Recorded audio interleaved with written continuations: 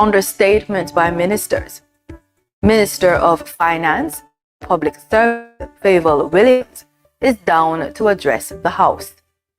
Under public business, the third supplementary estimate of expenditure for the financial year 2025-2026 report is to be tabled and taken, as well as referred to the standing finance zones of special operations orders and accompanying resolutions is to be tabled and taken.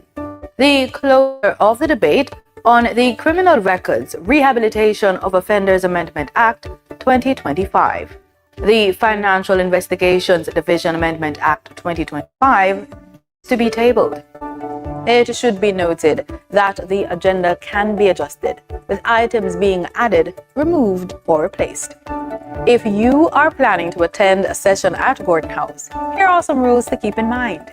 No visitor shall create any act of disorder within the precincts of the House.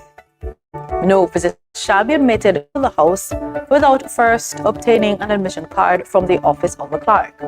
Visitors who remain within the precincts of the House during suspension of the session are asked to keep silent. No photography, videography, or sketching of the proceedings is allowed, unless so authorized by the presiding officer. And there should be no smoking inside the parliamentary building. It's almost time to go to the main event, but before that, let's get the answer to the trivia question. We asked, true or false? It was the Right Excellent Marcus Garvey who said, quote, "We want the spirit of national comradeship. Let us unite to accomplish this, and Jamaica shall indeed become a better place for all of us." It's true. From as early as 1932, the Right Excellent Marcus Garvey made the first definitive call for self-governance and shared his vision for what he called the New Jamaica. In the debut editorial of his publication of the same name, he explained his dream for Jamaica. Quote, "We want the spirit of national comradeship. Let us unite to accomplish this, and Jamaica shall indeed become a better place for all of us." Now over to the proceedings.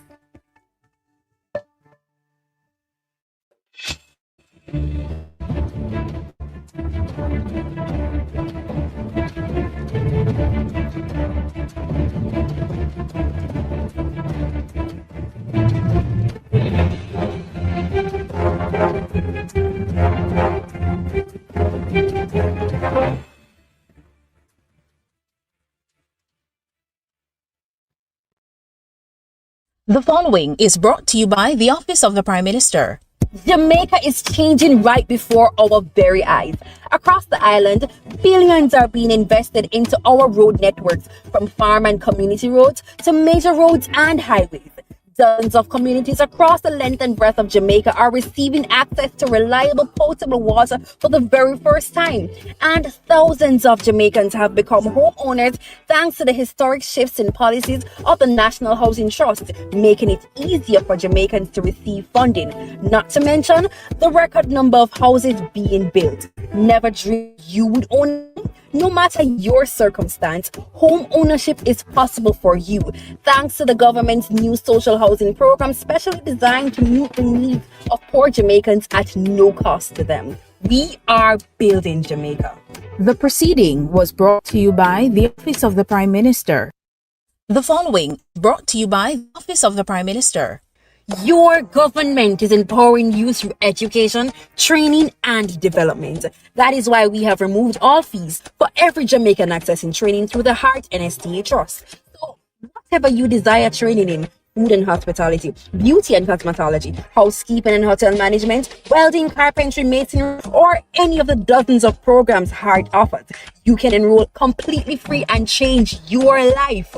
We are building Jamaica. The proceeding was brought to you by the Office of the Prime Minister. Jamaica's economy is in the best shape ever. Everybody a yard and rod a talk about it. Your government is investing in our hospitals, parks, community clinics, roads, and water infrastructure. You sure this is okay? Relationships can get complicated. You have avoided seeing me now for almost a year. But you still take my calls. It simply means you're not over me yet. Some relationships stay complicated. I am done taking it easy, Danny. I've wasted a lot of my time with Stanley. You know what? Let me just silence this altogether. It's sad, isn't it? What do you expect from me, Stanley? Just forgive me. Crocodile tears? Once a cheater, always a cheater. When there's trouble in paradise, what do? Watch the story unfold in a brand new season of Mirrors in Paradise. Saturdays at 8 p.m. and Sundays at 6:30 p.m. right here on PBCJ, the Full Station.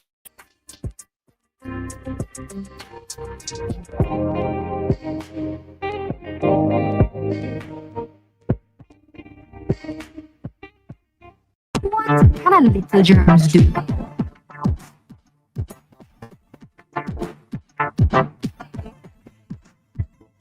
Think I run in belly, even flu. Friend to you. Put germs and manners with these.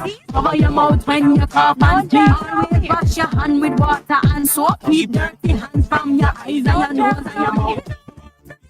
Take care of it every day. No germs on here. Message from the Ministry of Health.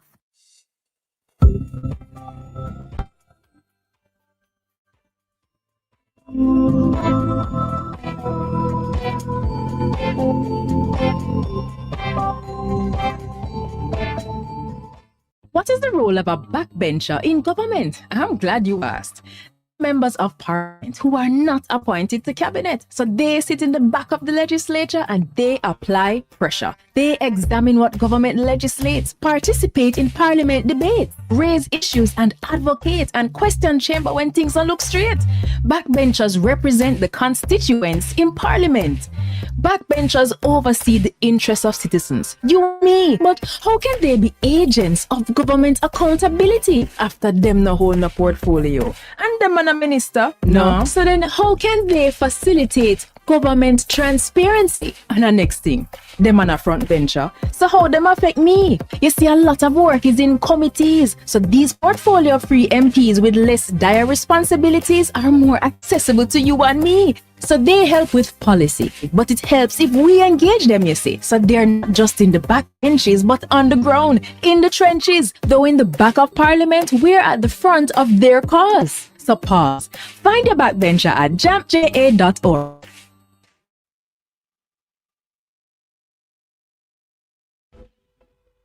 In Jamaica, there needs to be one law for all. Every member of this society, regardless of profession, finances, or the area you live in. I have some bad news. The company didn't get the contract? The money they paid us for it has gotten out. Are you serious? I'm afraid so, and I understand that there are going to be corruption charges. Minister, please come with us, sir. Senior politician and senior civil servant have been charged for corruption. Thank God not all of them stay, sir. Integrity, one law for all. A message from NIA. Nah, click on your link for my liquor brother pre that slap bro, no need that. And the next thing them type a song they are listening online, what kind of thing that's a big man? So on them profile and I put chat to a small child. Watch yourself on social media when you a post back sis, no do nothing too wild. What if your little brother send a post, yeah? What if your bro dead in another crime video, yeah? What if your little sister take a one pic and it a put up everywhere like it's a poster? Before me share the post the pic, I ask myself what if I nah comment, I nah go click me. For me ask what if I nah comment, I nah go click me. For me ask what if so before you share the post the link, just ask yourself what if yeah. When you're there online, make it a new day at the rhyme. Keep up with the time. Broadcasting Commissioner remind you. Peace begins with us. Every act of kindness, every step towards understanding brings us closer to a brighter tomorrow. Let's choose unity, compassion, and hope. Together, we can build a future where peace reigns. Brighter tomorrow starting today.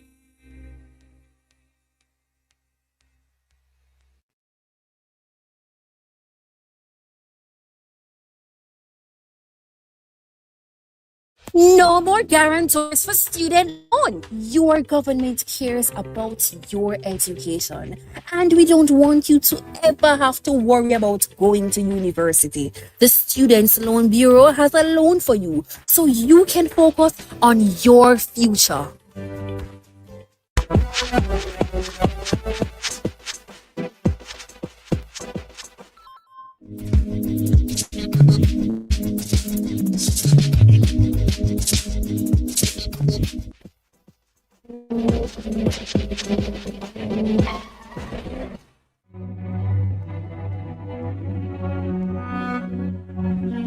Give yourself a fighting chance. Wear an approved helmet. A message from the Road Safety Unit in the Ministry of Transport and Mining. PBCJ's Student National is an excellent soundstage with a reputation for producing superior acoustics. Equipped with blue and green screens, it facilitates digital insertion of visual effects and exciting backgrounds in post-production.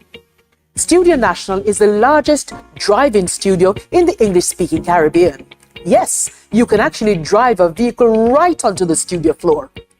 With over 4,000 square feet of floor space, the studio can easily be transformed. It has hosted a wide variety of live and recorded productions, including Digicel Rising Stars, Schools Challenge Quiz, gospel concerts, the TEF Tourism Debate Competition, and election night coverage. During the COVID-19 pandemic, it was a location for Reggae Sumfest and has hosted several reggae concerts, has hosted workshops, lunches, meetings, and over the years has been home to several TV dramas, including Oliver at Large and Lime Tree Lane. In addition to the rental of the studio, we can furnish a full crew to shoot and edit your production. So for your next major live or recorded event, or as a location to shoot films, programs, and commercials, PBCJ's Studio National is your best option. For smaller productions, you can book our more compact studio, Studio B. For bookings, call 876-665-7225 or email prod_pbcj@pbcjamaica.org. Jamaica improve, heart free, wages increase, housing scheme up bill up, we have more opportunities, roads bill, and the dollar stable. We are building Jamaica.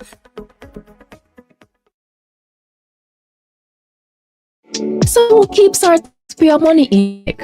Well, the PAC and PAAC help watch over the country's budget. And one might sound like it just have an extra A, but they're way different. Here's how.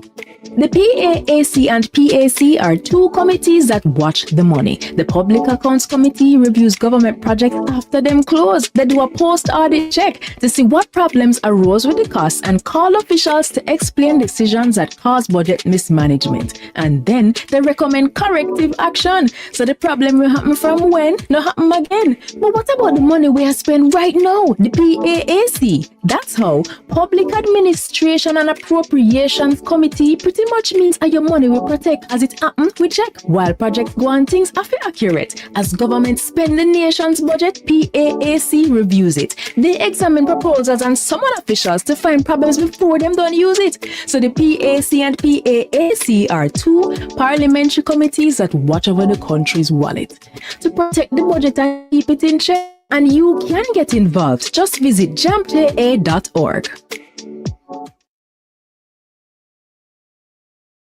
Hi everyone, here are 5 benefits of being a beneficiary of the Students' Loan Bureau. 1. Benefit from our 99% approval rate. 2. Benefit from our low interest rate, so less burden when you need to repay. 3. Benefit from the fact that we require no collateral when applying. 4. We're giving you more time to focus on your studies while we focus on the financing. No need to worry about repaying while in school. Number 5. Receive a 14-month grace period after your graduation date before you enter repayment. Don't forget to follow us on all SLB platforms for more SLB info. Do your part to prevent mosquito breeding. Mosquitoes will breed in any container that holds water. Tightly cover water storage containers such as drums, barrels, buckets, and tanks. If this cannot be done, pour cooking oil on the water surface. Punch holes in all tins, plastics, and beverage boxes to prevent the collection of water before disposal. Cover all tires or fill with dirt to prevent water collection. Scrub all vases once per week to remove mosquito eggs. Use mosquito repellents to protect yourself from mosquito bites. Dispose of garbage properly by placing in plastic bags and securing properly to prevent water collection. A message from the Ministry of Health and Wellness. Dengue is ordinarily a mild disease. Persons may get a fever, headache, joint, and muscle pains. The illness is often resolved through rest and adequate hydration along with paracetamol to treat the accompanying fever. However, on occasions, the illness can progress to severe dengue, which can result in organ failure, bleeding, and severe fluid depletion that can lead to shock and even death. Therefore, it is important for persons who are experiencing fever, vomiting, severe abdominal pain, bleeding under the skin, feeling very weak, or getting confused to seek immediate attention. Let us work together to protect ourselves against dengue.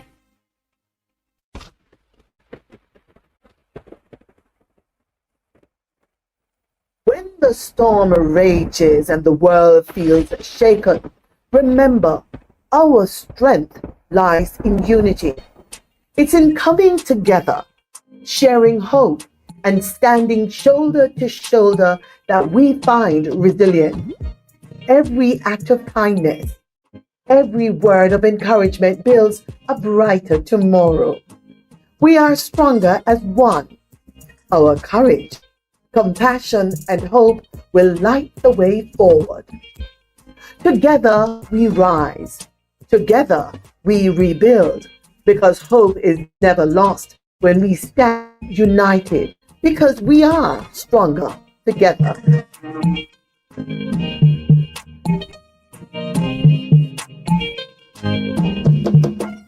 Hey, I'm Abijah, the Roots Man. Today, I want to talk to you about something powerful. Peace. Peace isn't just the absence of conflict. It's about kindness, understanding, and respect. It starts with us. Every choice we make can build bridges or burn them. Let's choose peace in our words, our action, and our hearts.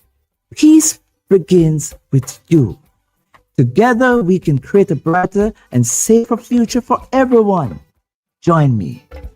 Let's be that change we want to see.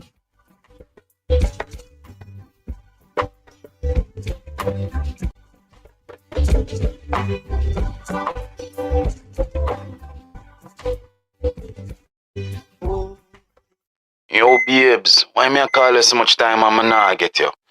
Sorry me lick you again yesterday. Yo, me know me mess up, but I can't wear them something there road and I expect me to react. I know me jealous and fool and easy to lose my temper, but call me back here. Still not get tired. Hey, girl, think me have to call your phone? You know who you deal with? You think I want to lick me again next time? Eh? It doesn't have to be this way. You can leave an abusive relationship. Just call 876-553-0372. We will help you.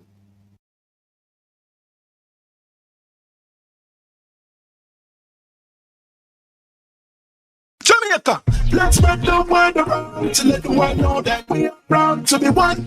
The public.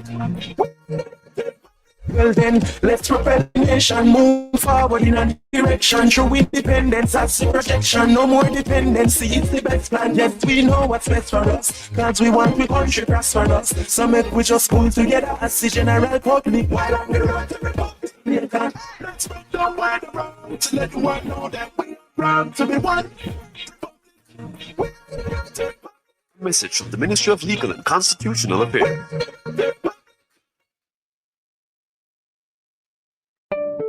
Do you wish there were a way your community could get funding to improve a school, health center, sports program, and more? There is. It's the Constituency Development Fund. Here are a few things you probably didn't know about the CDF and how you can make it work better for you. The CDF policy promotes citizen participation in community development and the protection of taxpayers' funds. It outlines that MPs are to meet with citizens at least once every 2 years to agree on the projects needed. You know, it used to be once a year. We should really go back to that. Projects developed without community consultation are not to be approved by the bipartisan CDF Parliamentary Committee. There are 26 government agencies that implement projects, usually for a small fee. Funds are provided directly from the Office of the Prime Minister to the implementing agency, not through the Member of Parliament. The CDF unit monitors project costs and implementation. So if you have questions about how the CDF are run in your community, contact them. To ensure no one project or community gets all the funds, there are 6 project categories with spending limits for each. There must be no less than 5 and no more than 20 projects each year. To learn more, visit jampja.org to view your MP's CDF info and tell them how this fund has impacted you. If you don't see your MP's CDF reports, then put them under little pressure, man. Call, tweet, email. Ask them when they'll submit it and when is the next CDF meeting. Change is possible. It's already happening. What we need is you.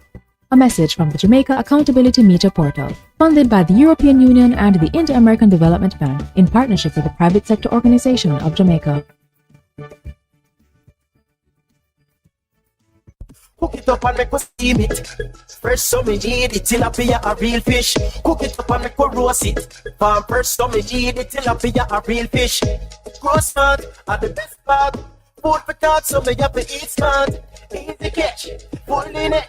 A tilapia, so you don't know what's next. Cook it up and make us fry it. Fresh so me need it, tilapia a real fish. Bring home the best in freshwater fish. High content of vitamin B3, protein and potassium. Tilapia. Simple, healthy, delicious. Jamaica is on the move with smarter and cleaner transportation. The government is enhancing the JUTC fleet with 100 new CNG buses with 10 specially outfitted for the disabled. Running on compressed natural gas, these buses reduce emissions while offering advanced safety features and Wi-Fi. Jamaica is driving in comfort towards a sustainable future. Na na na na na na. We want a peace for Jamaica. Yeah, yeah. We have to be our brother's keeper. Yeah, yeah. Jamaica is good, yeah. I make we enjoy life. What we feel safe at night. Jamaica is good. I better you and I. No say we future bright. Jamaica is good. Come together as one. I make the violence no. Bring back everything! Bask in the awesome Word of God and the life-changing experience of fellowship. Bask in the revival time, 8 a.m. on Sundays, right here on the People's Station.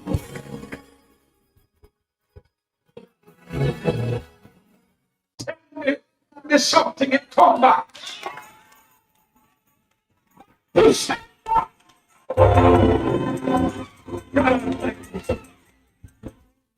Miracles await and miracles abound.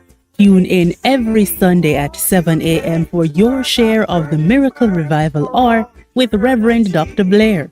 Come for the word, stay for the worship, right here on PBCJ.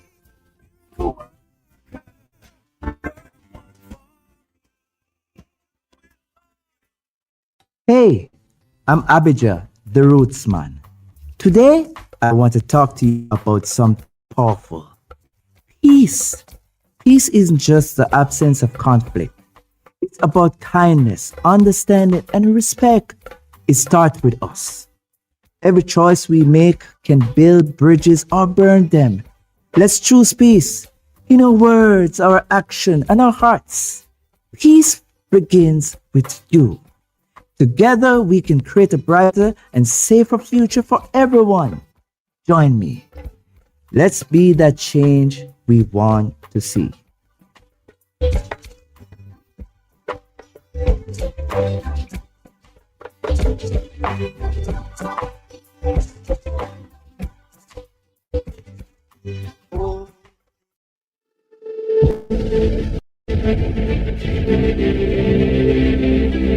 Are you an entrepreneur producing an excellent Jamaican product or service? Did you know you can earn hard currency and more significant return exporting? Contact the Ministry of Industry, Investment and Commerce to help propel your business along the export lane.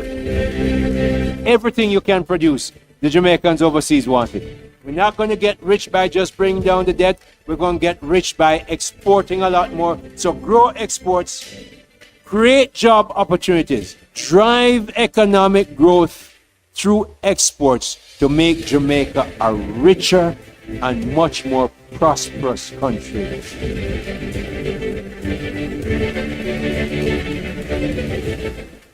Most Jamaicans will tell you corruption in politics is deep-rooted, and that's just how it's set, and nothing can do about that. But actually, there is, and another 152 countries are doing it. It's called asset declaration, and it works best where citizens themselves understand it and help to ensure the law is enforced. Corruption happens when public officials abuse their power to benefit themselves, family, or associates. Jamaica's Integrity Commission Act was designed to prevent corruption, and here are 5 things you should know. 1. Under this law, every year MPs and senators must report what they earn, own, and owe, and if they don't, they'll be sanctioned. 2. Their report must include the same kind of information for their wife or husband and children. 3.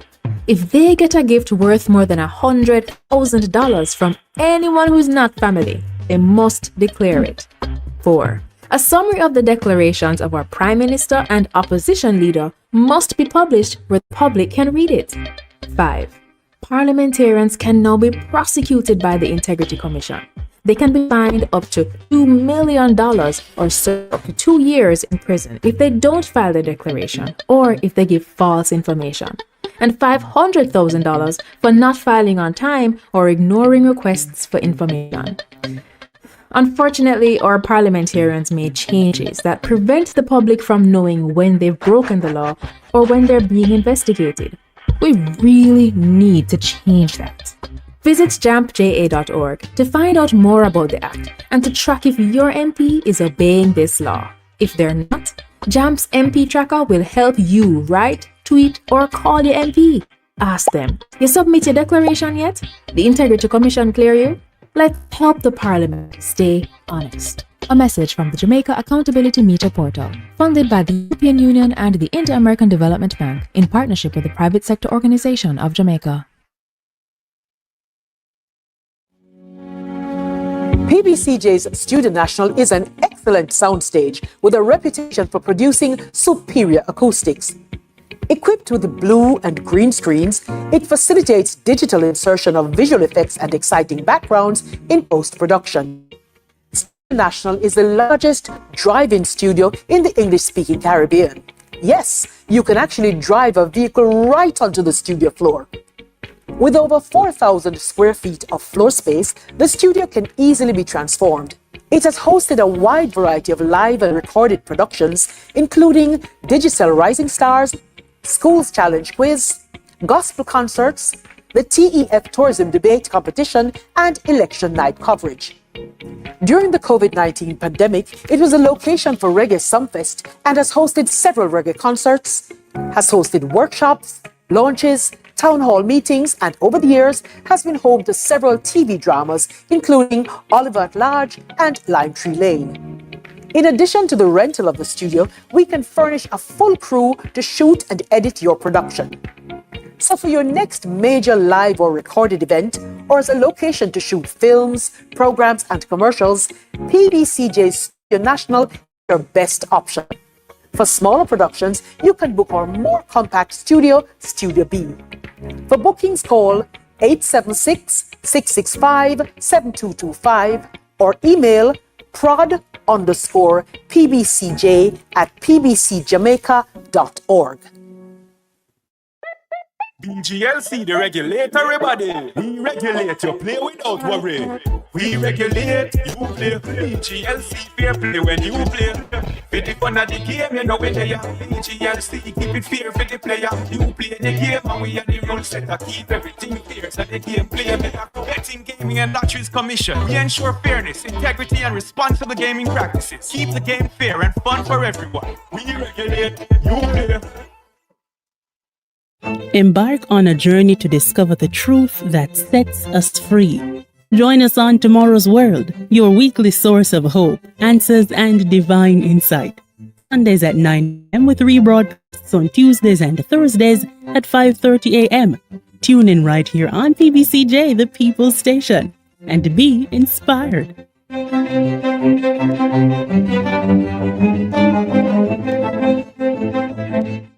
Do your part to prevent mosquito breeding. Mosquitoes will breed in any container that holds water. Tightly cover water storage containers such as drums, barrels, buckets, and tanks. If this cannot be done, pour oil on the water surface. Punch holes in all tins, plastics, and beverage boxes to prevent the collection of water before disposal. Cover all tires or fill with dirt to prevent water collection. Scrub all vases once per week to remove mosquito eggs. Use mosquito repellents to protect yourself from mosquito bites. Dispose of garbage properly by placing in plastic bags and securing properly to prevent water collection. A message from the Ministry of Health and Wellness. Dengue is ordinarily a mild disease. Persons may get a fever, headache, joint, and muscle pains. The illness is often resolved through rest and adequate hydration along with paracetamol to treat the accompanying fever. However, on occasions, the illness can progress to severe dengue, which can result in organ failure, bleeding, and severe fluid depletion that can lead to shock and even death. Therefore, it is important for persons who are experiencing fever, vomiting, severe abdominal pain, bleeding under the skin, feeling very weak, or getting confused to seek immediate attention. Let us work together to protect ourselves against dengue. Jamaica, I can help you protect our citizens. Jamaica Eye will play a part in increasing your public safety. Jamaica Eye is part of an island-wide network of camera surveillance systems designed to increase the safety of you, our citizens. If you have a camera system outside your home or office facing a public space, log on to jamaicaeye.gov.jm today. Jamaica Eye, we're all connected. The Ministry of National Security, creating a safer and prosperous Jamaica.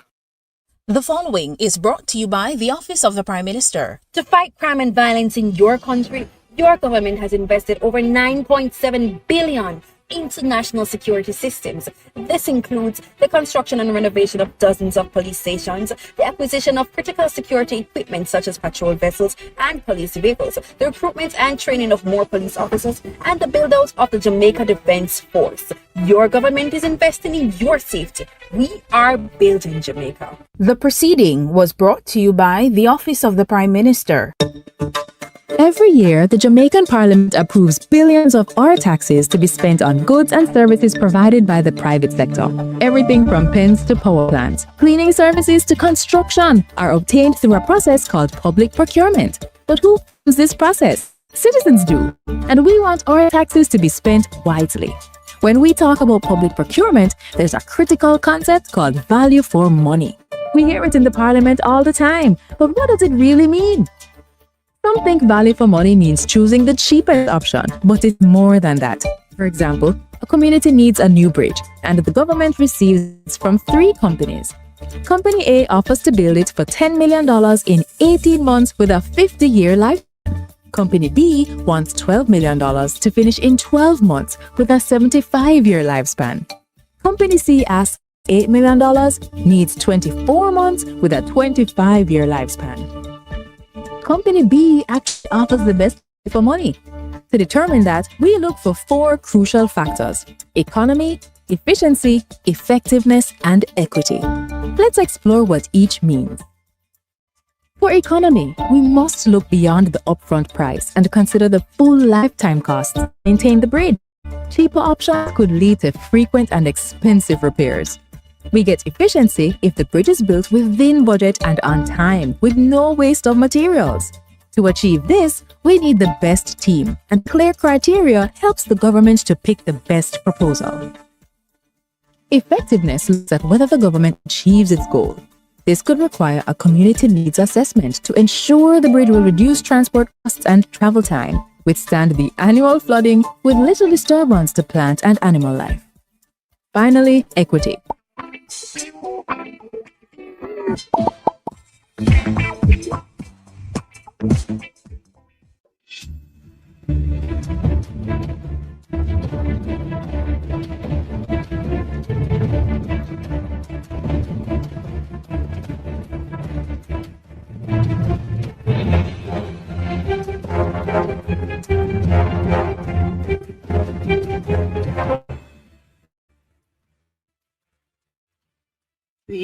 To send down thy heavenly wisdom from heaven above, to direct and guide us in all our consultations.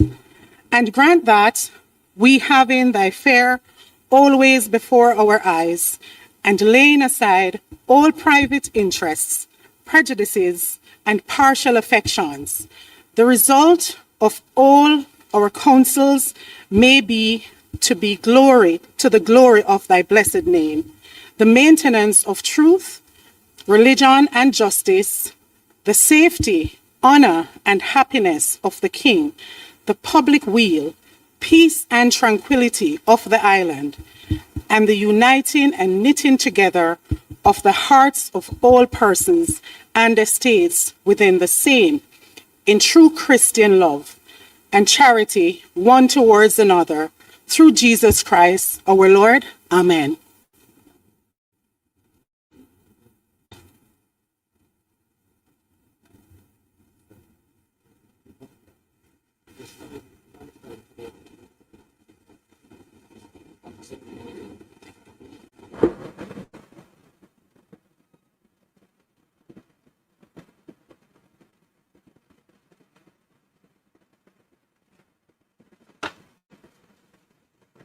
You may be seated.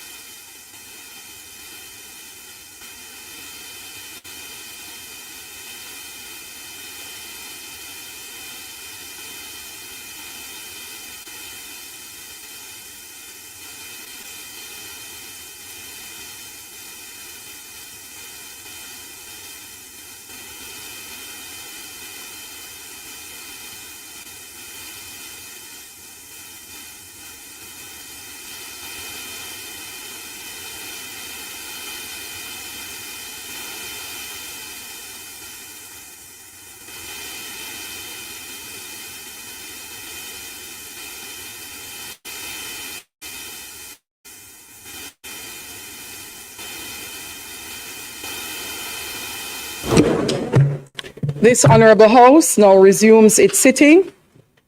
I wish to welcome all to this sitting of the Honorable House of Representatives for today, the 9th of December 2025.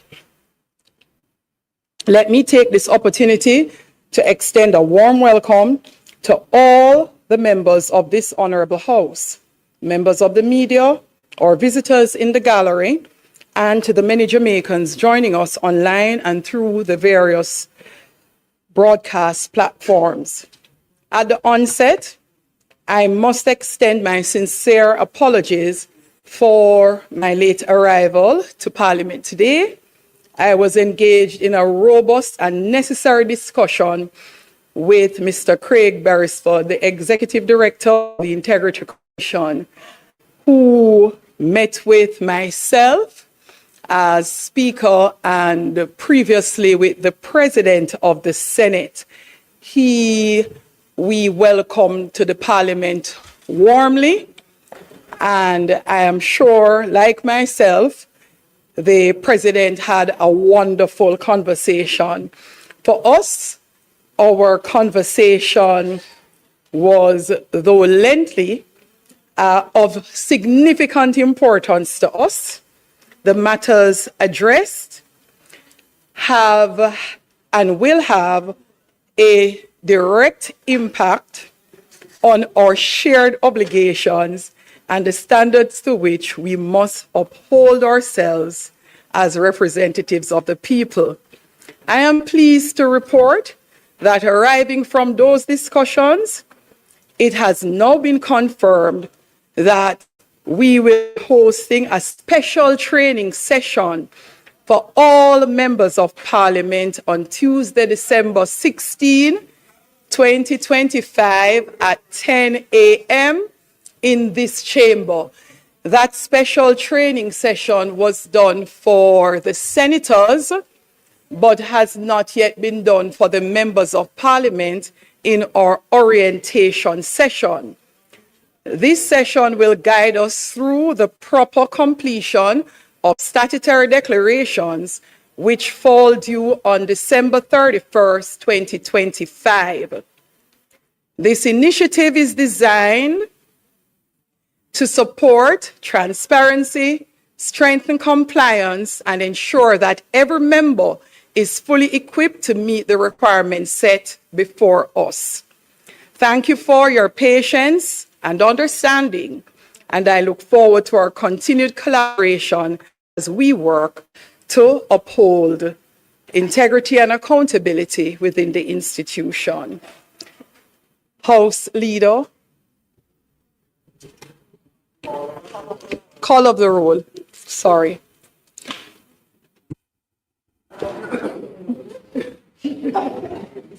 Mr. Clark, Mr. Green, Dr. Holness, Dr. Chang, Mrs. Williams, Mr. Bartlett, Ms. Grange, Dr. Tufton, Mr. Mackenzie, Mr. Montague, Mr. Vaz, Mr. Chuck, Mr. Charles Jr., Mr. Morgan, Ambassador Marks, Mr. Samuda, Dr. Wheatley, Mrs. Cuthbert Flynn, Mr. Terlong, Mr. Witter, Mrs. Dalrymple Filbert, Ms. Morrison,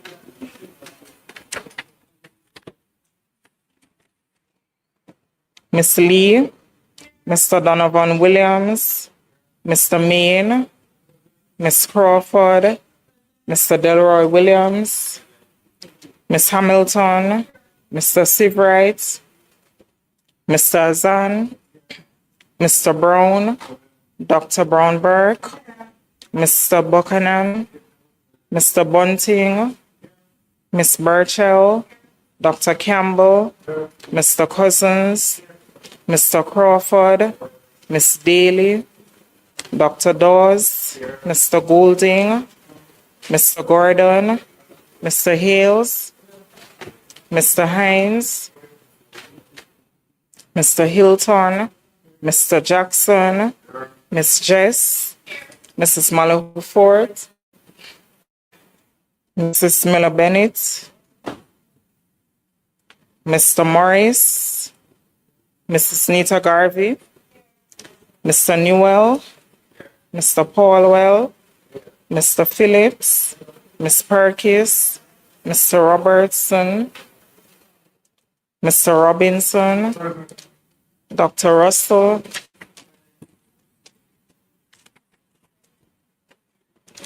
Ms. Shaw, Mr. Smith, Mr. Vaz, and Mr. Warmington. Thank you, Madam Speaker.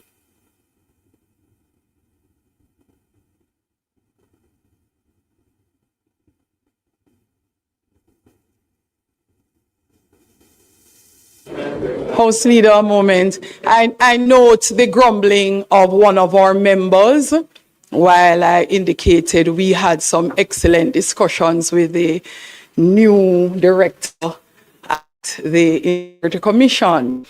May not have appreciated why we were having that courtesy call. It was initiated by the Commission and welcomed by the Parliament. And I would like to remind us that we have a lot of new members seated in the House who will benefit from the training and from the information that helps with their ability to comply. Some persons are more experienced than others, but even the experienced members of the House will find benefit from having a lot more sense of certainty in respect of how we complete these declarations and do our reporting. So I encourage all members to come to the training next week, Tuesday at 10 a.m. on December 16th. I hope that's the correct date, the 16th. House Leader. Well,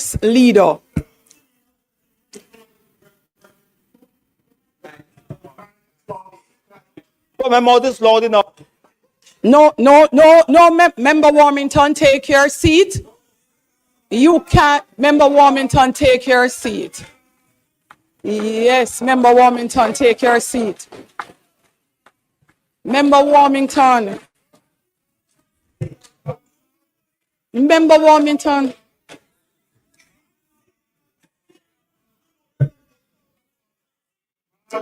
Member Warmington. Member Warmington.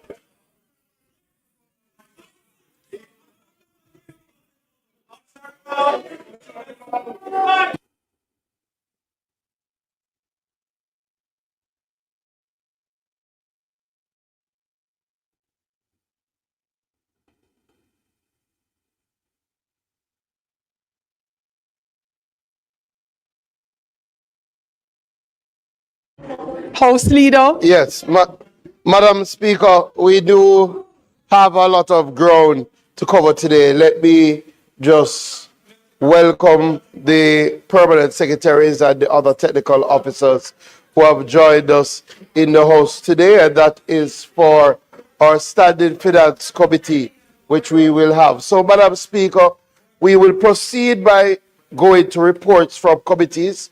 We plan to treat with the PAAC report and then the Standing Finance Committee, at which time we will come back into the House. But we're going to do the PAAC report, and let me thank the chair and the members of the PAAC for taking and thoroughly interrogating the budget process. I think they are saving a lot of time today because I watched and they really asked a lot of questions in that PAAC sitting. So we can proceed, Madam Speaker. Thank you, House Leader. Statement by ministers, announcements.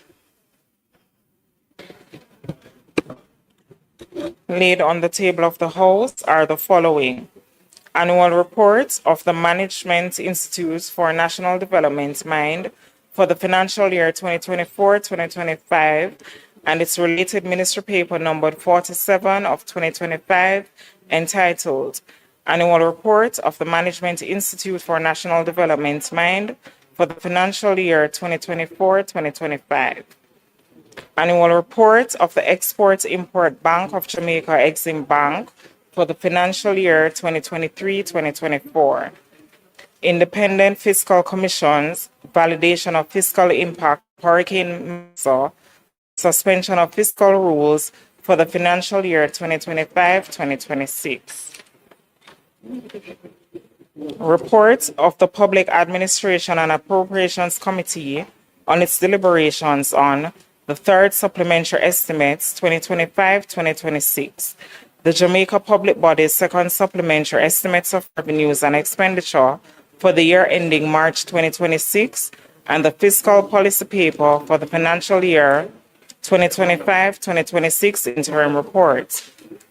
The law reform, zones of special operations, special security and community development measures, extension of period of operation number 2, orders 2025, and their respective resolutions in respect of 1. The Mount Salem community and environs in the parish of St. James Zone, 2. The Denham Town community zone, 3. The Greenwich Town zone, 4. The Parade Garden zone, 5. The North community in the parish of St. James Zone, 6. The Savannah Lamar zone, and 7. The Augusttown zone, under the law reform, zones of special operations, special security and community development measures Act 2017. Minister Papers numbered 48 to 54 of 2025, titled The Law Reform, Zones of Special Operations, Special Security and Community Development Measures, Social Interventions, June 5, 2025 to November 28, 2025, dated November 28, 2025, in respect of 1. The Mount Salem Community Zone, 2. The Denham Town Community Zone, 3. The Greenwich Town Zone, 4. The Parade Garden Zone, 5. The Norwood Community Zone, 6. The Savannah Lamar Zone, 7. the Augusttown Community Zone. And finally, the trade standard incandescent light sources prohibition except under the license order of 2025 and its resolution under the Trade Act. Thank you, Madam Speaker.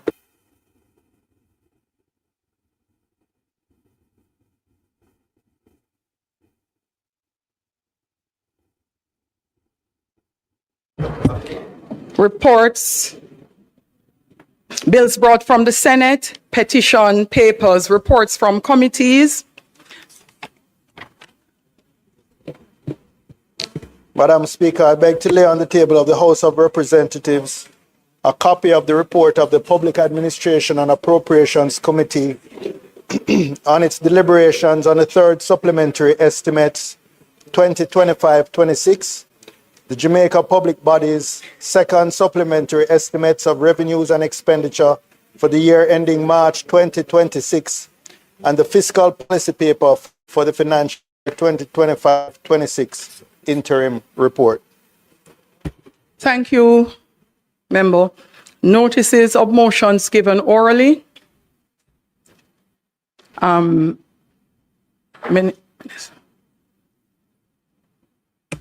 You go ahead. Madam Speaker, I beg to give notice that at the next meeting of the House, I will move the following motion.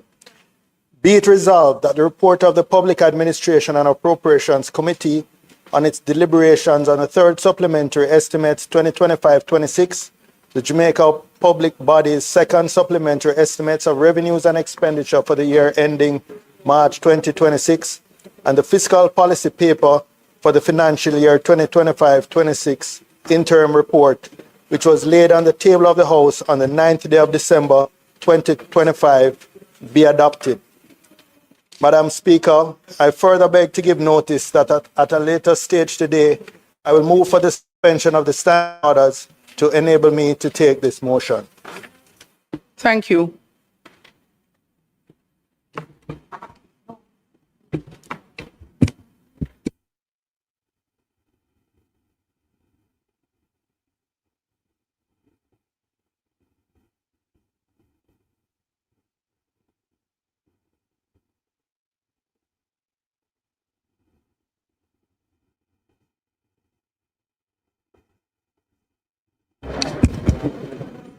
Questions and answers to questions.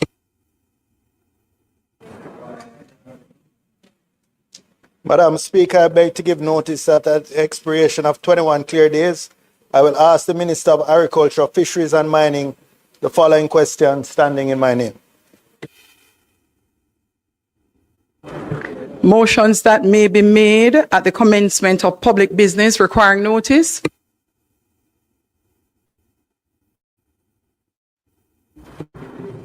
Motions relating to the sitting of the House.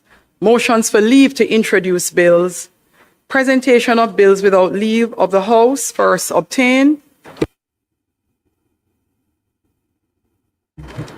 Public business. House Leader. Madam Speaker, in public business, at this time we will take the motion moved by Member Bunting at this time.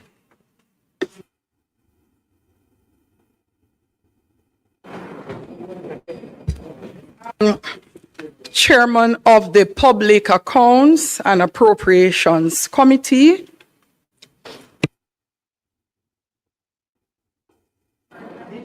Madam Speaker, I now move for the suspension of standing orders to enable me to take the motion, notice of which I gave earlier. The question is that the standing orders be suspended to enable the member to take the motion, notice which he gave earlier. Those in favor? Those against? The ayes have it. Chair, you may start your report. Turn your mic on, please.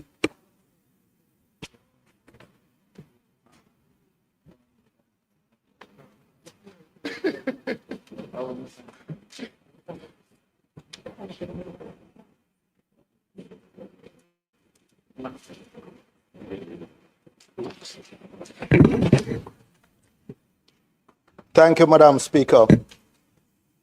I rise as chairman of the Public Administration and Appropriations Committee to move the adoption of the committee's report on the fiscal policy paper interim for financial year 2025-26, the third supplementary estimates, and the public body's second supplementary estimates laid before this honorable House. Madam Speaker, you will appreciate that the PAAC is one of the Parliament's principal oversight mechanisms, tasked on Standing Order 23A with examining how public funds are allocated and spent, monitoring budget implementation as it unfolds, and interrogating obstacles to efficient public administration. This work is especially critical at a time when Jamaica is grappling with the profound human, economic, and fiscal fallout from Hurricane Melissa. Our deliberations were therefore conducted in the shadow of a national emergency, one that has reshaped the macroeconomic framework, disrupted revenues, and forced the government to seek suspension of the fiscal rules. The PAAC approached this responsibility with seriousness, independence, and a commitment to transparency on behalf of the Jamaican people. I wish to highlight several matters that the committee found particularly concerning. The first is that the interim fiscal policy paper was tabled more than 2 months late, in clear breach of Section 48E of the FAA Act. This is not a trivial matter. Timely fiscal reporting is fundamental to accountability, and this breach requires explanation and corrective action from the executive. I should point out that this report was due by the end of September, before Hurricane Melissa. And notwithstanding the fact that there was an election on September 3rd, this report is prepared by the technical officials of the ministry, not by the political directorate. The second point I'd wish to highlight is that the economic outlook has deteriorated sharply. Recovery in the first half of the year, recording growth of 2.8%, has reversed into a projected 4.3% contraction for the full fiscal year. Inflation is projected to spike to 9.5%, and unemployment is expected to rise. These shifts underscore the fragility of our economy and the urgency of a coherent recovery strategy. The third supplementary estimates reflect a substantial increase of 106.3 billion in overall expenditure, with over 53.5 billion earmarked for Hurricane Melissa recovery efforts. This includes a significant $24.2 billion loan to the Jamaica Public Service Company, which the committee examined closely, given the implications for households and businesses already on strain. Despite the scale of the disaster, the capital budget has been reduced by 2.2 billion. Members on both sides expressed concern that at the very time when roads, infrastructure, and public facilities are crying out for repair, the government is shifting resources away from capital projects. The Financial Secretary acknowledged these reallocations, but did not provide the level of project-specific detail the committee sought. The committee also interrogated large changes within the budget of the Office of the Prime Minister, including the transfer and significant increase in allocations related to the Jamaica Defence Force, as well as the inexplicable routing and later correction of constituent development provisions. These require fuller explanation and stronger administrative controls. We further recorded concerns over the adequacy of support for the education sector, for public bodies facing liquidity strain, and for ministries, departments, and agencies tasked with recovery responsibilities, but constrained by delays in the release of funds. The PAAC does not exist to ratify government decisions. It exists to scrutinize them fairly but firmly, so that the public can have confidence that the scarce national resources are being managed responsibly, especially in this time of national hardship. Even with the concerns raised, the committee ultimately agreed, in the national interest, to recommend approval of the three instruments before the House. One, the Fiscal Policy Paper Interim Report for 2025-26. Two, the third supplementary estimates for financial year 2025-26. And three, the public body's second supplementary estimates. However, I wish to emphasize that approval does not imply endorsement of every decision or allocation. The committee will continue to exercise vigilant oversight as the recovery unfolds, and we expect the government to address the deficiencies identified in our report. Madam Speaker, at this time, I will pause to allow other members who may wish to contribute to the debate on the motion.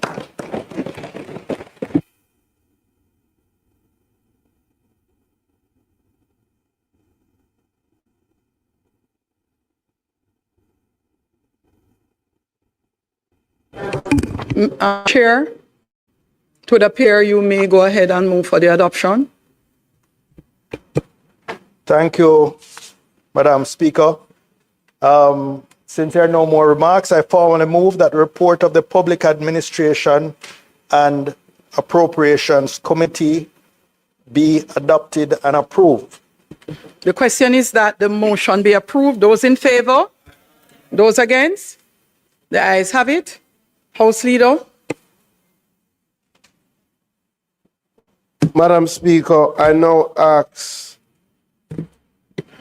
that the meeting of the House I now ask that we recommit notice of motions given orally.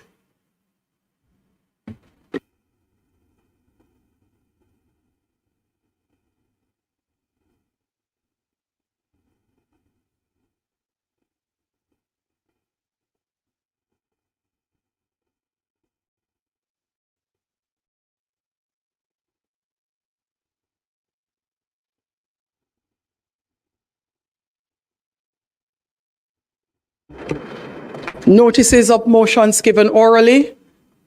Finance Minister? Oh, sorry. Let me move for the recommittal. Those in favor? Those against? The ayes have it. Minister of Finance.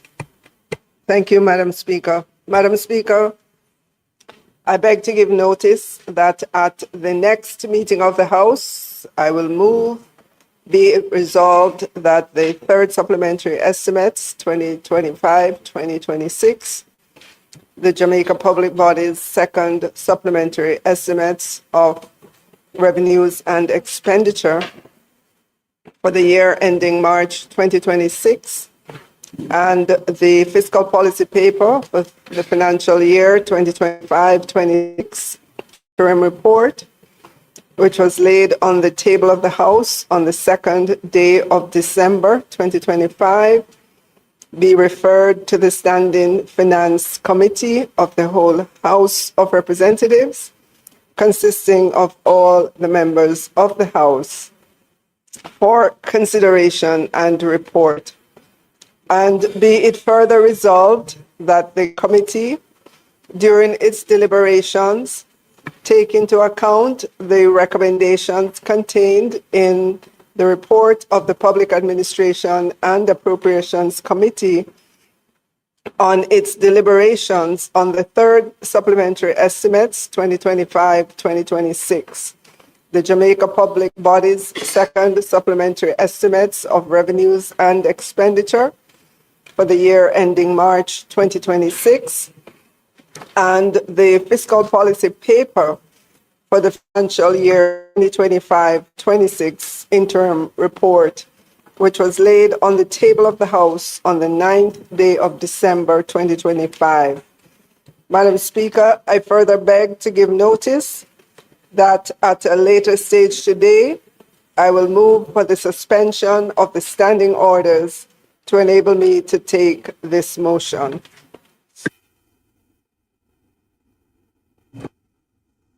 Public Business, House Leader. You may go ahead, Minister of Finance. Madam Speaker, I now move for the suspension of the standing orders to enable me to take the motion, notice of which I gave earlier. Those in favor? Those against? The ayes have it.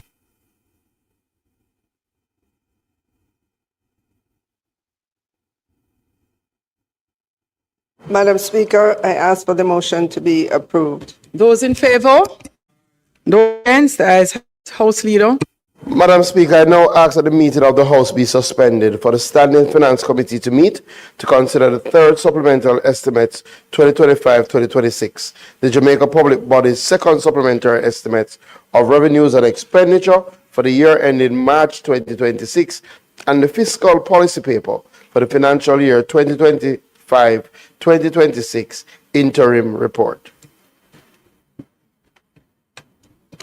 The question is that the meeting of the House be suspended for the Standing Finance Committee to meet to consider the third supplementary estimate for 2025-2026, the Public Body's second supplementary estimate of revenues and expenditure for the year ended March 2026, and the fiscal policy paper for the financial year 2025-2026 interim report. Those in favor? Those against? The ayes have it.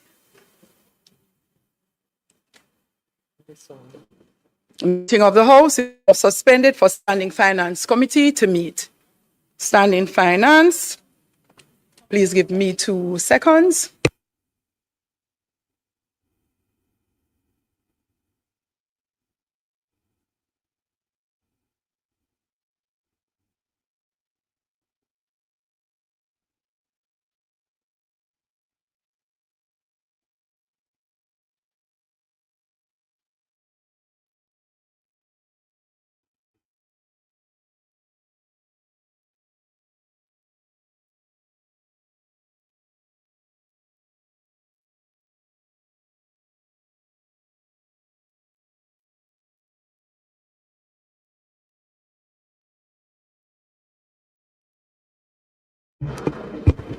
The Standing Finance Committee of the House of Representatives, consisting of all members of the House, is now convened.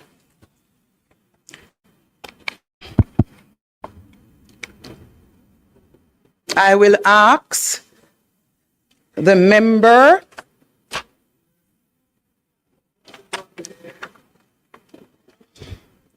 from St. James West Central to pray for us. Member Malahoo Ford.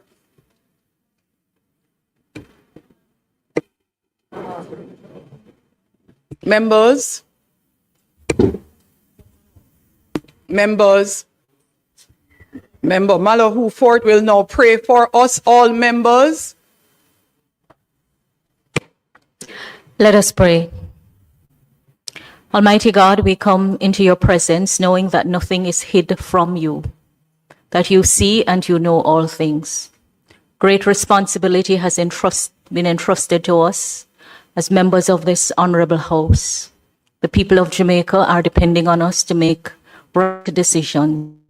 I ask for clarity of thought and for an air of constructiveness as we review and deliberate upon matters which reflect the highest priority of any government, those which are contained in a budget. We thank you, Lord, for continuing to guide and protect us. May what we do bring good to our people and glory to your name.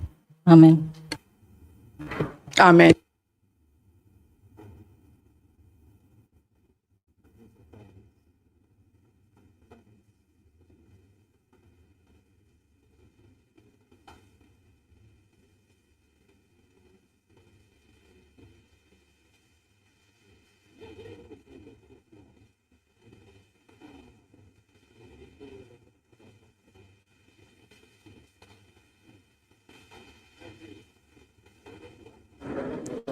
Members.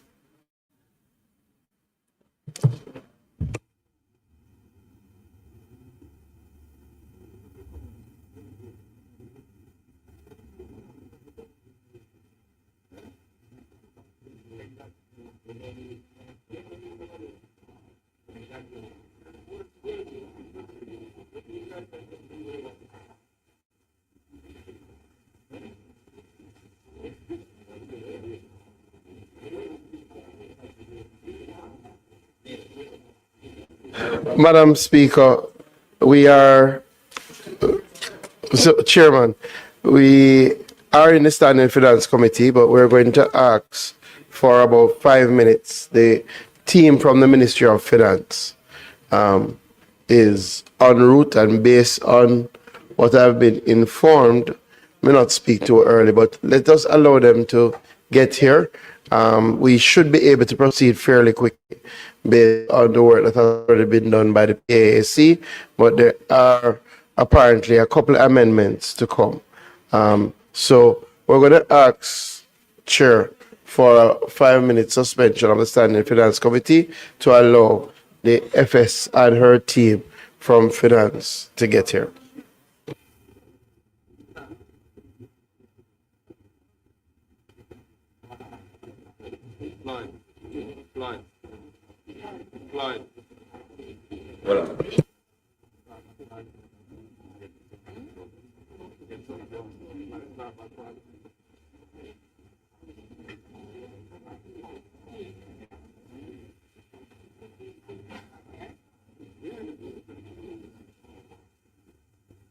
Members, House Leader, members, I would ask you not to leave.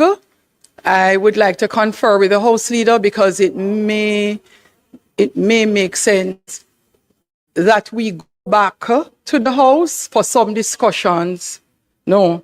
All right, so members, let me just use this opportunity, even in committee, to just clarify something for all members.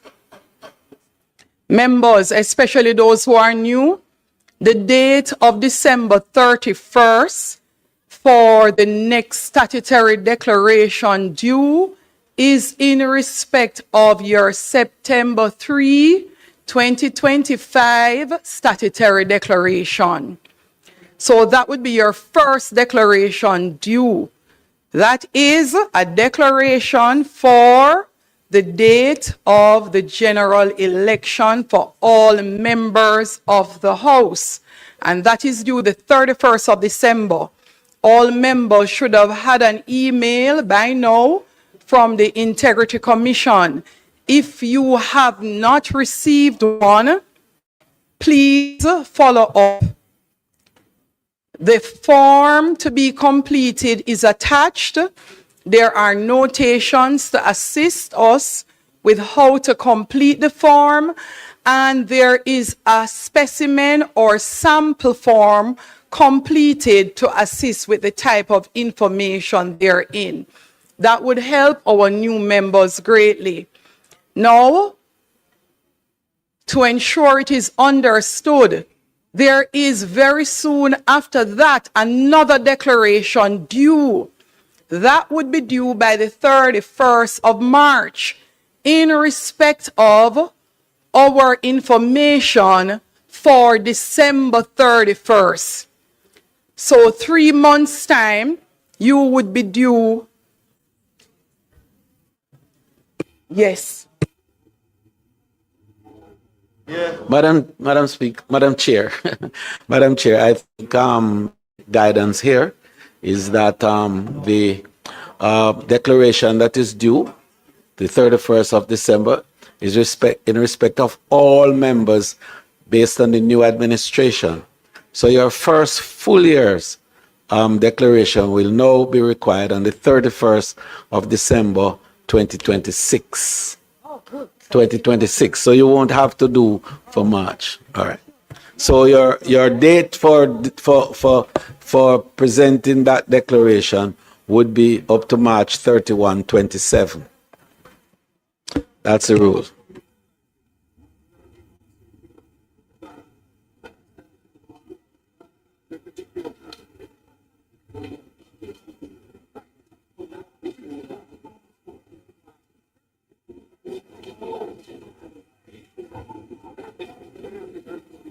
Yes, as Chairman, I think we need to clarify because it is my understanding, it is my understanding that those of us who have been here will do a declaration for the third, but at the end of the year, we still have to do an entire year's declaration. Yes, yes. Members, I do believe it is not necessary for us to have this particular debate and deliberation at this time. What is of the utmost importance at this moment or juncture is what's due for the 31st of December, which is our report of our balances and information for September 3rd. I do believe we will have an opportunity to further clarify in respect of anything else. Thank you very much, members.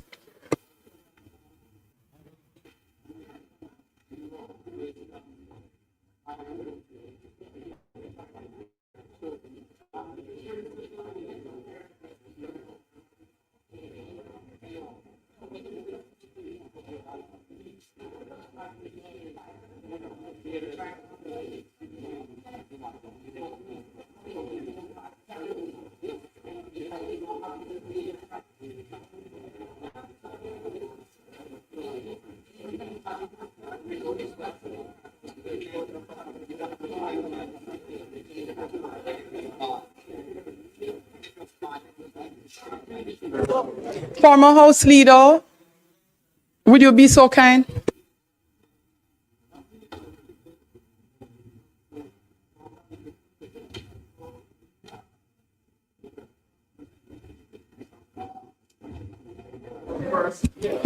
Minister, House Leader, not so, and that's why we want clarification. And why it is, why? Because there are some members who have businesses who have financial year end as at December 31st.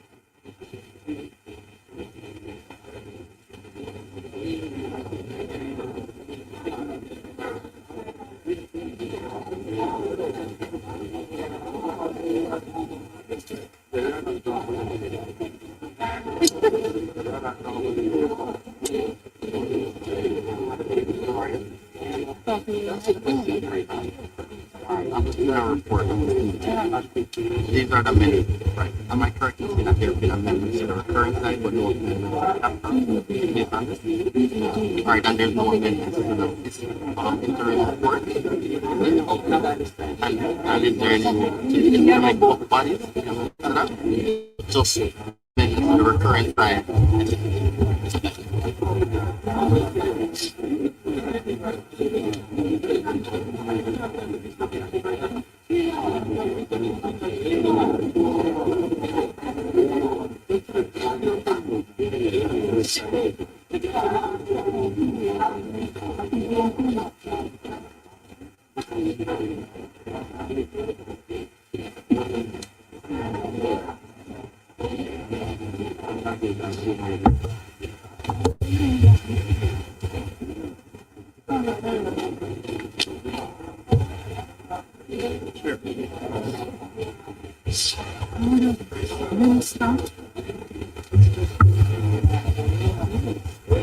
There is uncharacteristic traffic on between the Minister of Finance and Governor Minister. I don't know what all of that. So I generally leave early. I leave at least half an hour early.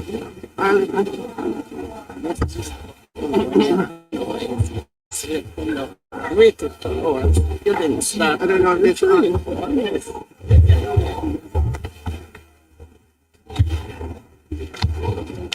I'm just gonna read it. To the amendment. All right, these are the amendments. Okay. All right. So I'm just gonna read little things.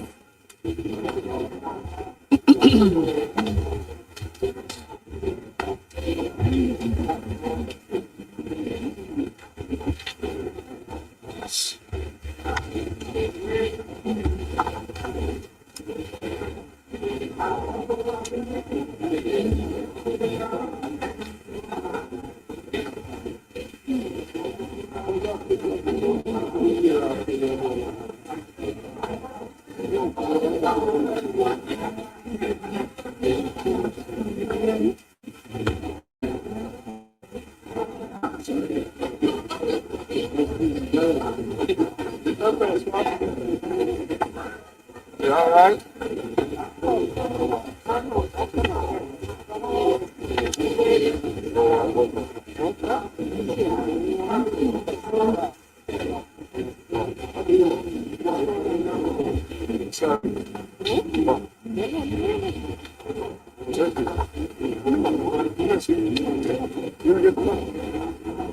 Well, everybody goes.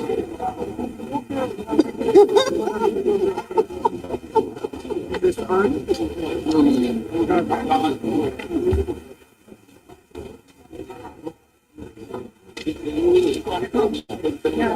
Minister?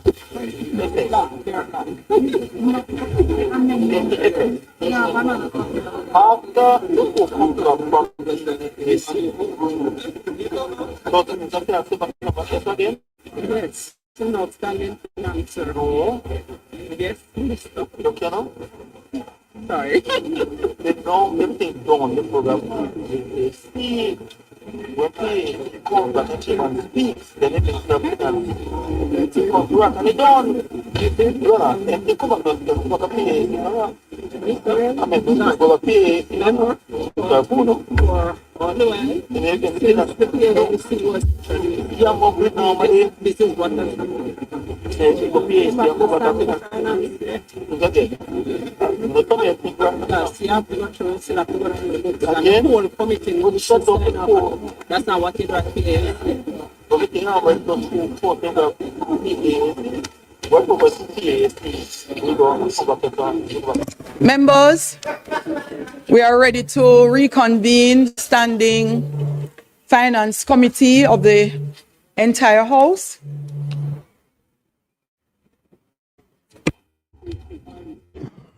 Thank you, Chair. After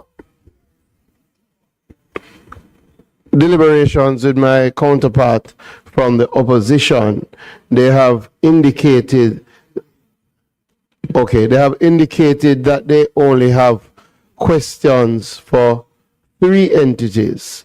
The Ministry of Finance and the Minister and her team are seated, the Office of the Prime Minister and the Ministry of Education. So I want to thank the other technical teams who are here. I wanted to say that openly because we know they all have a lot to do and we know they have to make the time to be here.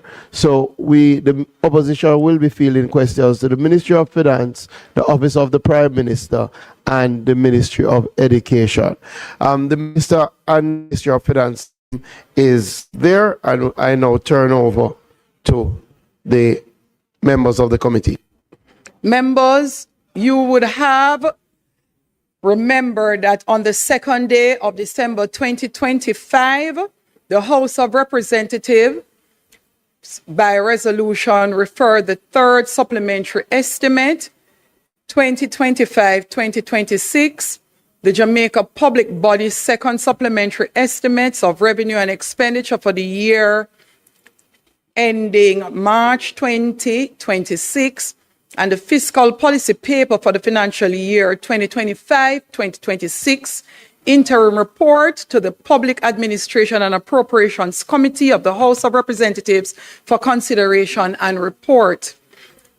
The committee's report, along with the 3rd supplementary estimates 2025-2026, the Jamaica Public Body's 2nd supplementary estimates of revenue and expenditure for the year in March 2026, and the fiscal policy paper for the financial year 2025-2026 interim report are now before us for our consideration and report. The committee is now ready to start its deliberation, and the House Leader has indicated how we will proceed. Minister of Finance. Thank you. How you turn this on? Turn this on. Marshall.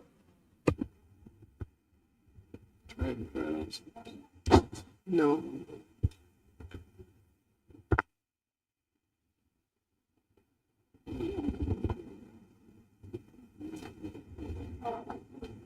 Thank you. Thank you, Madam Speaker. Is it working? Madam Speaker, I was sitting here. I know that I've been here for quite some time, but I thought that this was a committee meeting. Am I good? If that's a committee meeting, are you in the right seat?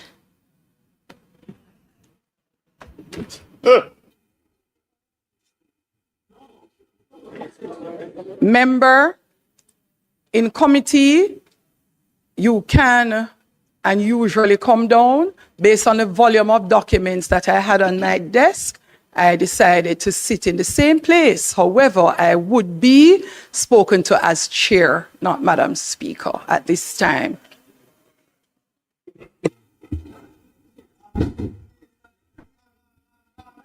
Member, if you notice, the maze has been lowered as well. So we are in committee.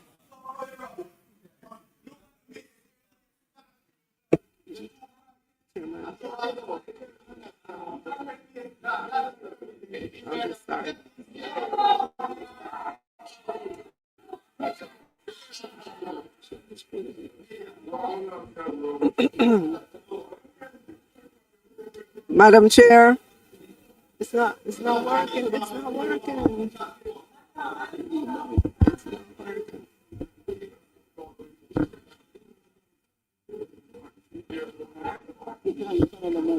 It's not working. Check, check.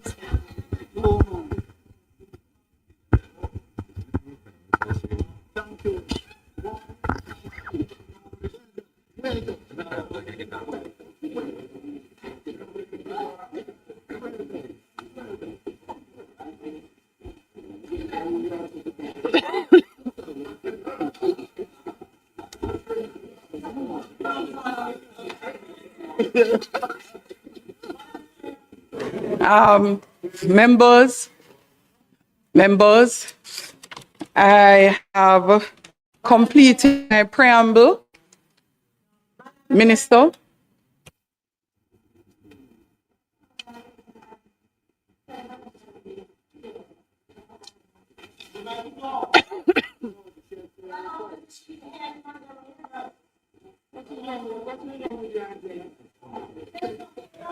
Member. I'm ready to commence, members. Members, I would remind members of the Standing Finance Committee that to have a smooth process, that we highlight the part of the budget that we're asking in relation to, and that we proceed. Minister of Finance, you should commence. Thank you. Minister of Finance.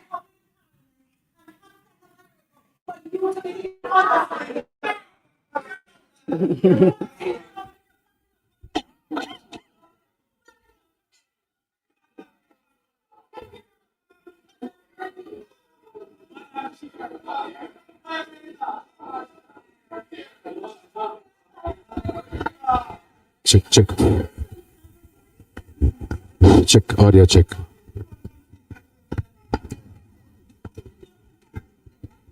Madam Chair. Okay. Minister of Finance. Thank you. Thank you, Madam Chair. By now, Madam Chair, everyone knows that the Jamaican economy was significantly impacted on October 28th by Hurricane Melissa, which made landfall in Westmoreland. According to the PIOJ, the most severely impacted parishes included St. Elizabeth, St. James. Minister of Finance not hearing you at all. I don't know.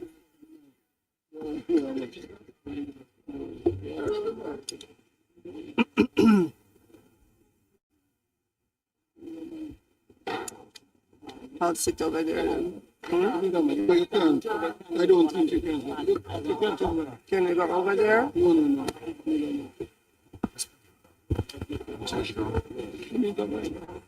I know, can talk on the line here.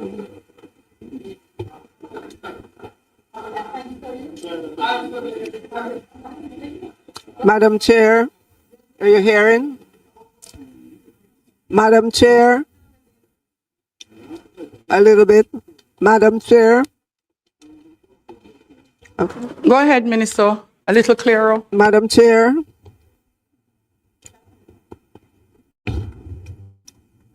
I know everyone knows that the Jamaican economy was significantly impacted on October 28th by Hurricane Melissa, which made landfall in Westmoreland. According to the PIOJ, there were several impacted parishes: Westmoreland, St. Elizabeth, St. James, Hanover, Trelawney, St. Anne, and Manchester. The preliminary projection for real economic growth for fiscal year 2025-26 now stands at minus 4.3%, a decline compared to 2.2% at the time of the original budget. Nominal growth is now projected to be minus 0.2%.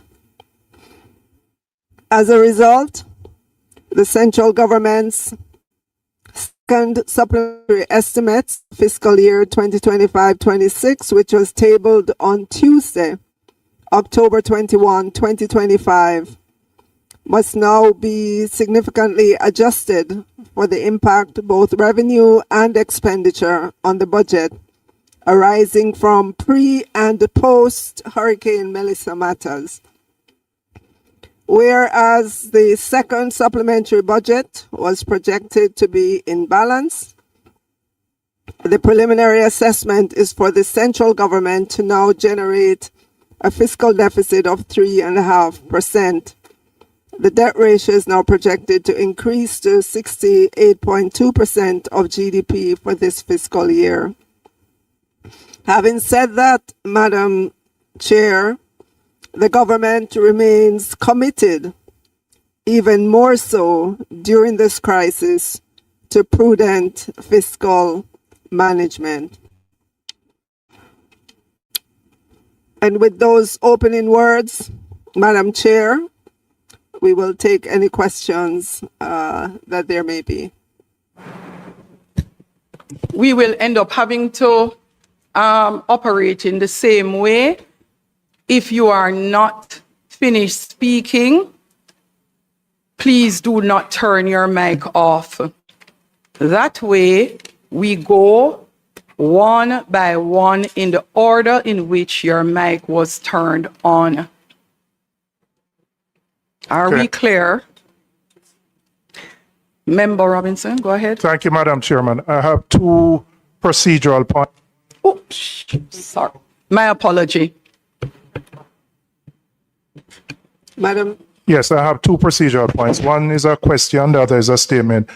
Has there been significant changes to the supplementary since we approved it just now? And if so, could you walk us through what those major changes are? Because a document has been put here which seems lengthy, and it's important before we proceed that you let us know what those substantive changes are.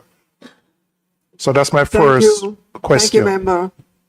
So, yes, there are some changes. There are some amendments to the third supplementary estimates. Those amendments include head 20,000. There was a typographical error in title on pages 20,000-1 to 20,000-8. The error should be corrected to read third supplementary estimates 2025-26.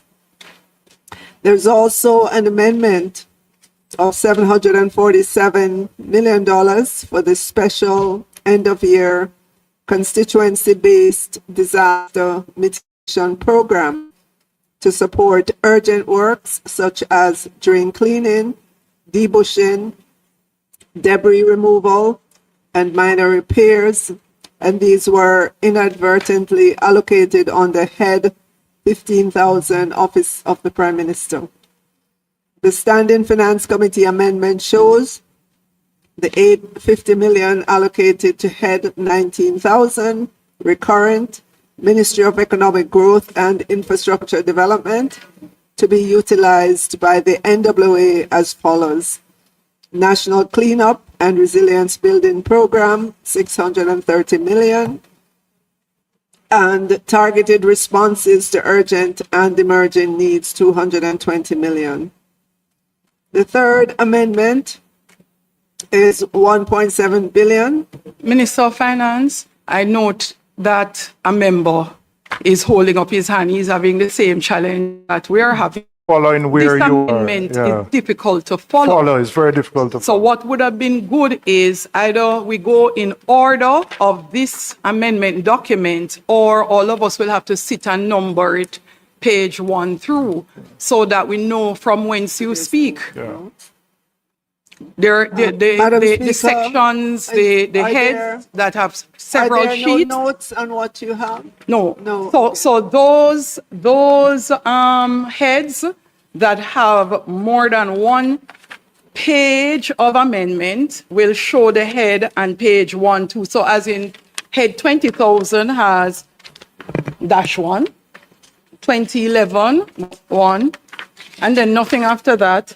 26-1, 2600-1, and then 2659-1. But it is hard to follow for the members because the entire amendment document is one composite document with those pages. So we may have to pause and all of us number our pages at this time, but in future it would be good for the Ministry of Finance if we have a bulk of amendments to have, before it's printed, page numbering at the bottom or top of the document so that all of us can follow. Yeah, so we can match back with the explanations. I mean, Madam Speaker, we don't want to be difficult, but not quite difficult. frankly, You're no, reasonable. I'm saying Madam it Speaker, really is reasonable. difficult to follow It's reasonable. without a written You're correct. written document. Absolutely reasonable. So members, let us all just number the pages that we have received. That's this amendment document in the interest of time. The top, right? And Minister of Finance, in referring to major amendments, Madam would now Chair. refer to the page by number. Madam Chair, just to note, the heads are at the top left-hand corner. That's not the challenge, Minister. It is because you have started to give explanation as to major changes. You started in the middle of the document at finance, but for all of us, we would have to be shifting through the document to try to find where you are. And it would be faster if the pages were all numbered, so you could refer to the page number, and it would allow all members in the committee to quickly go to where you're speaking from. I think we have about 14 pages, so everybody could just quickly number them.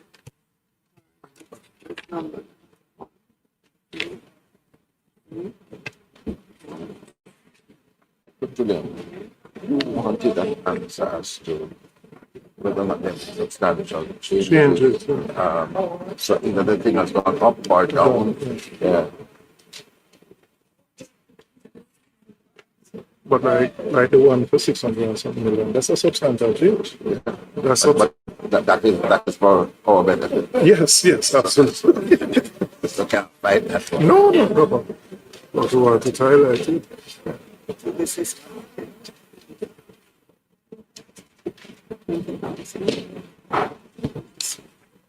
So we have 14 pages in total, and in order to ensure that the Minister of Finance is able to speak from anywhere within the document, if we have all numbered the pages, then Minister of Finance, you can direct us to the page number as you go through your comments. Thank you.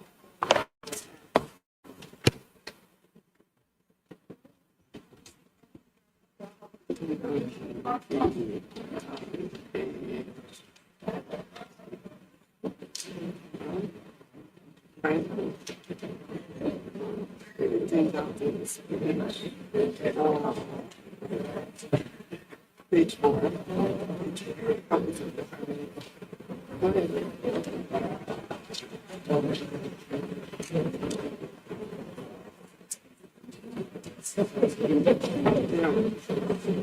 And then this one is good. This one.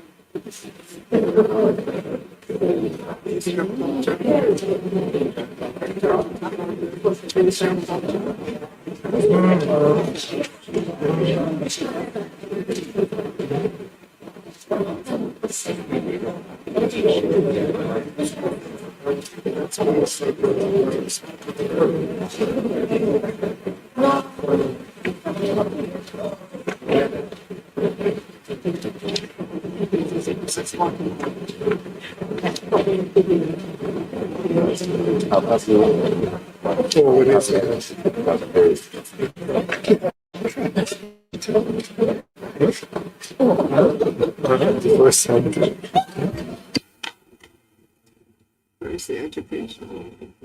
Oh, page 13. And this one, culture. This one, 28. That is culture. 46. Okay. Page 14. Water. Water and environment.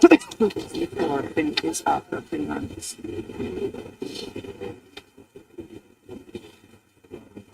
When it's on page 8.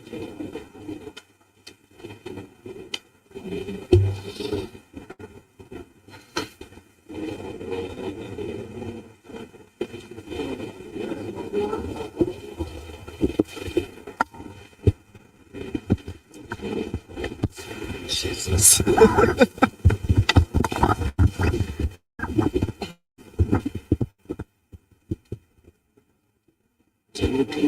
I'll start with page 4. Madam Chair. Madam Chair. Madam Chair. Oh, hold a moment, please, my Minister of Finance, just a moment.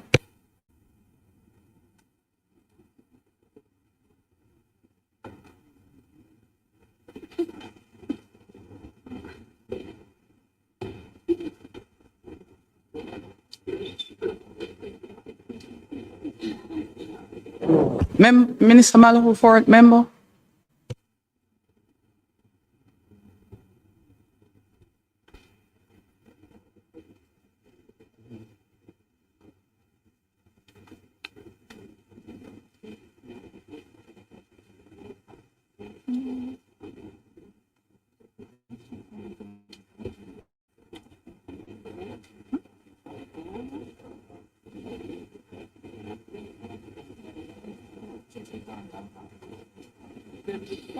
You said this was inadvertent error. All right. 1500 is on page.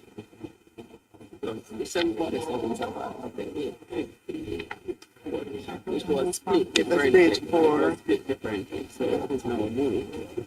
And that's page 4. No, this is page 4. The 1500. Yeah, 1500 is page 4. So you know, remove it from 1500 to 19 to 1900. Yeah. 19,000, which is on page 9.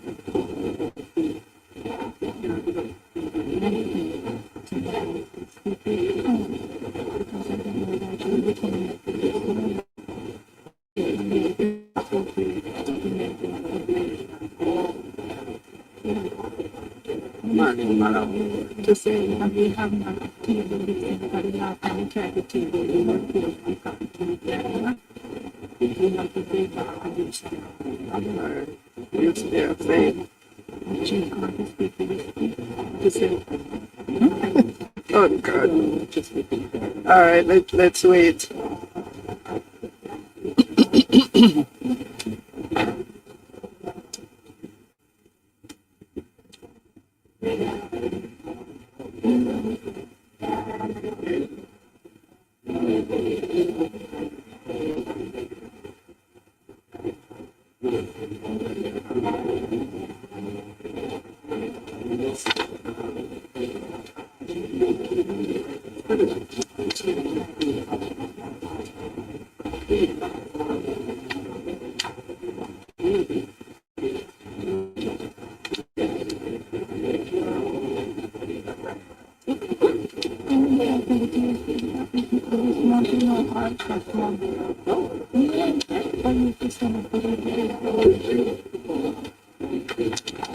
So where's the arrow? Where's the arrow? It's the allocation that's for The third the office supplement. of the Prime Minister. No, this one.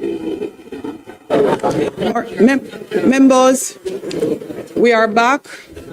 Let me apologize for the interruptions.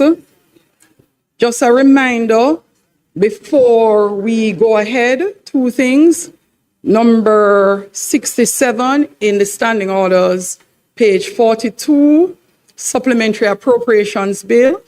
Just a reminder for all of us, where a supplementary appropriations bill is presented in accordance with section 116 of the Jamaica Constitution, Order in Council 1962, then the date on the second reading thereof shall be strictly confined to the matters for which additional expenditure is required, and when the question thereon has been agreed to, the bill shall not be committed, and the question that the bill now be read a third time shall be put forthwith without amendment or debate.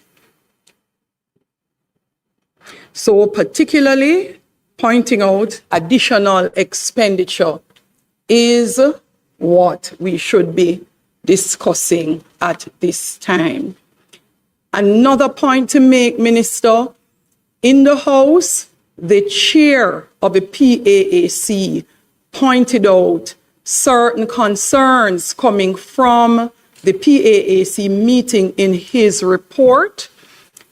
He would have also sent it to the Ministry of Finance, and he is hoping that in our discourse, those issues raised would also be attended to.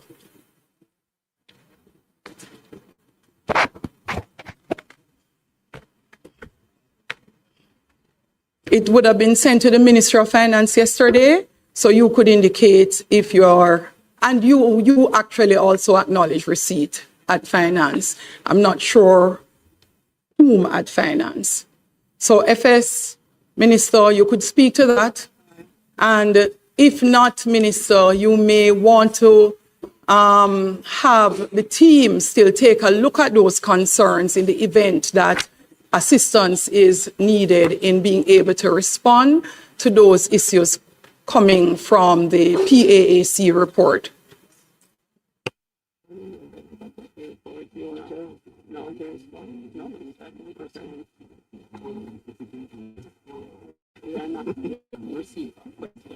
Okay.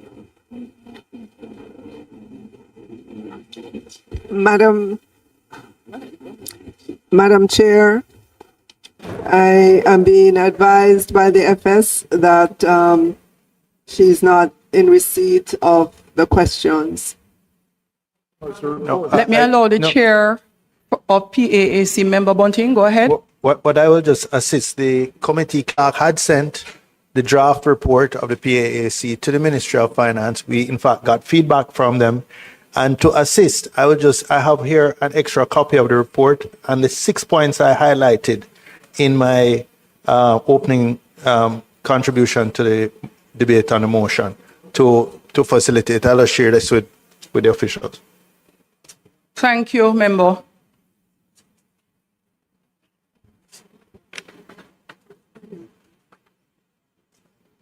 So Minister of Finance, you comments, and my understanding from Member Bunting, who chairs the PAAC, is that incorporated in these deliberations and discussions, he would love to be able, for the benefit of all, to have responses to those areas raised from the Ministry of Finance.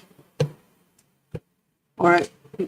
Madam Chair, I will start with the amendments to the third supplementary estimates while my technical team looks at the questions that were raised. I don't.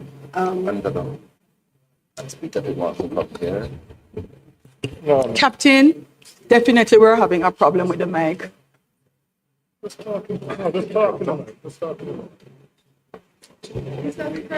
So, Madam Chair. That is better. Madam Chair, I'll begin with the amendments to the third estimates. Just to note that on page 6, there's a typographical error in the title. On pages, the head number 20,000-1 to 20,000-8, and the error was corrected to read third supplementary estimates 2025-2026. On page 4, Madam Chair, Office of the Prime Minister, 747 million for the special end-of-year constituency-based disaster mitigation program to support urgent works such as drain cleaning, debushing, debris removal, and minor repairs were inadvertently allocated under head 15,000, page 4, Office of the Prime Minister. The Standing Finance Committee amendment shows the 850 million allocated to head 19,000, which is page 5, recurrent, Ministry of Economic Growth and Infrastructure Development, to be utilized by the NWA as follows: National Cleanup and Resilience Building Program, 630 million, and targeted responses to urgent and emergent needs, 220 million. 10 million each of us. 10, Yeah. 60.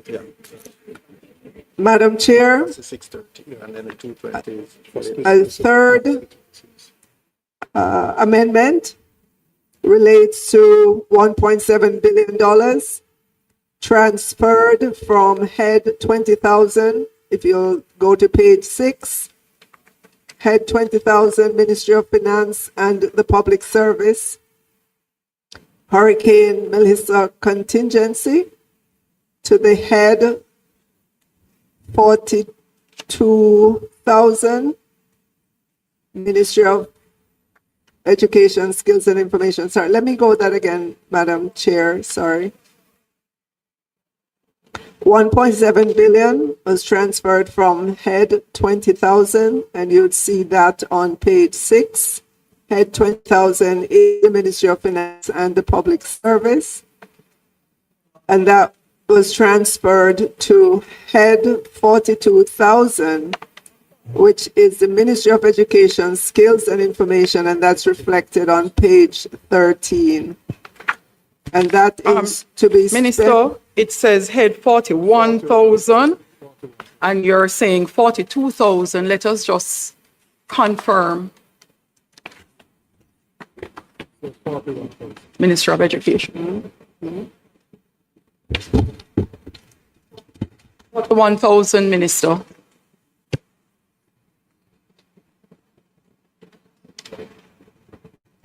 The explanation is very pay an additional requirement.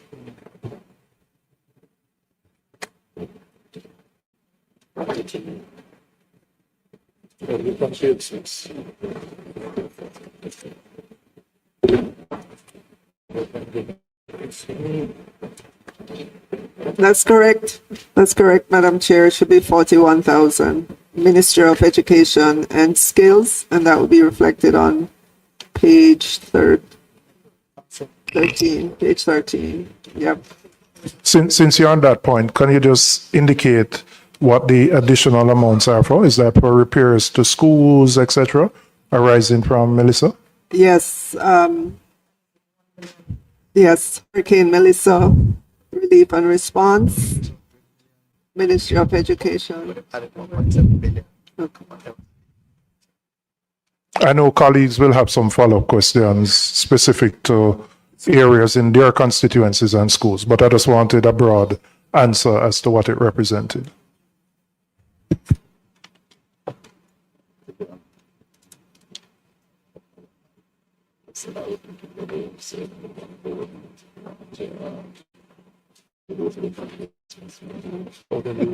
Madam Chair, amendment number 4 would be $280 million for the Ministry of Culture for hurricane-related expenditure, and that will be reflected on page 14 of the report that you have.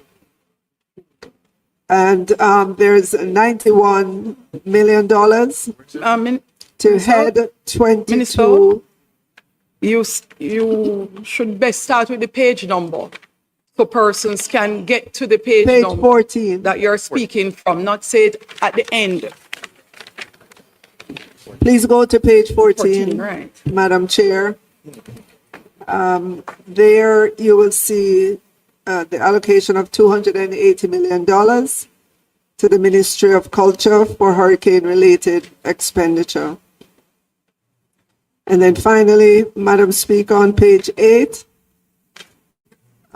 you will see $91 million to head 22,000, which is water, environment, and climate change for administrative expenses.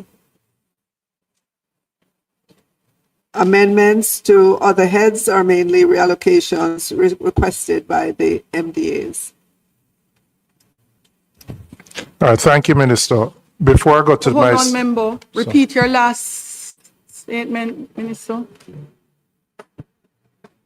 The last sentence you said, amendments. I said amendments to other heads are mainly reallocations requested by MDAs.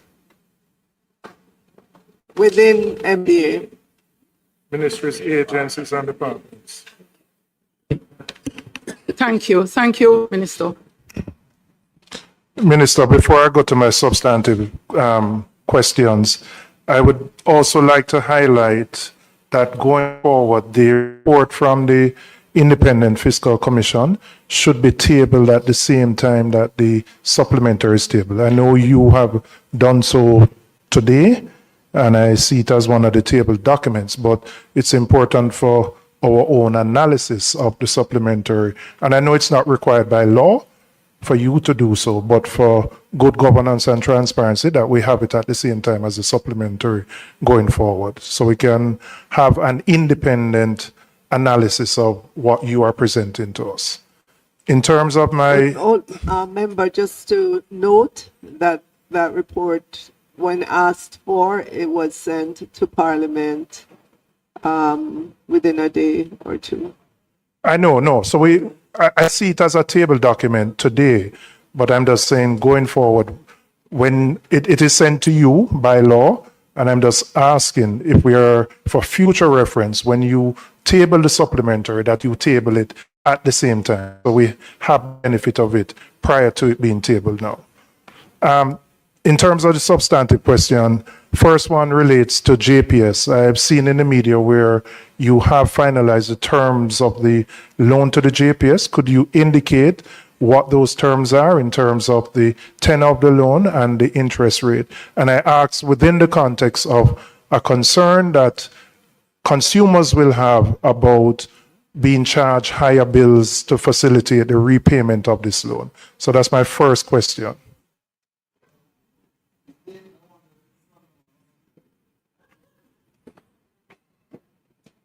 Well, remember the terms of the loan to JPS is 5 years at 5.5%. Can you indicate which government agency is the official agency providing the loan? Ministry of Finance and the Public Service. Or the ministry directly? Okay. There was, related to JPS, there was a allocation or a figure of 450 million US, not in the supplementary, but part of the overall loan package that the international financial institutions were providing as part of the $6.7 billion. Could you provide some clarity as to what that 450 million US allocated or earmarked for JPS would be used for?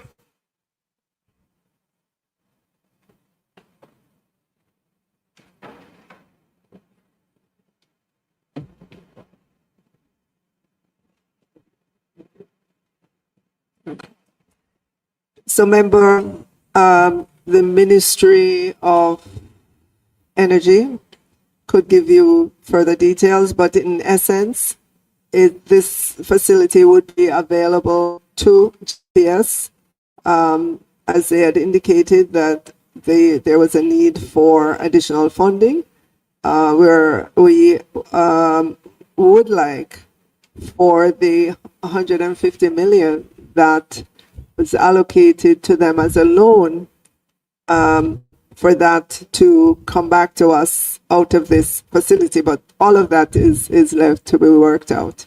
So if I'm understanding you correctly, we have provided an upfront loan of 150. The international financial institutions have made a provision of 450 million, which JPS can draw down on and use that to repay the government the 150. Is that correct? Just so you're aware, member, it's not something that is in place yet, but contemplated. No, I know. That's why I say earmarked and not definitive.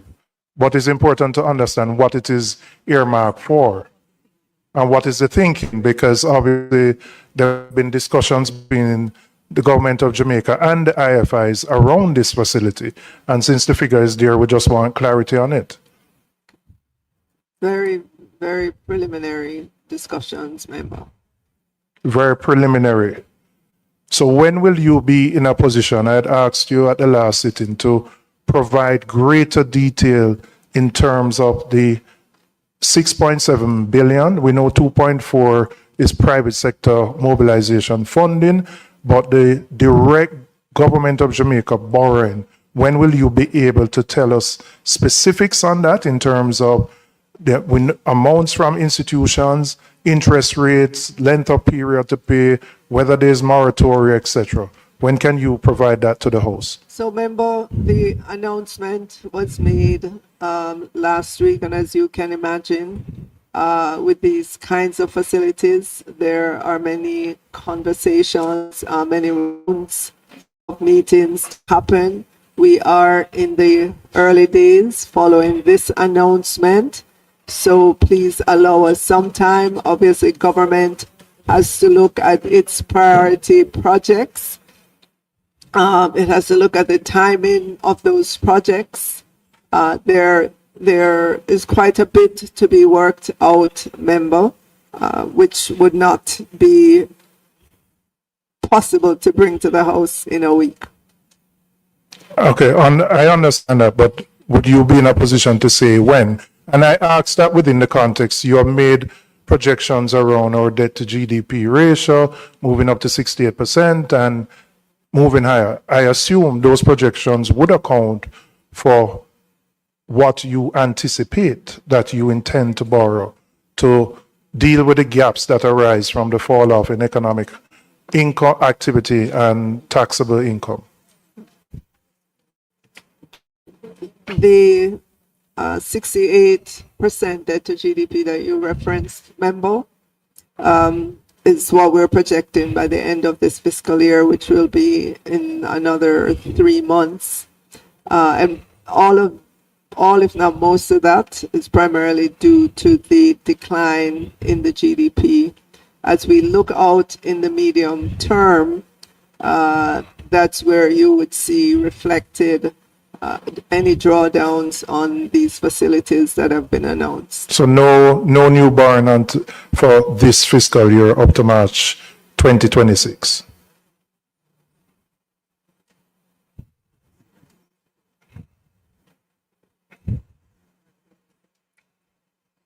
So in this fiscal year, remember, there is a little bit of borrowing, but not enough to move the needle significantly.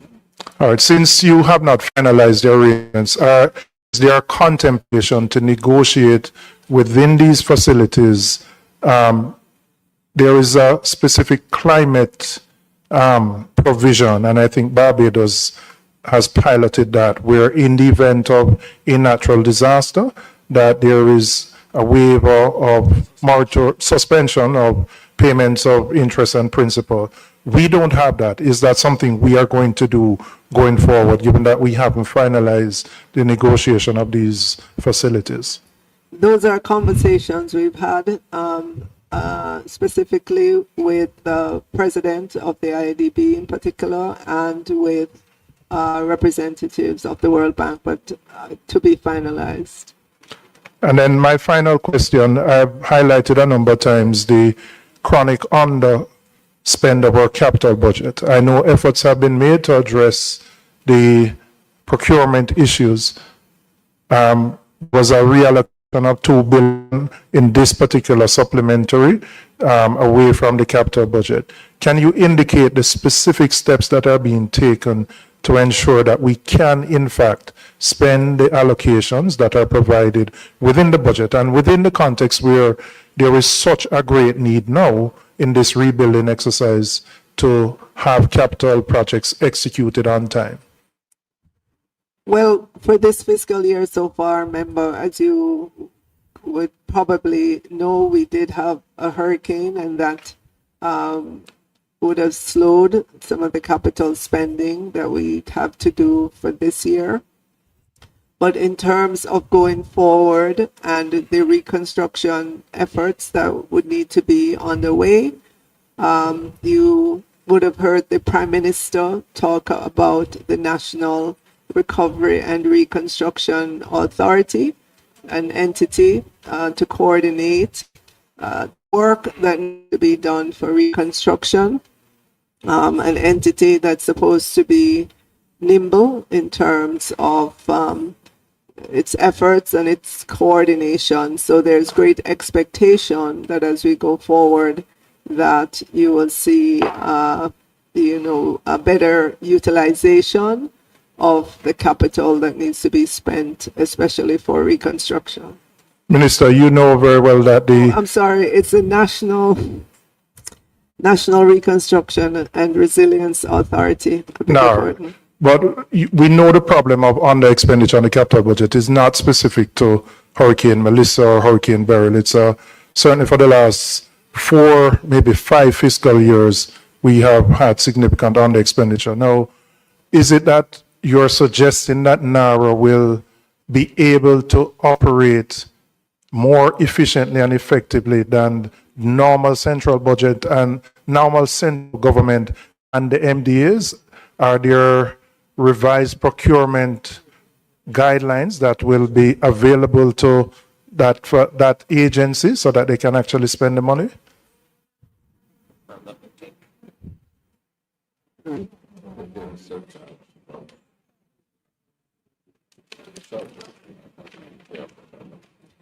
So for the National Reconstruction and Resilience Authority, we are expecting that it will operate under emergency procurement rules, but also that it will have the ability to engage significantly large companies to help us in terms of having a faster pace at the reconstruction. All right, thank you. I'll turn it over to my colleagues who have other questions. Thank you. Member Bunting is first, and then Member Hilton. Thank you. Minister, a number of issues were highlighted. Member Bunting, hold on a moment. Member Hilton says he has a procedural question. So could we allow him to go ahead of you? Thank you, Madam Chair. Madam Chair, I wanted to, we were told that 3 ministries, the focus will be on 3 ministries. My question then is, for the other ministries for which there may be questions, is the Ministry of Finance the appropriate body to direct those questions to? They are here based on what House Leader had said. So the other ministries are here who will come and answer the questions in respect of those 3 ministries, separate and apart from the Ministry of Finance. Okay, good. So 3 ministries in all. So You asking that outside of the 3, right? Yes, outside of the 3. I'm wondering if we would want to invite in everybody at the same time. So, or right, Outside of the this 3. outside. Oh no! So yes, the Ministry of Finance procedurally Right. would be required to answer any question that comes up outside of the 3, because we indicated, the House Leader in discussion with the opposition, Right. that they only had questions for those 3 ministries and moved that we release them. So they would have been released and they have gone back to the ministry. Right. That's what I understand to have occurred. Yeah. So they would not be here. If the Ministry of Finance is able to answer any questions that we have for any ministry outside of that, they may. However, one would want to be understanding and possibly find a mechanism to get some written responses if we have questions for other ministries, to be fair to them. Yeah, but you know, Follow up? No, I hear. I just think, given the nature and the times that we are having this. Given the particular- nature and all of that, we should not have made a decision collectively to release them. I don't know We about were all collective. in favor, so I don't you know may about not have heard. So we sent them back to their substantive work. Member Bunting? No. Thank you, Madam Chair. Madam Minister, in the report of the PAAC, we noted that the fiscal policy paper was tabled more than 2 months late, in clear breach of Section 48E of the FAA Act. Would you explain why this occurred? This was before Melissa, so we can't blame Melissa for this one. It was due by the end of September. Could you explain why this occurred and what is the corrective action being taken to ensure it does not reoccur? That's the first question.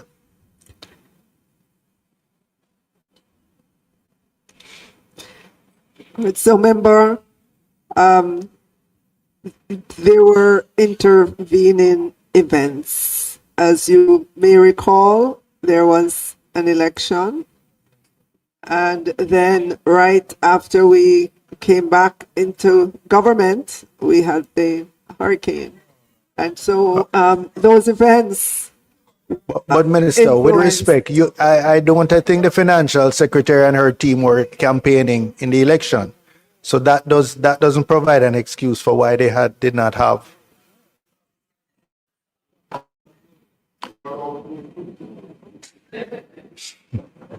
Member Hilton?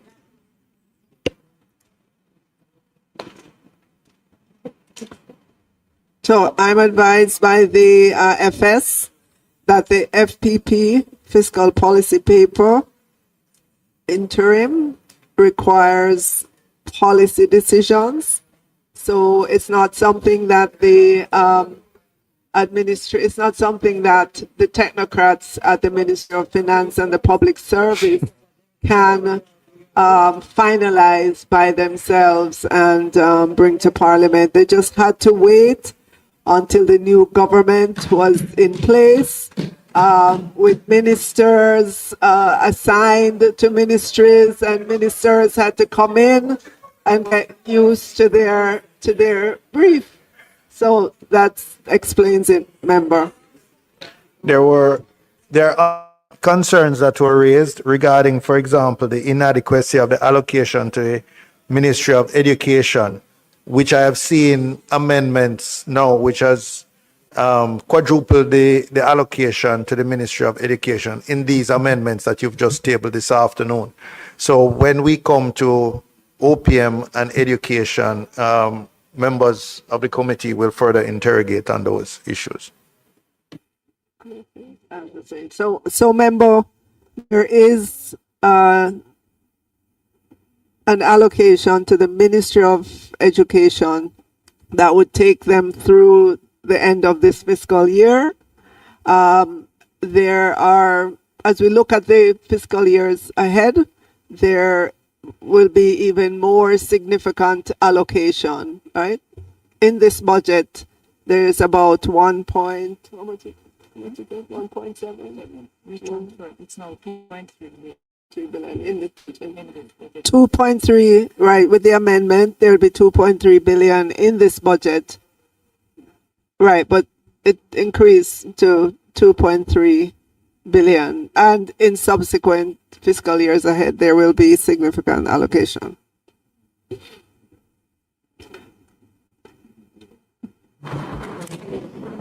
Yeah. Member Crawford is next, going from Member Hilton's procedural question as it relates to the supplementary estimates, where there are additional questions, Minister of Finance and FS. The members are asking that every effort be made to respond, because there are, in keeping with what I read earlier in terms of appropriations bill, the right to ask question in respect of any increases. And therefore, as much as is possible, is being encouraged to respond to the increases wherever they may be. In the event that we are not able to respond, then we would provide a response at a later date. But every effort should be made to respond. Member Crawford. Thank you, Madam Chairman. Minister, the loan to JPS of approximately 23 billion Jamaican, is that in addition to the 45 million US dollars that they received from the self-insurance?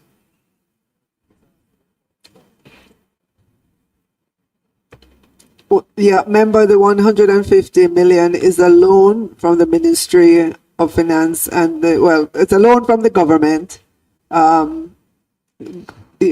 operationalized by the Ministry of Finance and the Public Service. In terms of the insurance payments, that question would have to be put to the respective ministry. I don't have the,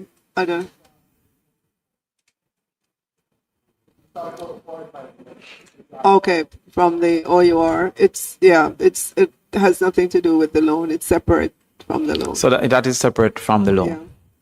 Okay, so, all right. So in addition, all right. So the JPS loan that was given by the Ministry of Finance, do you have the current interest rate that was agreed to? 5.5%.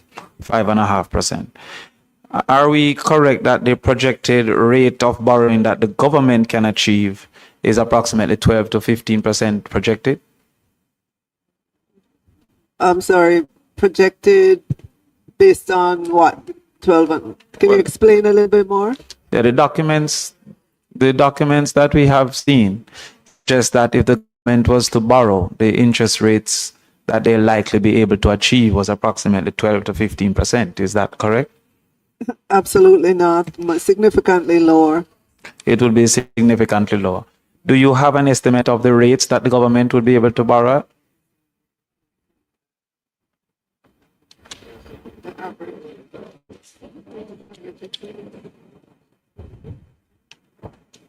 The average rate, member, and if you look at our debt profile publication, you will see that it is in the single digit range.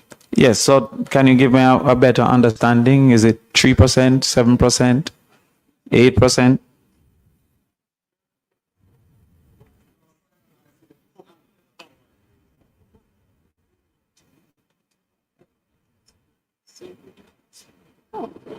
So as you can imagine, our source of financing, there are different sources of financing. You have the commercial market, commercial market local, commercial market international. You have our international partners, and in each of those, the rate would be different. International partners, very low single digit. Domestic market, single digit as well. International market, single digit. So if you were to average that across the entire portfolio, it still comes back to a single digit number. Yeah, Madam Minister, single digit can vary from 10 to 9. So I'm asking if you can give us a ballpark, a range of where the average interest rate would be.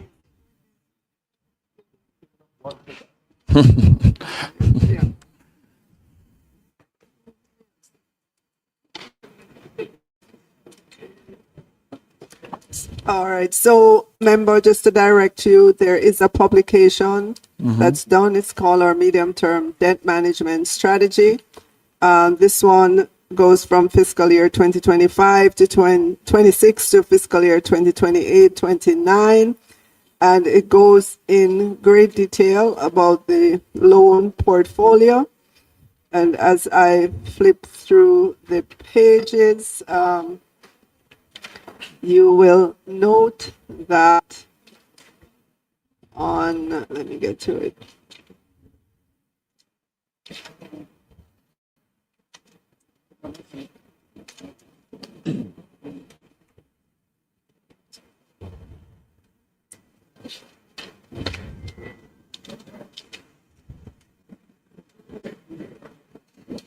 All right, so if we look at our domestic interest rate, it's about no,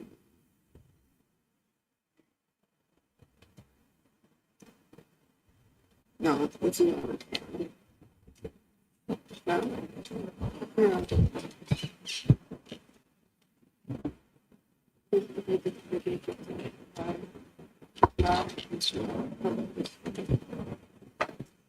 All right, so member, it goes anywhere from a low of 3.3% to 8.5%, depending on the instrument and the market in which we borrow and the currency. All right, so thank you, Minister. As it relates to the 3.6 billion US dollars, approximately, that's what, 500 billion Jamaican, is any portion of that to be in this supplementary budget?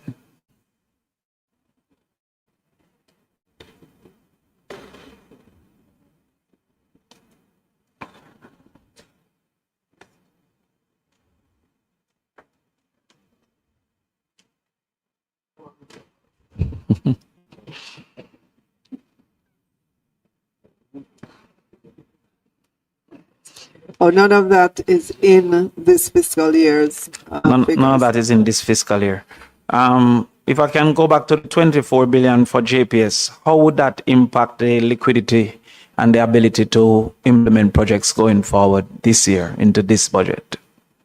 How would that impact the government? Yes, to do the housing, the water, the food packages, the removal of that 25 billion in a loan to JPS, how would that impact the budget's It ability? does not. We have ample liquidity to manage what we, set out to do this fiscal year.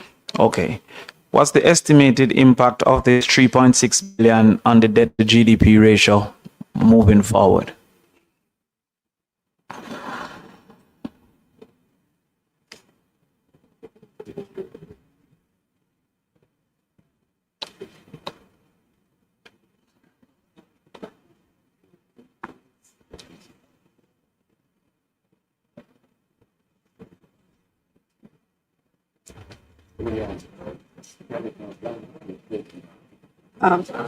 So, member, we're not gonna take everything on our books all at once. We will be very careful about the drawdown on these facilities that are available to us. As you can imagine, these facilities are to enable us to do big projects that would add to the GDP growth. These projects are going to be over 1, 2, maybe 3 fiscal year. Yes. So there will be, a time frame over which these loans would be drawn down as the projects. So considering so first question, did the Prime Minister misspoke when he said that over 3 years we'll be doing the drawdown? Did he misspeak? The announcement, the headline announcement was 3 years Yes. from our international partners. But member, it's going to depend on the pace of government. So it might not be Alright. 3 years. It will depend on the pace of government. Okay. So do we have any estimate based on different scenarios over 3 years, 4 years, 5 years? What will be the impact on the debt to GDP ratio? We've put forward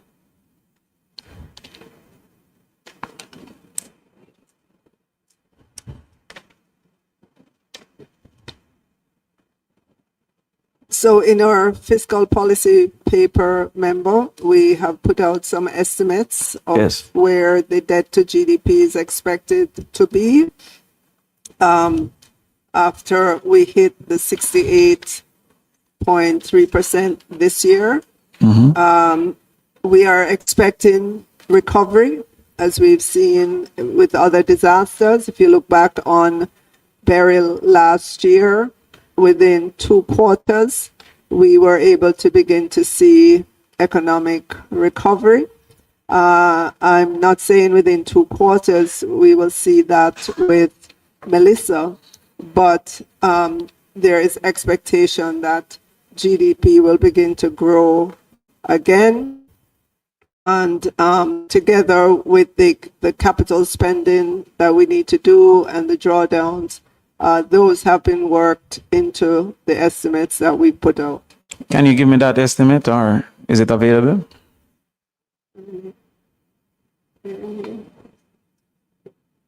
Right. So we have some preliminary estimates in this medium-term publication as we concretize the projects and we know the life cycle of the projects and we know the drawdowns. Those will be reflected in numbers in the future. But these are our preliminary estimates that we lay out in the fiscal policy paper interim report. And at its peak, what is the debt to GDP ratio based on your estimates? What's the peak debt to GDP ratio? 68.3%. So to the addition of the loans, we expect that the growth would be sufficient to maintain a debt to GDP ratio of 63.8%? 68.3% at the end of this fiscal year 25-26, by the time we get to the end of it. And then as we go forward, we're expecting recovery in our GDP. We are expecting projects to pick up. We're expecting economic activity, and you can see the trajectory for our debt to GDP in these papers. So we're expecting to begin to see a decline again in the debt to GDP. So based on your estimation, over the next 5 years, the debt to GDP ratio should not be greater than 68.3%? That is our early estimate. What is the growth rate that you have used to make this estimation? The expected growth rate to make this estimation?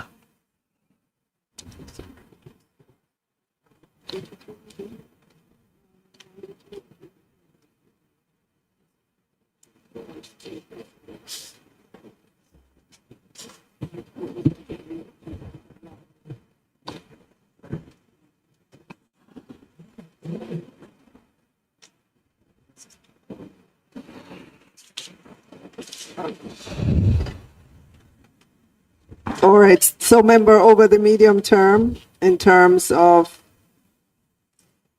real GDP growth,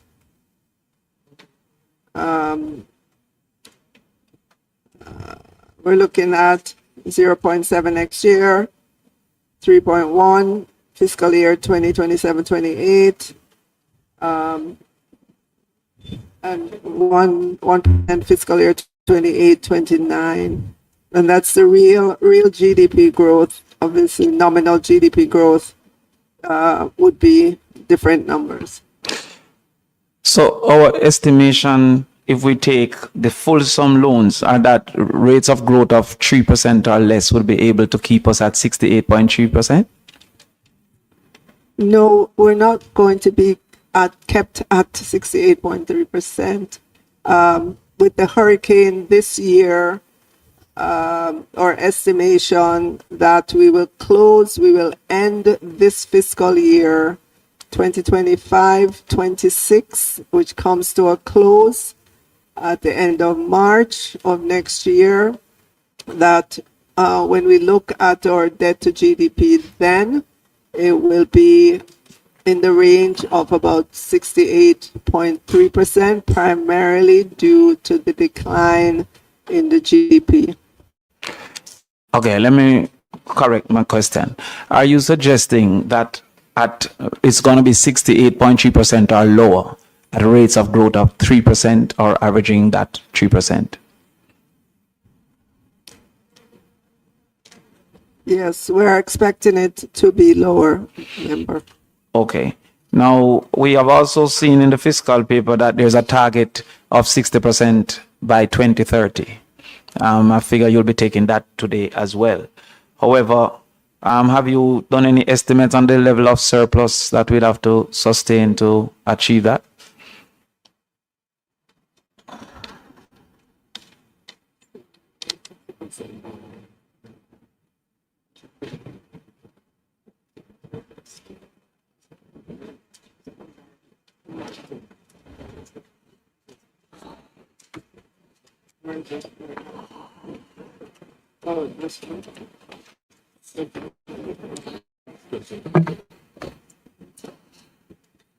All right, so member, or preliminary estimate to achieve a 60% debt to GDP would be by the end of fiscal year 2029-2030. Do you have an estimate of what the surplus levels would have to be?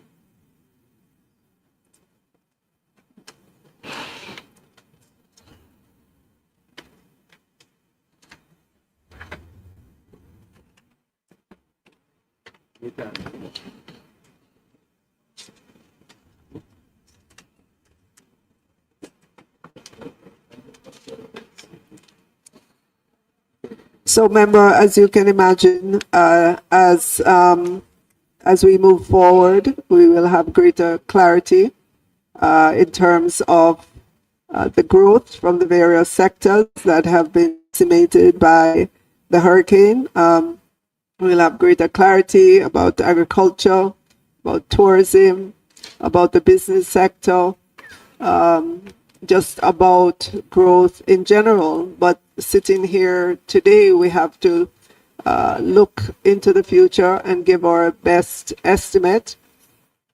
Those estimates are subject to change up or down as we get greater clarity in terms of our growth rates, as we get greater clarity in terms of the projects requiring spending, and as we get better clarity just about the needs coming from the ministries, departments, and agencies. Okay. There was enrolled in the grand announcement of $6.7 billion, a private sector loan of $2.4 billion. I think US dollars. I think MP from where Julian is from again, Southeast St. Andrew had asked the question: is this dependent on the appetite of the private sector for loans?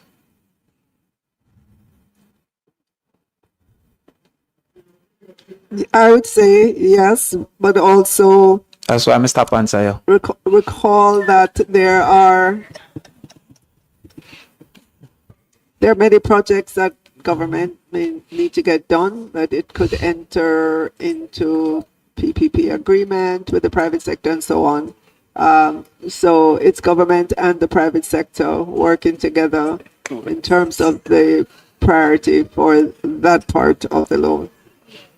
I don't think I got the answer. Is it dependent on the appetite of the private sector, or is it something that government can also participate in?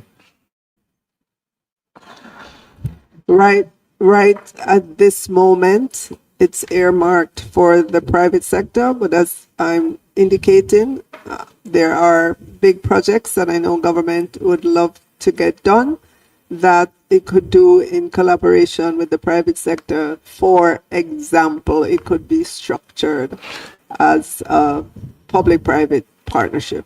So in the case of a public-private partnership, is it that the private component is the only part that can come from the 2.4 billion, or also the government's involvement can come from the 2.4 billion?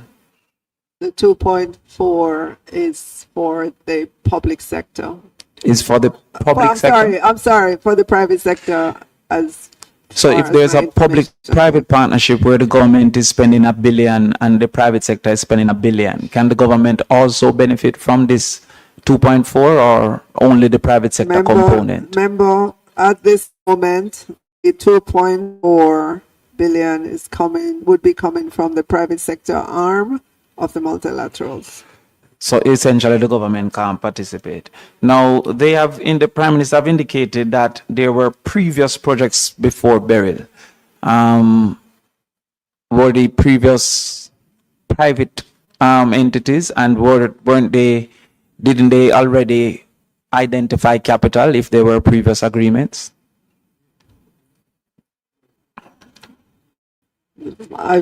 Minister, if you could, I'm sorry, member, if you could add a little bit more color to that. I don't know exactly what it is that you're talking about. In the House, the Prime Minister indicated that they were likely to take up the loan because they were previous projects that were in train. Wouldn't those previous projects already identify capital, or would those previous projects would have just been sitting in limbo without any identification of capital? Chair, I think while the member does have some latitude in committee, which I think he rightly directed his questions initially around things like interest rate and loans. I believe now he's going a little bit outside of what we're here to discuss today. Not to say his questions aren't relevant for another space and time, but not for this supplemental budget exercise. So I would ask the member just to bear that in mind. Thank you, Chairman. I'm going to come back inside and ask my final question.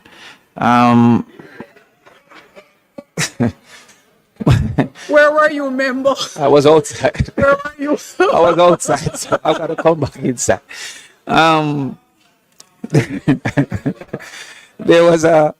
There was a correction made today with a movement from the Ministry of Education from 616 million to 2.31 billion, 2,316 million.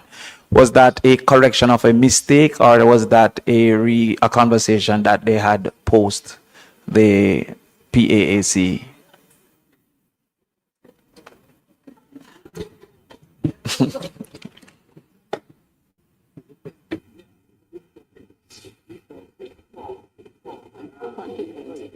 Okay, member, we had provided a contingency for Melissa, and it was out of that that allocation was taken for the Ministry of Education. Once we determined what it is, they could spend during the financial year. We had to. It's a transfer of the funds, based on their assessment of their need. You turned off your mic by mistake, Member Crawford? If you are finished, the next person is huh? Who has been waiting patiently is Member Newell. Thank you, Chair. So, Minister, what I want to find out is whether the increased allocation to the Ministry of Education is the correction of an error, or it is a fresh allocation based on new information post the PAAC. Yeah, but the answer wasn't, the response was not. She didn't answer the question.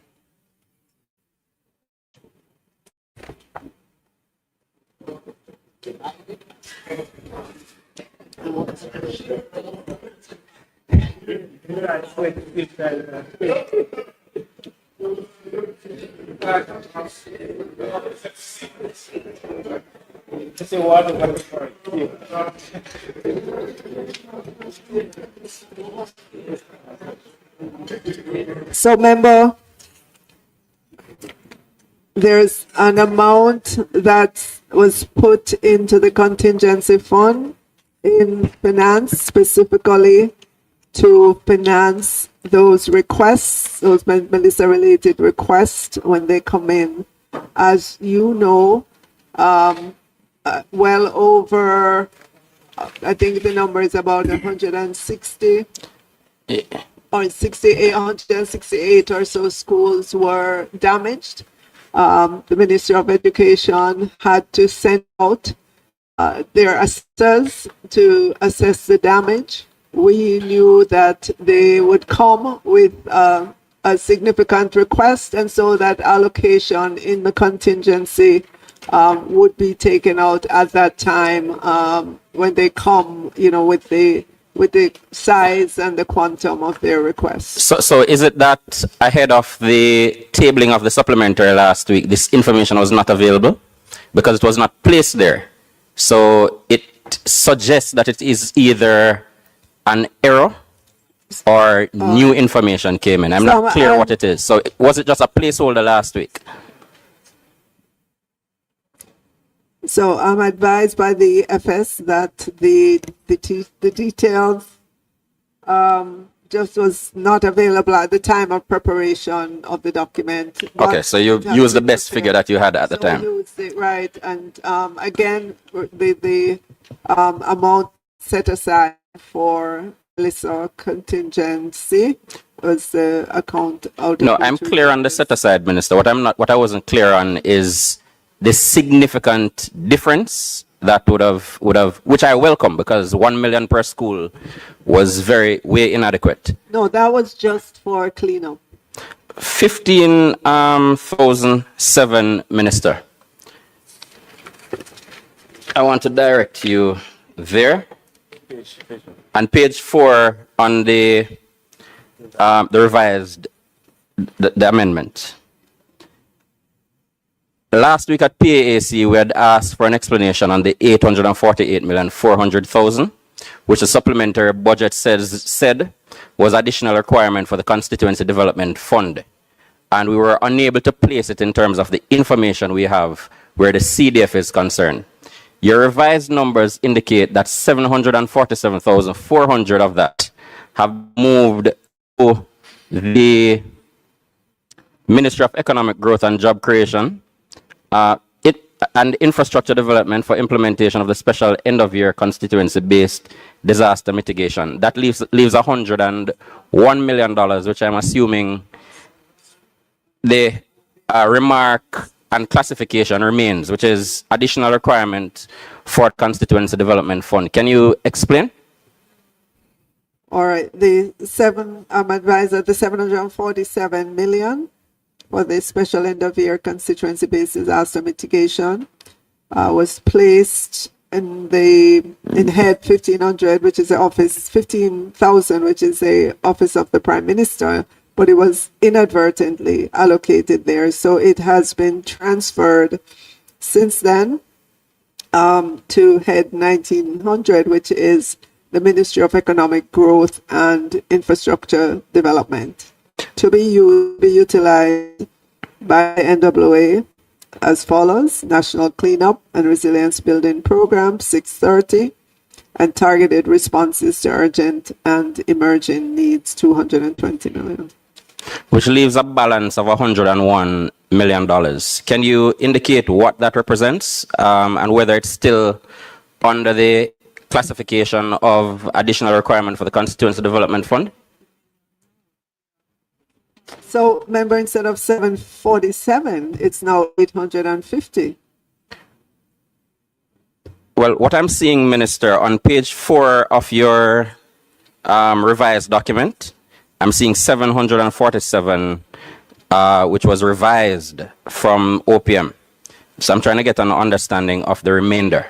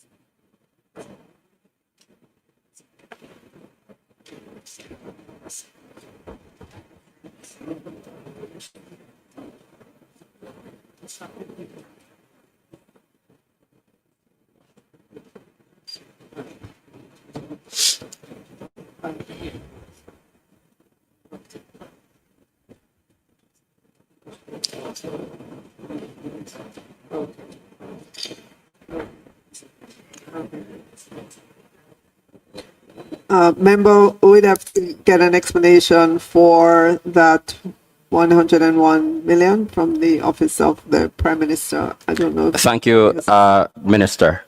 In your presentation last week, you said our international partners have indicated that within that package that's announced, there's about 450 million for JPS.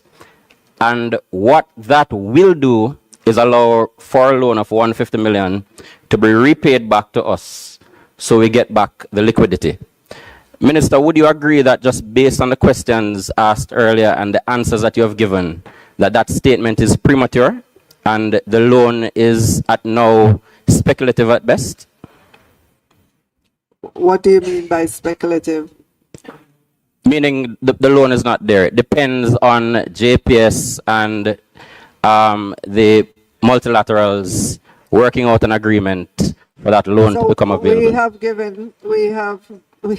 We've given or undertaken to JPS. No, Minister, I'm speaking specifically to, I quoted you from the Hansard, where you said the 450 million, what that will do is allow for our loan of 150 million to be repaid back to us. I'm asking if that was accurate or if you'll accept that that was a premature statement. It was a statement that we believe will happen because We wish along with you, Minister. Thanks. What? I'm sorry? I never said we believe will happen.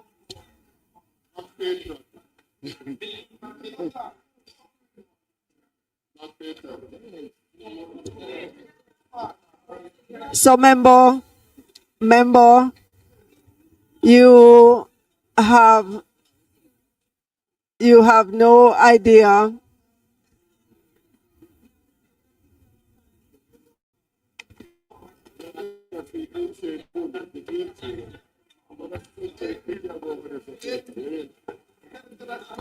member, let me say, member,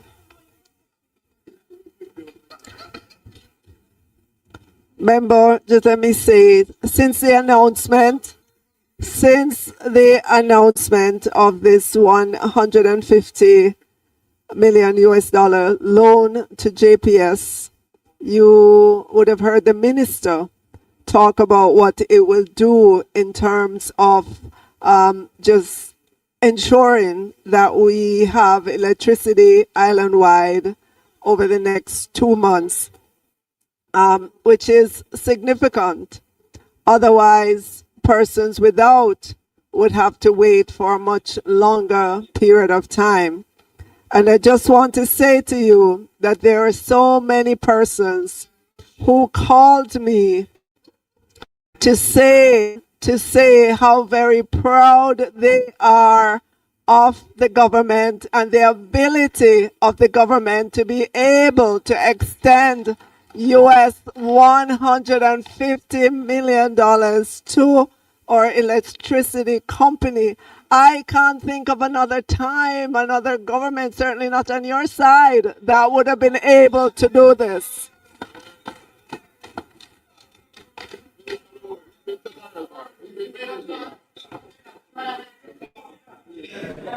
Member from Eastern Westmoreland. Chairman Mac.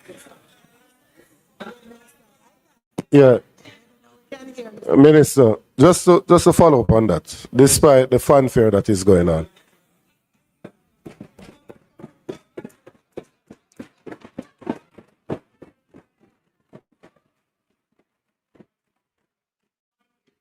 Minister, if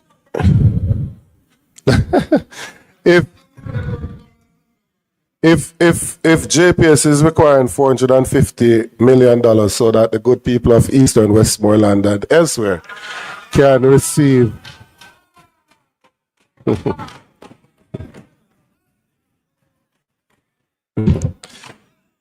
can receive electricity, and currently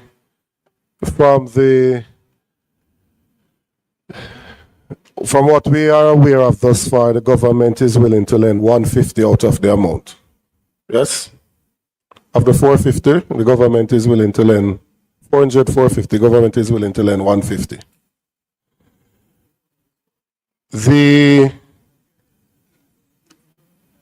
Well, 350, whichever figure it is, say 350, the government is willing to lend 150. But they require 350 so that all the persons that are currently affected can get back light. No, man, if you ask the question, ask the question. What is the sum that is required by JPS to restore electricity to all of the persons who are currently affected? So the Minister of Energy has just indicated $150 million. So that means that the $350 million is to restore and? Those are details that we don't have. JPS would be the entity that would answer those questions as to the details of any loan that they take on. But I am not sure, Minister, that is what we were presented with in this House. We were told that JPS required $350 million and that the government would be loaning $150 million. That is what we were told. Absolutely. Has that number been revised?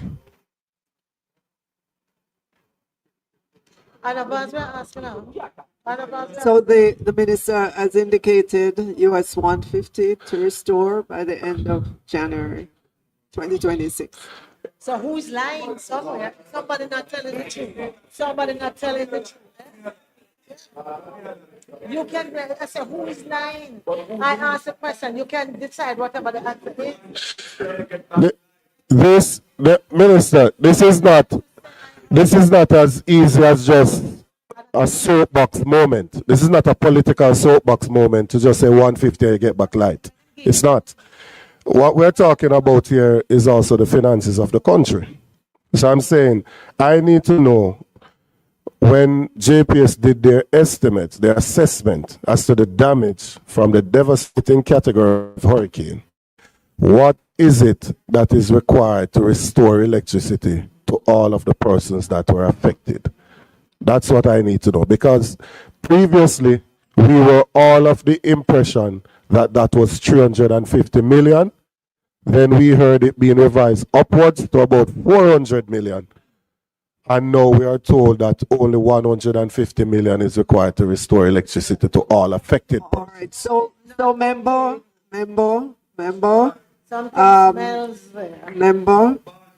please put your questions to the Minister of Energy in the order, the parliamentary order, and he will respond at that time. Not even you know. Chair, just to follow up on that,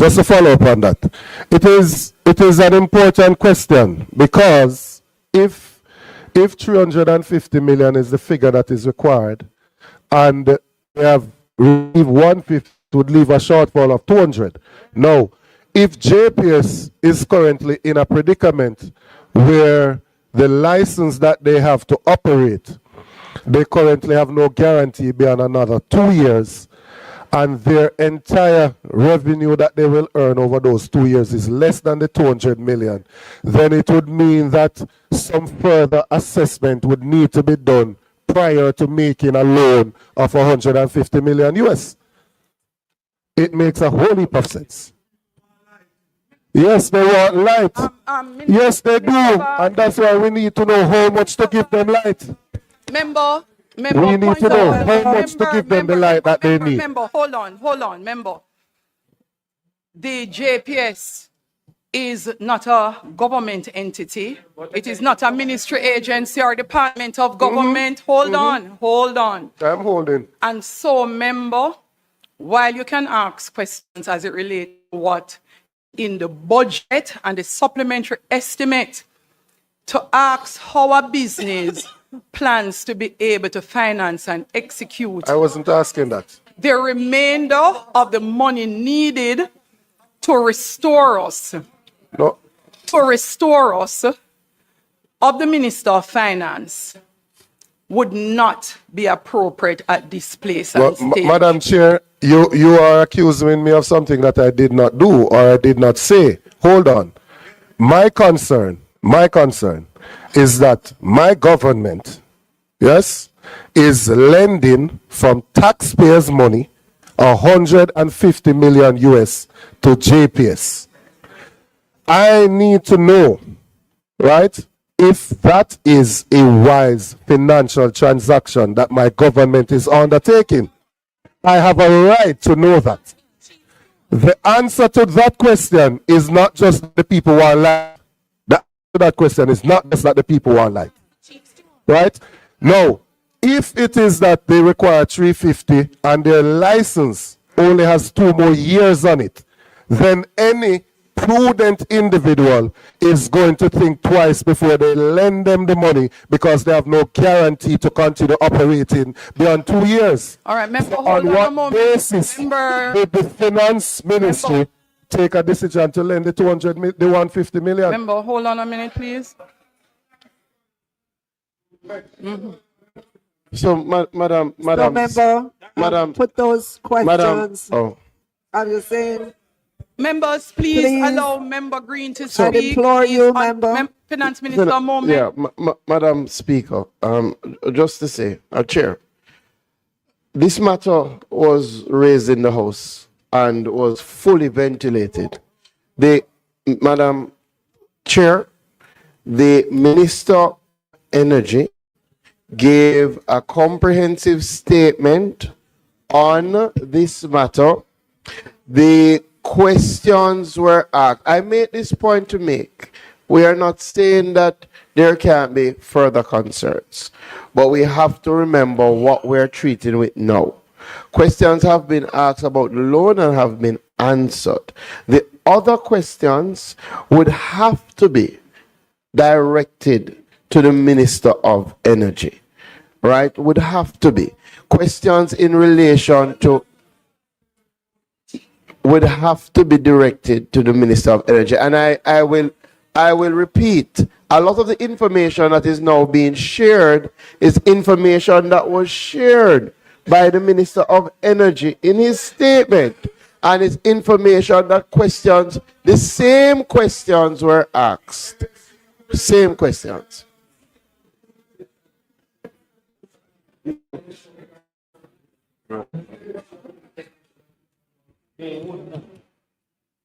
So, members who have your mic on, could you turn it off so I can allow, some deference to the I thank you opposition? very much, Madam Chairman. This matter is a matter for the Ministry of Finance, especially because the Minister had promised further details, because when the presentation was done by the Minister of Energy, we did not have the details.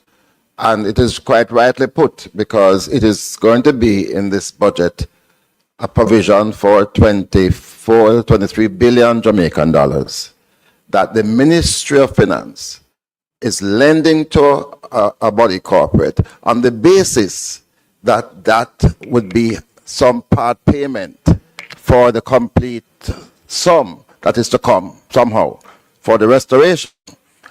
If the Minister of Finance is going down the road to lend this money, the Ministry of Finance ought to be able to say that they are satisfied that the full money for restoration will come, or else it is just your loan down the wicket. And I think it's an appropriate. Right. So unless Minister, you are going to resile from the 350, which I don't know how you can credibly do that when we were told that it's 350. So the question to you, Minister, is: are you satisfied that it is only 150 million US that is needed to restore all the electricity, especially from the members' constituency of East, Westerland, and so on? If there is more needed, the Minister satisfied that more will be coming, and from whom? Because, Minister, the direct question to you is whether or not the government of Jamaica will be footing the entire bill of 350. And that's a question. No, it is a fair question. Huh? What is our chair? What is yeah. Is it?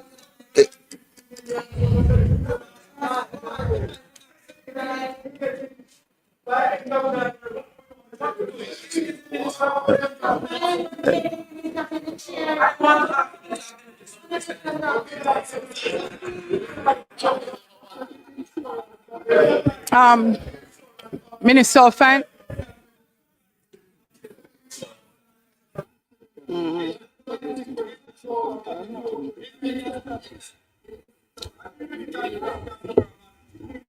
Members will have to be quiet to allow the Minister of Finance to. I'm going to. We will have to be quiet to allow the Minister. We will need. Members, could you allow the Minister of Finance to respond? Well, I know.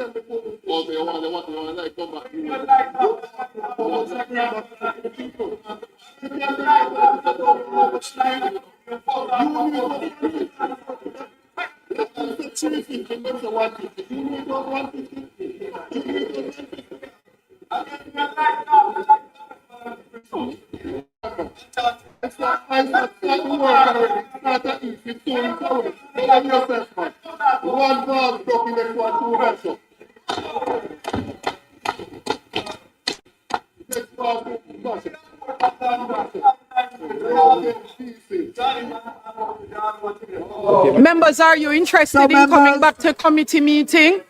For those who are outside, are you ready to come back in?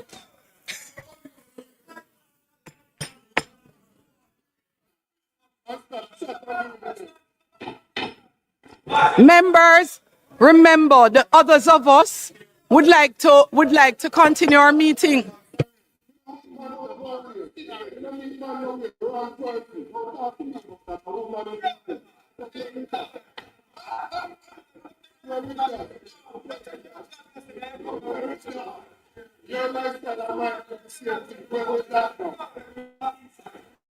Madam Chair. Members, yes, I think the Minister of Finance was trying. The Minister of Finance would love to respond. Madam Chair, If we would allow the Minister of Finance would like to respond. Members, would you be so kind as to allow her to speak? Member Campbell, Member Vaz, before that, please.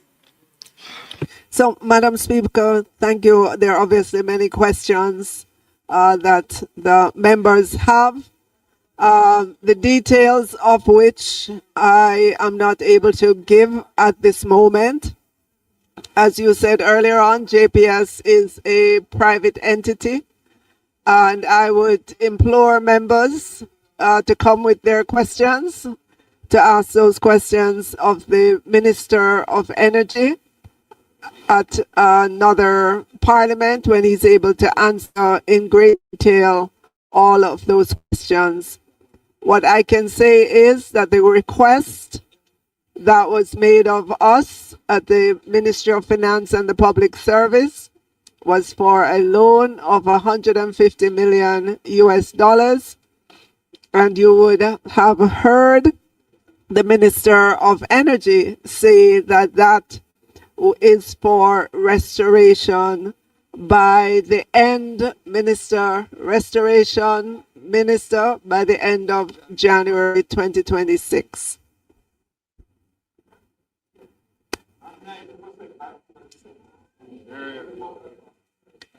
%90 by the end of December 2025.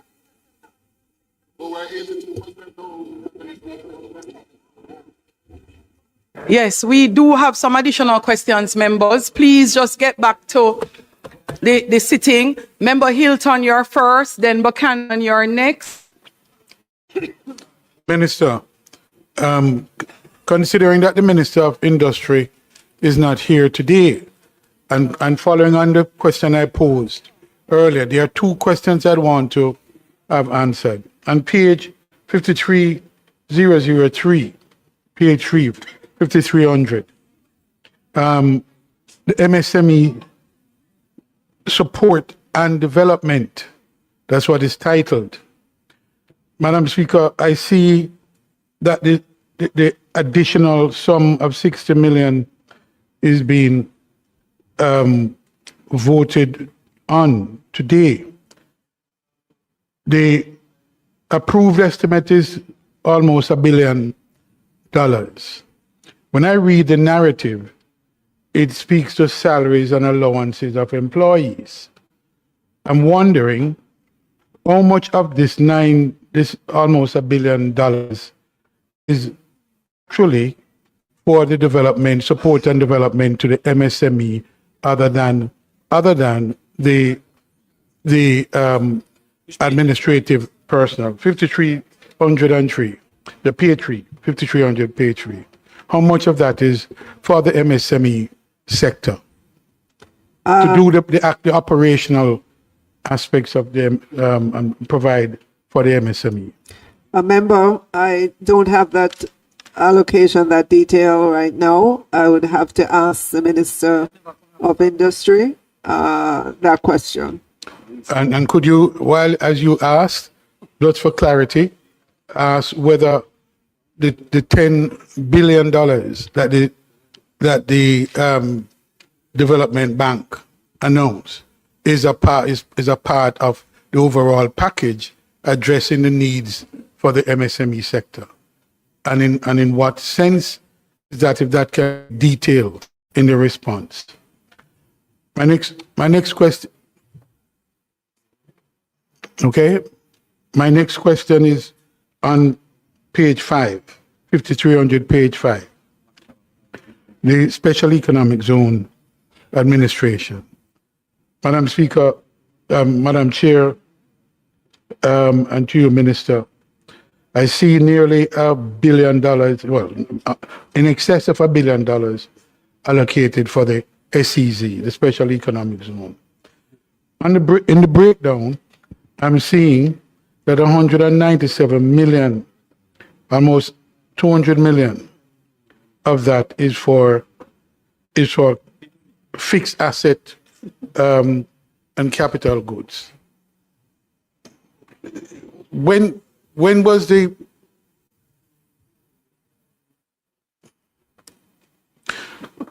could you explain, Madam Speaker, Madam Minister, the allocation of nearly 300 million, 229 million additional, and what is that additional sum for that was not in the first supplementary or the budget itself, the previous budgetary allocation?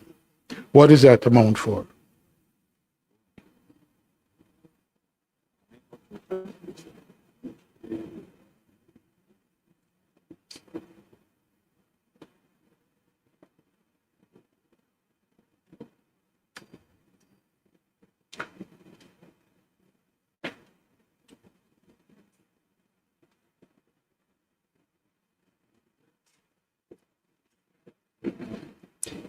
Member, that's a good question, but my technical persons do not have the details of that. So this is another of those questions that I believe would be appropriately placed to the Minister of Industry. Oh, boy. All right, I'll catch him down the road. All right.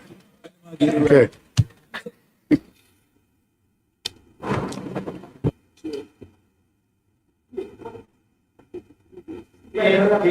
Member Buchanan. Thank you, Madam Chairman. Madam Minister.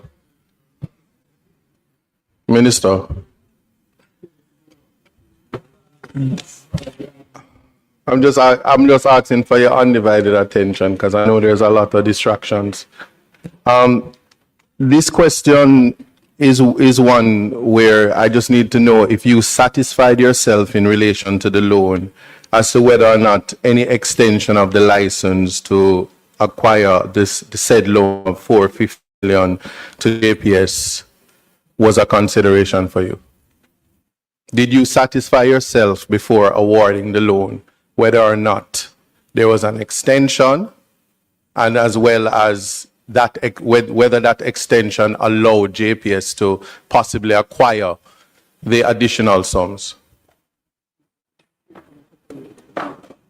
The minister has gone, so she can't really.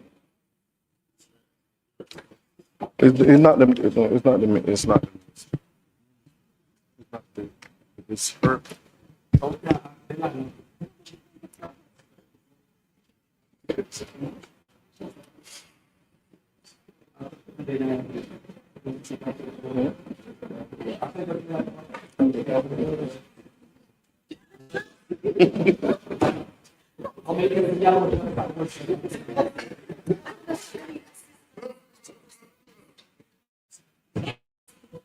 Hey, David. So, member, what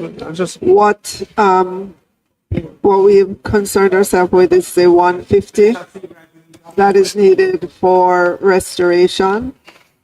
But just to say that the the 150 was not linked to any decision about the license. The 150 was intended to ensure that there's accelerated recovery of electricity across the island. All right, thank you for that. Minister, I know that you are well aware that this house is a house of record. Now, for clarity, several things were said about what the $150 million would do. Today, I heard that it would restore, 150 would be, I'm not going to say light after light. I'm not asinine, please. It would certainly restore energy by February, but end of January, in the middle of February, end of January. Let me extend it that far. But however, that doesn't account for the remaining sums. So you have said that you have granted a loan simply for the restoration, but to what quantity? To what amount? Well, you heard the Minister of Energy just recently. No, I actually, as I said, Madam Minister, this is a house of record. The minister made no statement on any mic or anything that was recorded.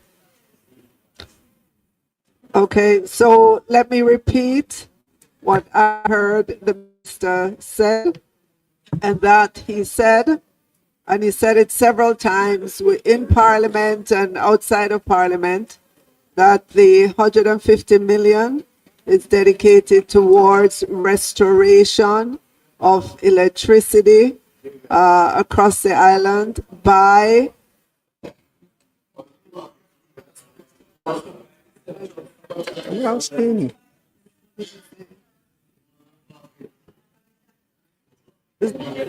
by January 2026.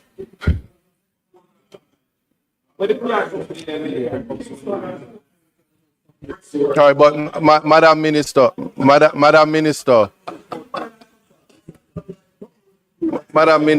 the question is about whether you satisfied yourself. So I'm asking because when the minister spoke in this parliament, he indicated that the 150 would have been to restore light in general areas as fast as possible.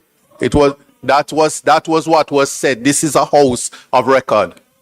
And I'm challenging anybody to correct me on that because those were the statements that was made. And so the question, the simple question is whether or not you satisfied yourself as to what exactly the 150 million is for, because it is your ministry that has distributed that loan.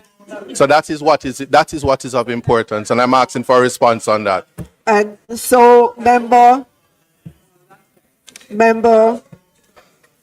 we did satisfy ourselves. Just to answer your question. Thank you for that. My final question: your projection of 68.2% of your GDP. Can you say what it is? What is the reality of our GDP now? Your assessment for you to make the projection. Yes.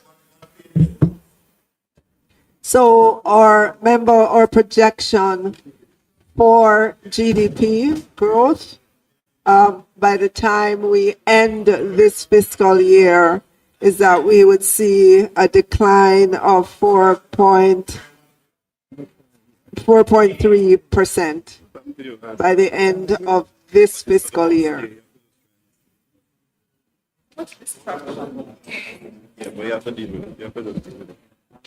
Madam Minister, I didn't get the benefit of your answer.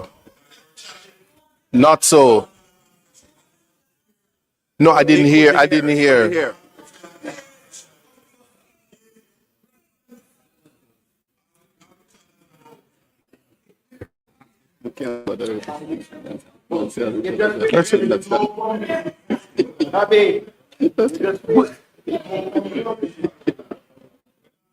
Did she answer? Thank you, madam. Are you comfortable? I didn't get the benefit of the answer because the mic is quite low. Oh, that's what my difficulty was. Member Buchanan is asking you to please repeat because the mic is not functioning so well. It's very low, and he didn't hear your response. Thank you, Chairman. So can I ask the member to repeat the question? She asked you to repeat. She asking you to repeat.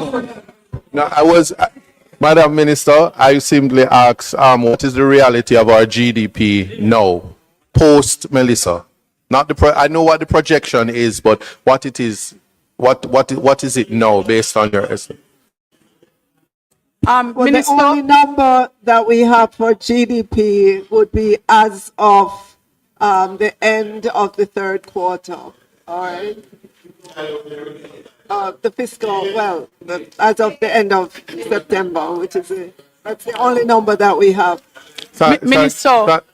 Minister, I get member Buchanan to be asking if our projection is 68%, our last actual information, what is that percentage based on what was actual? Thank you very much. Thank you, Madam So Chair. our last debt to GDP figure would have been the debt to GDP at the end of fiscal year 2024-25, and that was 62%.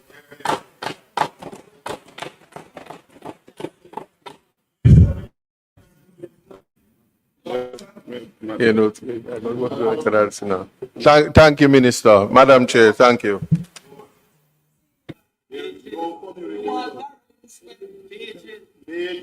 No, before page. Okay. We have one more question from Member Dawes. Thank you, Madam Chair.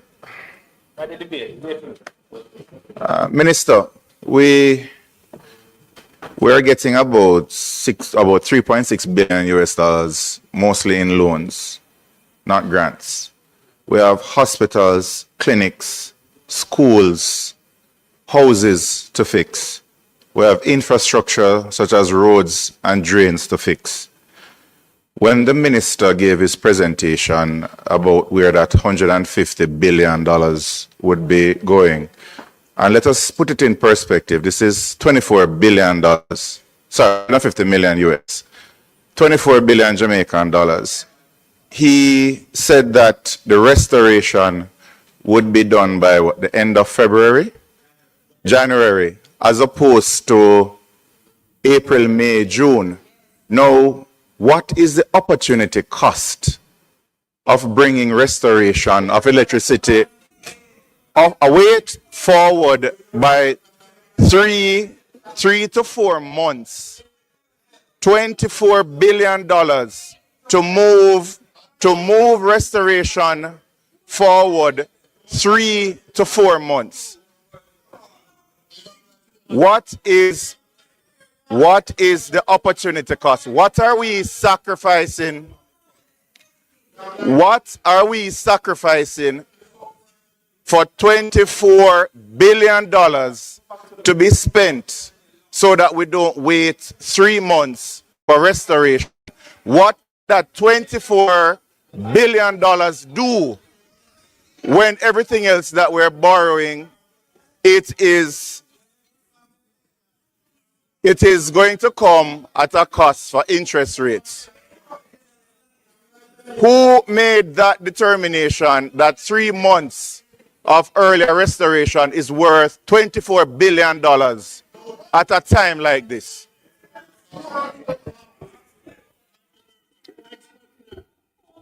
I can tell you. So, member. Minister of Finance. Minister of Finance, once the noise continues, once the noise continues, it doesn't make sense for the minister to even attempt to respond because we can't hear. The opportunity, member, hello.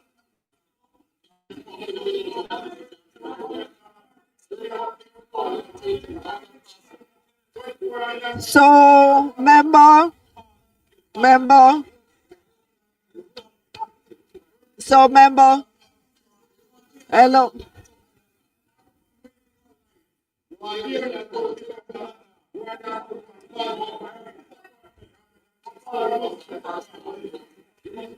So,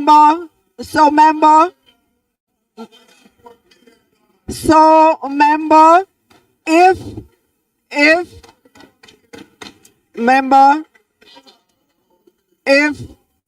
if our hospitals,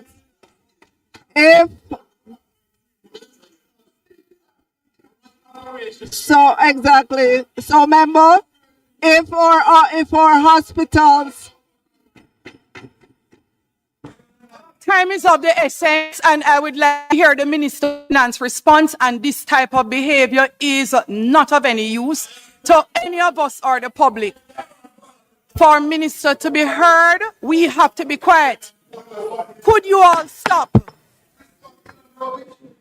Minister, please allow the Minister of Finance to respond, and for us to close this segment. There is more work to be done today. I would love you to ask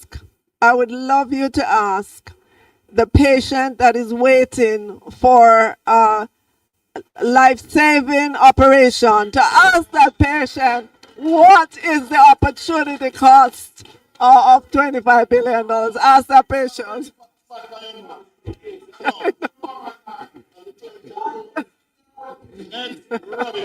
Members, if there are no other members, please, this is not how we conduct the House.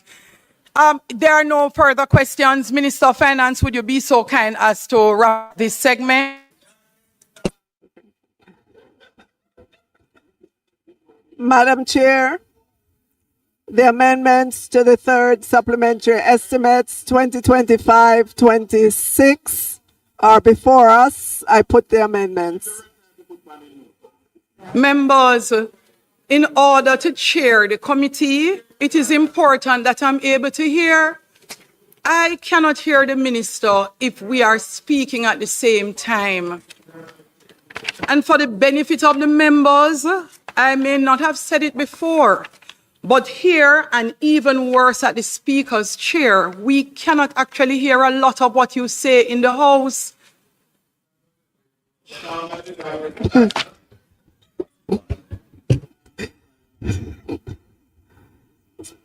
Madam Chair, the amendments to the third supplementary estimates 2025-2026 before us. I put the amendments. Thank you. I put the amendment.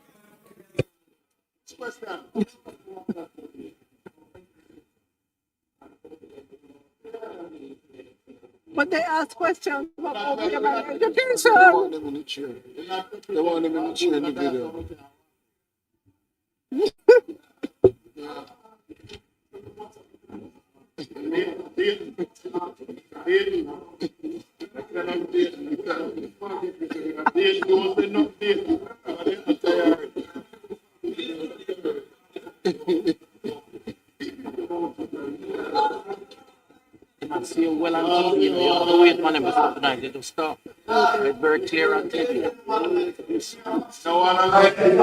Members, please, I beg of you, please quiet. Minister of Finance, were you able to answer the questions as it relates to OPM?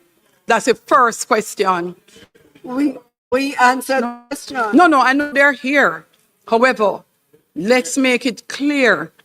For the supplementary estimate, this is unusual. For the estimate, the Minister of Finance is a person who would answer the questions. This is not the regular recurrent budget that we would do annually, which is why I made the point after speaking with Member Hilton that having gone through all the increases, the Financial Secretary and the Finance Minister should have availed themselves of the items that increased. So that's why I'm asking the question. If she's unable, she referred. No, I answered the questions on the supplementary. I answered the questions that we came, the supplementary estimate. We would.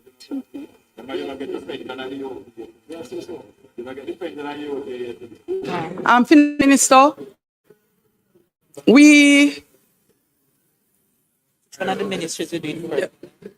I would invite both of the ministries to come in. I don't think it hurts. So Minister of Finance, unless you have an objection, what they could do, we just get some additional chairs and place them with you so that you can move into closing out immediately after the questions are placed to education. And OPM that you may not have been able to address in a fulsome way. It shouldn't happen. It shouldn't happen. But the Minister of Finance would need to substantially make available the responses. You would normally put in writing, Member Montague, you know, some questions if you're not able to respond, but substantially the minister would have needed to respond to most of the questions.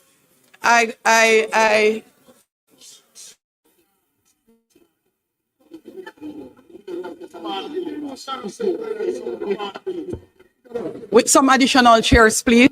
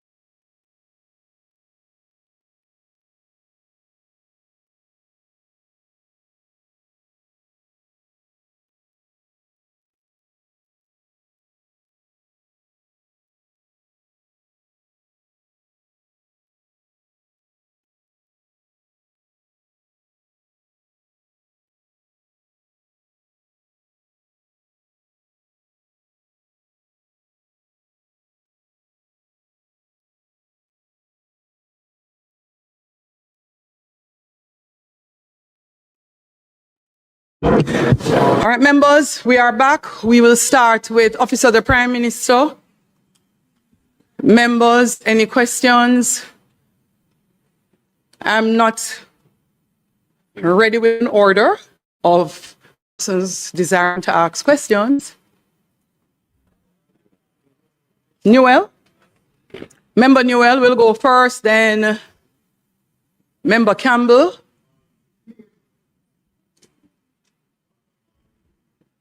Any other questions for OPM? And Member Crawford. Member Crawford, did you raise your hand? Raise your hand? Oh, sorry. All right, so just two persons have questions for your OPM. Two questions for you. Member Newell will go first, and then Member Campbell will go second. Go ahead, Member Newell. Thank you, Chairman. I'll be quick. PS on. I don't need a lot of time. Chairman, page 15,000-7, 848,400,000 for the additional support for the Constituency Development Fund. I'm seeing now where on page 4 of the amended document, amended estimates, 747,400 of that amount was transferred from OPM. And I'm seeing on page 5 an amount of 850 million, for the end of year mitigation program. But of that amount, I'm seeing where 102 million came from the Ministry of Finance and 747 came from OPM. So what I'm trying to find out, PS, that $102 million that would have been left at OPM under the object classification additional requirement for the CDF, I'm trying to get an understanding of what that is. Thank you, PS.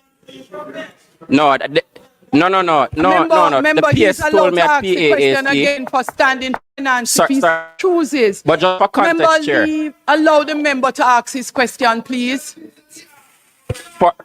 For context, Chair, for context, the PS indicated that he didn't have the full information.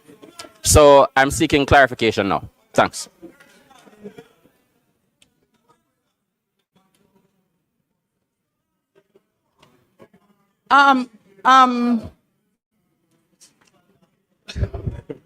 PS, in the interim, Member Newell, you're finished with your questions? Yes, but just All right, should so I keep while it on in case PS there's a gets follow- the information, in the interest of time, I'm going to ask Member Campbell to also ask his question, and then the PS will answer. No, the PS will tell us if he can or can't answer. No, if it's suppose he doesn't have the information yet, that's okay. No happen. Member, go ahead with your question, Member Campbell. Member Campbell. Thank you, Madam Chair. Yes, in relation to page 19,003, Hurricane Melissa Relief and Recovery, and the procurement of 3,300 containerized folding units for housing affected persons. We had a natural disaster, which is the doing of no one here. And it left thousands of persons homeless.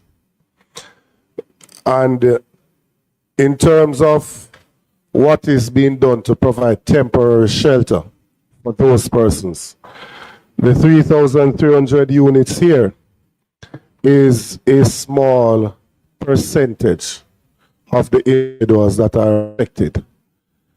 So from the allocations, this increased allocation that comes through this supplementary budget, what other measures are in place to provide temporary housing for those persons who are affected?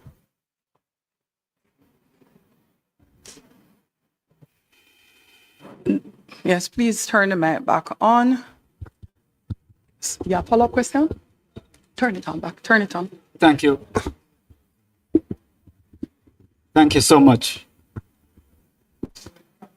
Mic check. Thank you so much. We're taking a multifaceted approach to the accommodation solution.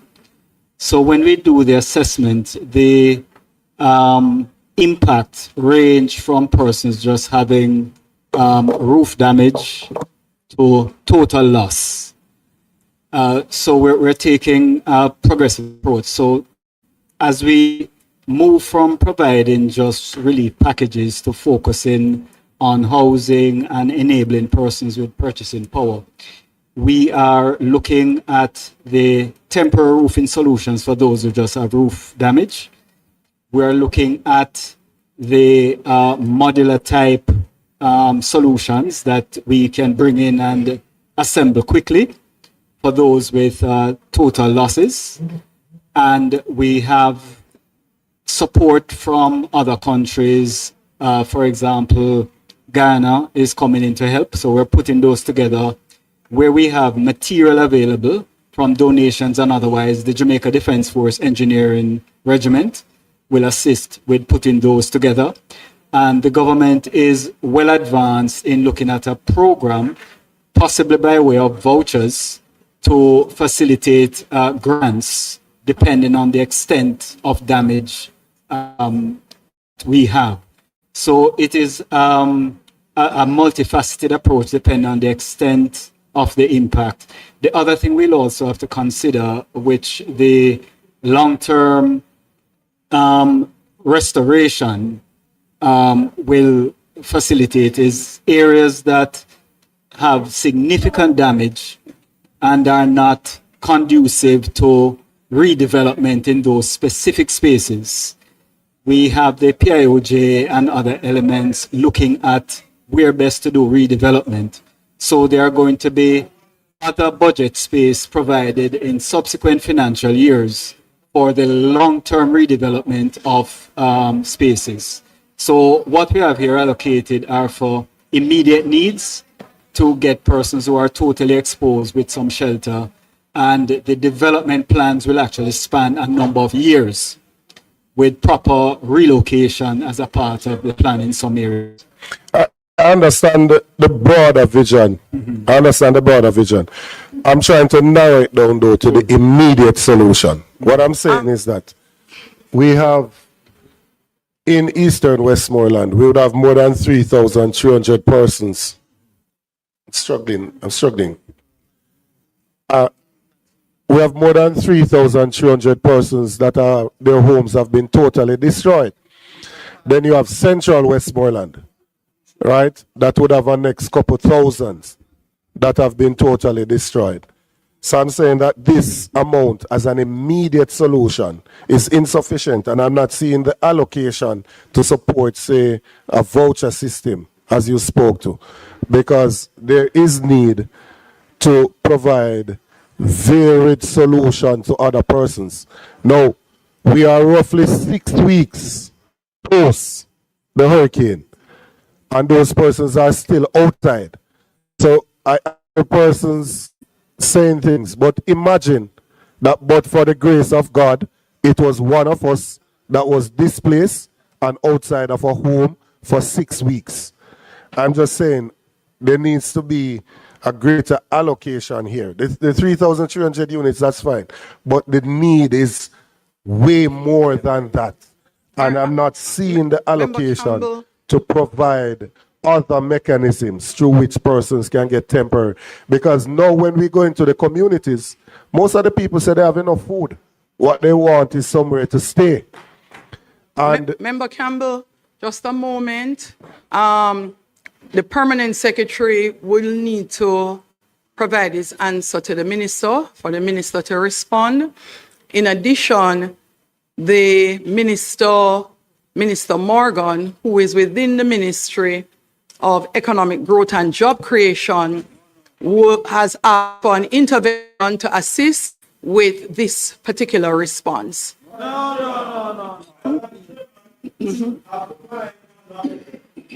Oh, sorry, member, your mic is on. My apologies. It's me here. Go right ahead, Member Warmington. Madam Chairman, I've been here since 1980, came back 2002. And I'm amazed to see that the permanent secretary is responding to questions in this house. The minister ought to respond to any question asked here, not the permanent secretary. So I'm asking, maybe not asking, may I say, return to the protocol in this house, whereby questions are that directed to the permanent secretary, and the permanent secretary does not respond. Technical officers, consultant advisors do not respond in this house. All answers must be. No, additionally,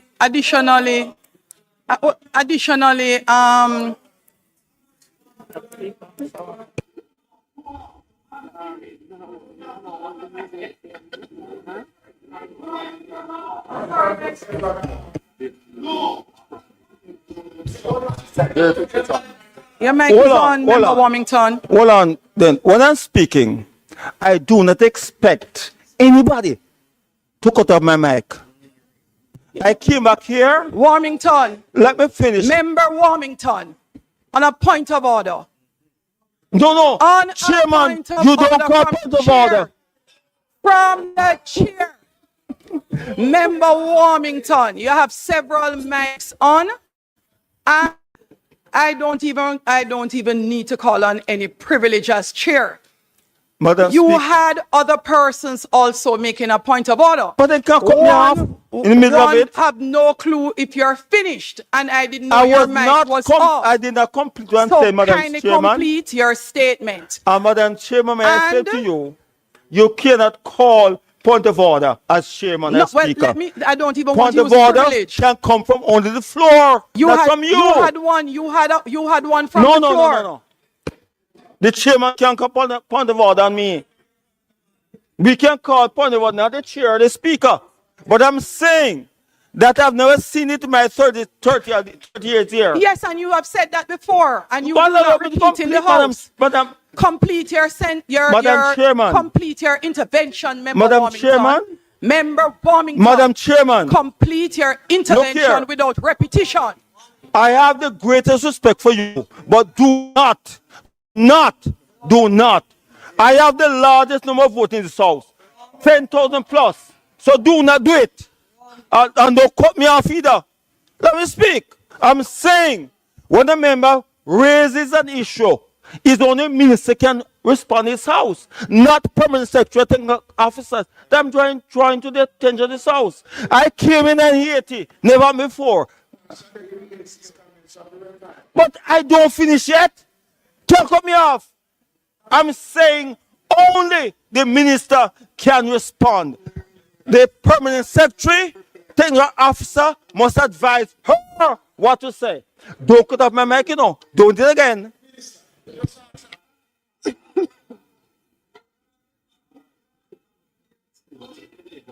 Are you finished, Member Warmington? You're finished? You have a... Okay. Thank you.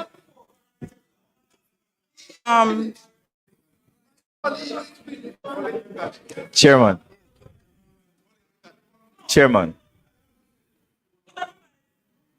Member Morgan, please go ahead. Madam Chairman, appropriate questions by the member from Eastern Westmoreland, but they are not properly posed to the permanent secretary in the office of the Prime Minister. The procurement of the houses or the temporary housing solutions are through the Ministry of Economic Growth and Job Creation. It is a part of a suite of solutions that is... That's not in open. What? If you look at the, hold on. If you look at the assignment of subjects, the Ministry of Economic Growth and Job Creation stands alone as its own ministry. The Office of the Prime Minister is separate. The housing portfolio resides in the Ministry of Economic Growth and Job Creation. procurement of the container houses, both from the NHT side and from the Ministry of Housing side, resides in the Ministry of Economic Growth and Job Creation. That is not the only solution that is being engaged. The Office of Disaster Preparedness is also leading an effort to repair roofs. There are various other entities, international and local, who are also contributing to the repairing of roofs and the assistance with housing. And the government continues. It seems the member is no longer interested in the question. No, man, I'm listening. Right. So it's not just container houses. There are efforts through the JDF, there are efforts through ADPEM. We have international donations that are coming in. And we also, the government is going into the recovery phase.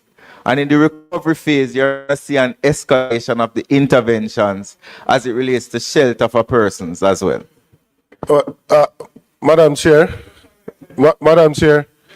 that is the information I'm trying to ascertain here. I am saying that, and I don't want to be parochial, right? So I'm saying in those affected areas, including members from both sides, there are several thousand persons that are currently homeless. And I'm saying I am aware of some of the efforts. So I'm aware that the Guyanese doing 200 roofs in eastern Westmoreland. So I'm saying though that what I'm seeing as the allocation to deal with these issues, that I would essentially be asking the Ministry of Finance for an increased allocation to deal with temporary housing. It could be through that voucher system that you're speaking to, that some of those persons could receive a sum so they could go and purchase some things to put a roof above their heads. But we are now 6 weeks after the hurricane, and persons have gotten to a point now where the misery index is rising as they continue to be outside and exposed to elements.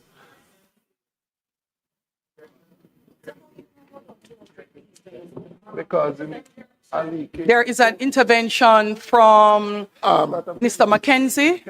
Chairman, I just on the, not to be contentious, but just on the point made by Member Warmington.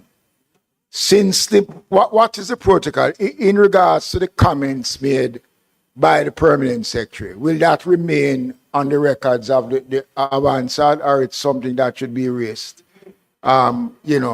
Should it be removed? It would be removed. It would be removed.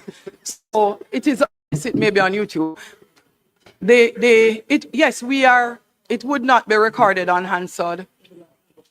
He has raised an objection. Member Warmington raised an objection. We do note the issue. So permanent secretary would be required to speak with the Minister of Finance, in addition to which the permanent secretary would not be able to respond in any way in the House. And the question posed would have been for another ministry, which takes us back to the discussion we had. The Minister of Finance would have to be the one to answer any question in respect of any ministry, whether they are here or not, unless the minister is able to make an intervention, because the minister for that particular portfolio is present and give the Minister of Finance and assist in that regard. So the point is taken. Minister Morgan would like to make another intervention. Thank you very much. I think that there is a problem, misunderstanding of how the country is approaching the disaster recovery.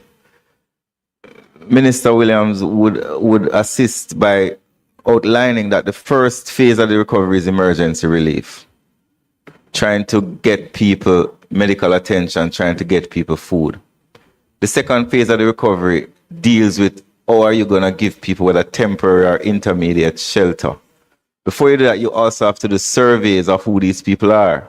So I know that the Ministry of Local Government and the Ministry of Labour and Social Security have mobilized hundreds of people to go into the communities.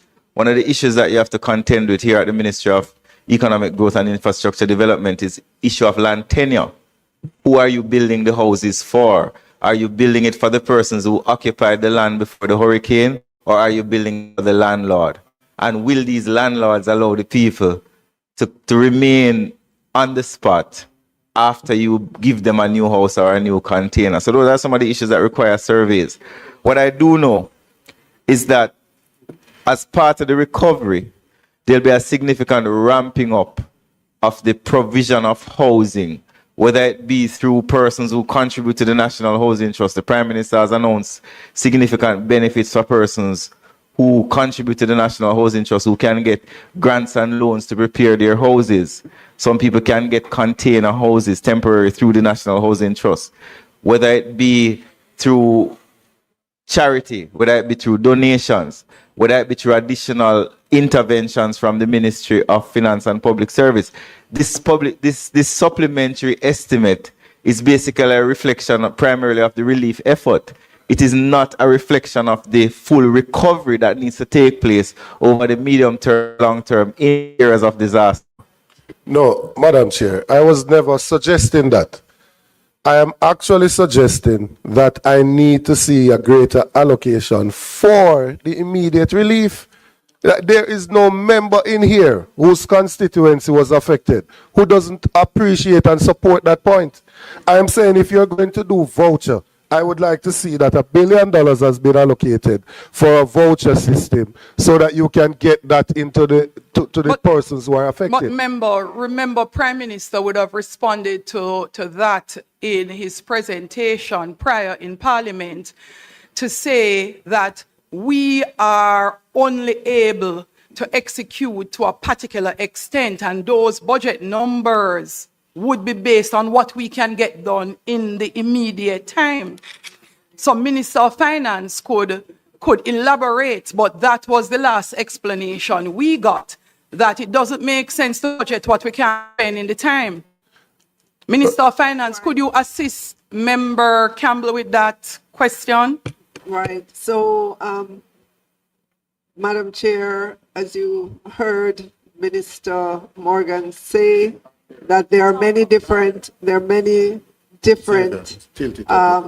methods of getting assistance to persons in terms of their shelter, whether it be the containerized units or an allocation, a grant allocation, depending on the severity of damage of your house, and that significant effort is underway to do the assessment to make sure of what the damage is, and to then determine how much of a grant those persons should get.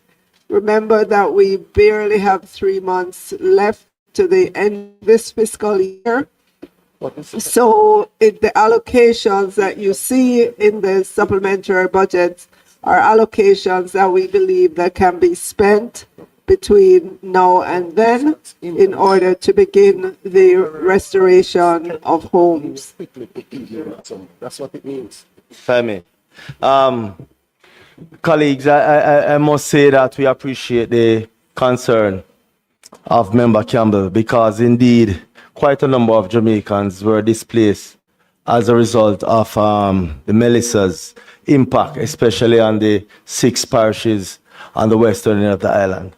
I think Member Campbell, to kind of address everything in context, is to first appreciate that quite a number of Jamaicans were displaced, first and foremost. And there are a number of different efforts, ongoing efforts, to find assist those persons in terms of helping them with regain some shelter, whether it's a roof or a complete house or material to assist with the rebuilding process. So it is an ongoing process. There are a number of entities, like, for example, NHT, coming in with assisting with the purchase of the containerized modular units to assist. That's a first phase approach. We have a number of international partners coming in to assist with the repair of roofs and all of that stuff. And also bearing in mind that it is an ongoing process, I would say even the voucher to assist with whether building material or food supply. It is something that we constantly evaluate and we try to find additional funding. So the funding is not sufficient to satisfy 100%, but is a process that is ongoing. And I would want colleagues to bear in mind that we are very much cognizant of every day I go down in Jamaica, I see it, and it is a real situation. So I think the minister and the government on a whole, we are trying, again, to use funds available to us. Personally, I've been talking about $6.7 billion. That is not money that has been released to us as yet. We are using monies from our own source.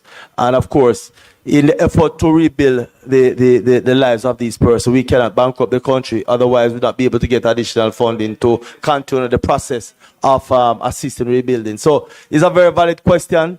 And it is a process that is ongoing and constantly being reevaluated on a weekly basis. Thank you, Minister. That's my issue, Madam Chair. I am actually suggesting that maybe we should consider, if possible, an allocation to deal with another mechanism to get some help to these persons. So I'm not unmindful of the fact that several persons were affected. As a matter of fact, I'm pretty much saying that. And I understand the logistics with getting the containers here for the containerized homes. I understand all of that, and I'm not criticizing that. I'm simply saying, though, that when these things happen, some persons may deploy tents. Maybe you're not a fan of tents, right? But there has to be some mechanism that is deployed to provide temporary housing for these persons. If you drive to the constituency and move around, you will see persons under tarpaulin, under a few sheets of zinc. It is heart-wrenching living in cars, right? 6 people living in one room and those other things. And as you move around in these remote areas, right? Up in Amity, up in Darliston, in Cottage, or in the hills in Beeston Spring, or Leffall, wherever it is. I'm just asking. I'm not seeing it here. So I understand the points being made. I'm asking for the allocation that will provide the relief, the temporary shelter. That's what I'm asking about. Thanks, member. Let me just Your point taken. Do you have any follow-up questions, Member Campbell, or you're finished? It's not around housing, but I do have a next question. All right. just to follow Turning up. off. Member Bartlett, Madam Chair. Minister Willers. Madam Chair, I was just trying to make the point that we do understand the call that the member from Westmoreland Eastern is making with regards to an increase in the allocation. And it's a legitimate call. I think that what has to be borne in mind is the simple fact that this is a supplementary estimate which is allowing for expenditure up to the 31st of March. The amount that is there will be utilized, and indeed, more will be required. And then in the new budget year, the other amounts will be. But the point is made, and I think all of us are seized with that, especially, yes, those of us in the 16. Absolutely. Minister of Finance. Okay. All right. Just to add, Madam Chair, in response to that question, I'm advised by the PS that there is $780 million in the Support Jamaica fund, and that will be used towards providing housing grants for persons. Member Campbell. Yes, that's what that, Minister. And as soon as we can execute that, that would be appreciated.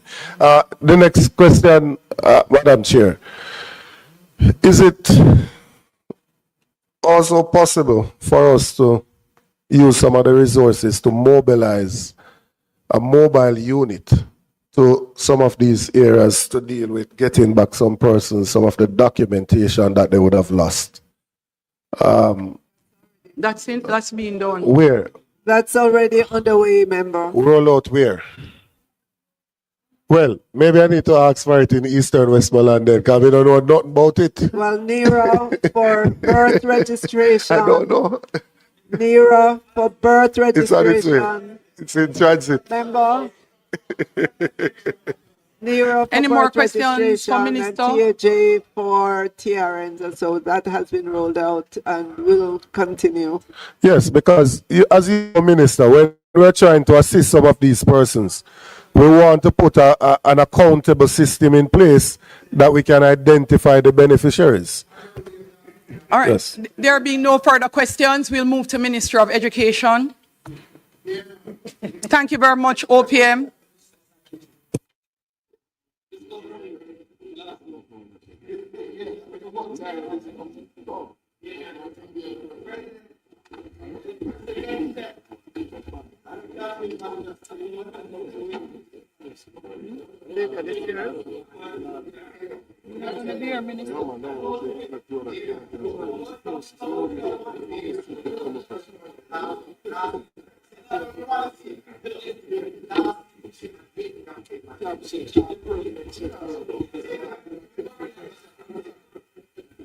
We meet again.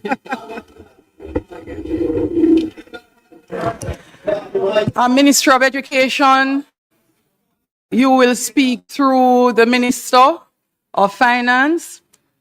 There are two questions for you, one from your number 3. So you have 3 questions. First question is from Member Russell. Second set of questions from Member Crawford. And the third set of questions come to you from Member Campbell. And last but not least is Member Malahoo Fort. I do believe I have it covered. After which you will take your leave and then the minister will wrap up. Let's go. Member Russell, could you turn off all the mics, please? Member Russell, you may go ahead.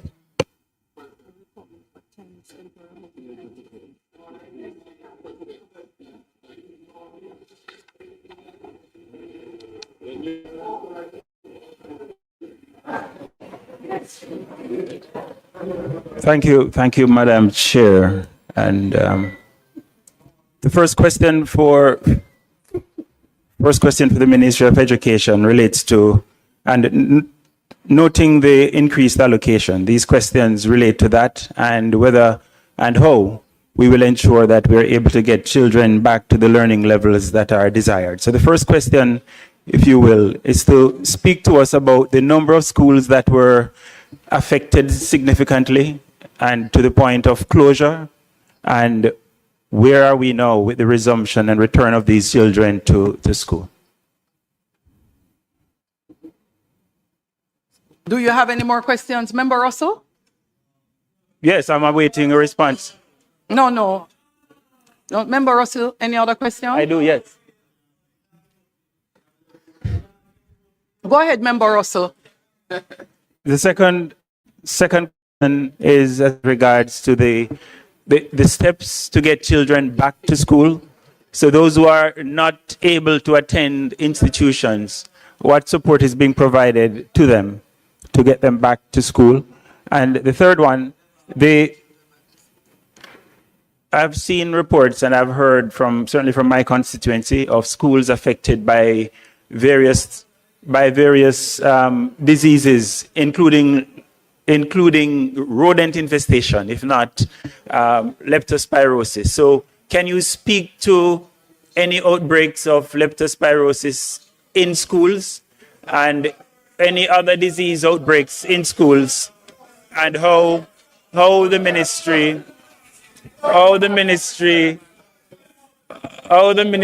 is addressing it? The next question has to do with the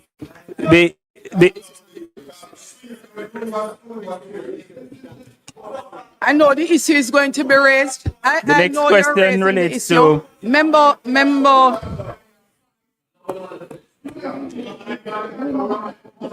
The next Dr. question Russell, relates Dr. to Russell, Dr. Russell, Member Russell, please let us not have the chair May the chair being further attacked. So, Member No, Russell, my- Member Russell, Madam Chair, my question the is questions grounded. have to be phrased in respect of the increased budget allocation. Member Russell, the increased budget allocation. So Member so that Russell, yes, Madam Chair. the Noted. increased budget allocation by line So, item yes, from the so the Ministry allocation- of Education. Yes. So these questions are relevant in the context of the increased allocation, as I said, at activity Melissa Recovery, which is 12841 on page 13.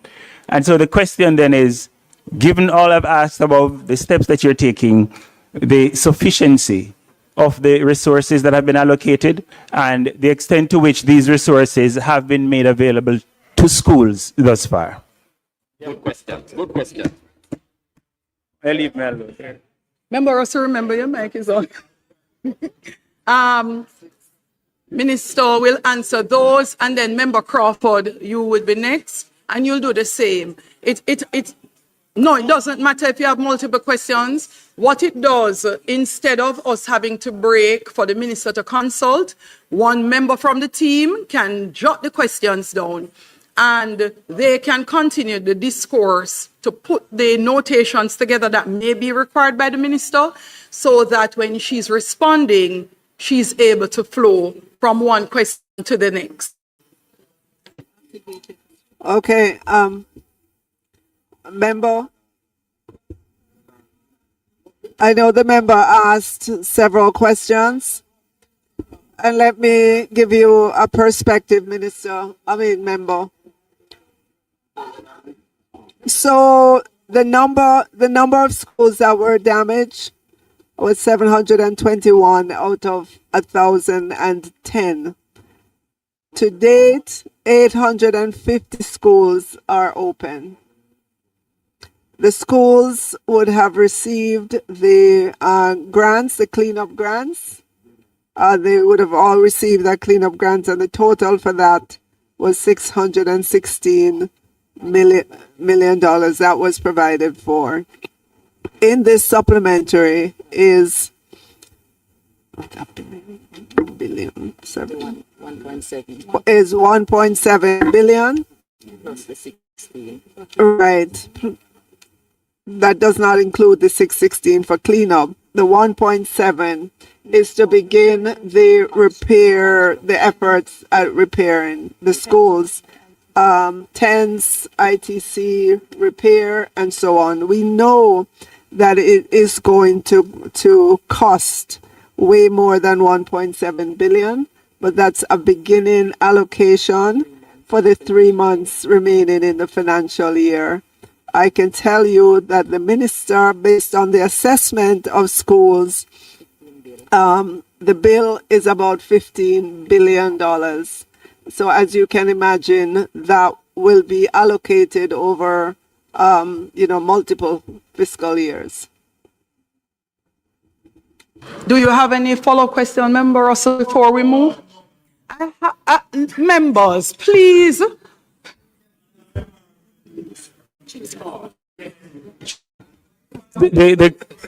The question regarding the management of rodent infestation and related issues in schools.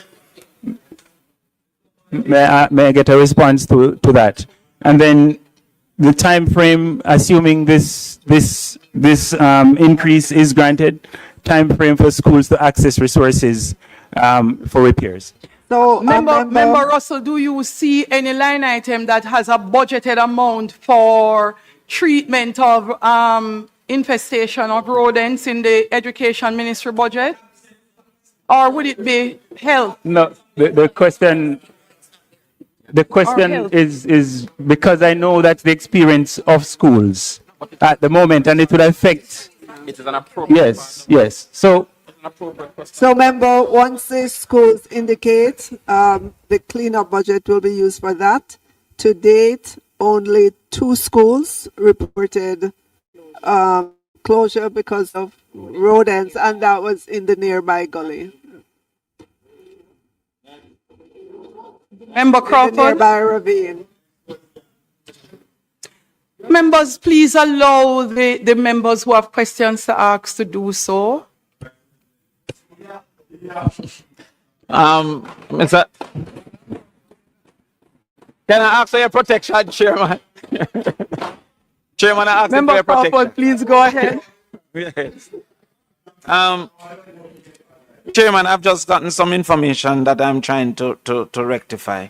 How many schools exist and how many are damaged? Because I've heard 851 and 721. Member, there are 1,010 public schools that will be primary and infant, primary, and secondary schools. 721 of those suffered damage. 721. Yes. All right. So that's a correction to the 616. So the 616 schools that are currently under. The 616 is dollars, millions of dollars. Actually, for no. cleanup. If you look to the next slide, additional requirement to support Preliminary figure. the initial restoration and cleanup of 616 schools assessed to have sustained infrastructure damage during the passage of Hurricane Melissa. So, At the Crawford, time, please that was the indicate where you're data, reading from. Minister. At the page ti- 41, member, at the time, that was the data. 1003. From the preliminary, Member Crawford. At the time, member, at the time of assessment, those were the numbers, the preliminary numbers at the time of assessment. Right. So the current number is 721. Current number is 721. Is it reasonable, therefore, to say 160 schools approximately are still closed? Well, the number that I just get, yes, 850 are open to date. Yes. Right. So if you do the subtraction, then you would get to, yeah. I didn't get a response. Are we saying 160 schools are still closed? Approximately. Can you indicate what is the expected time of reopening for these schools?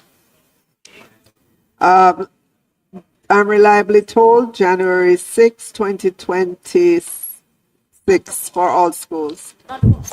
Wait no man. January 6, 2026 for all schools? Yes, but make sure you answer it. That's the plan right now. So the plan, is there a basis, is there a reason for the closure of the school? Is it damage from the hurricane, or is that they're being served as shelter? What's the reason for the closure of these schools? 59 of our schools are serving as shelters. And 59 those of them are those currently. will, as you know, as the government finds new spaces for those persons, then those schools will cease to exist as shelters. So approximately 100 schools are closed because of damage through the hurricane. No, she said 59. 160. Yeah. Yes, ma'am. Chairman, I'm not Minister of getting Finance. I'm getting answers from everybody. I other than am not hearing you. 1, 2.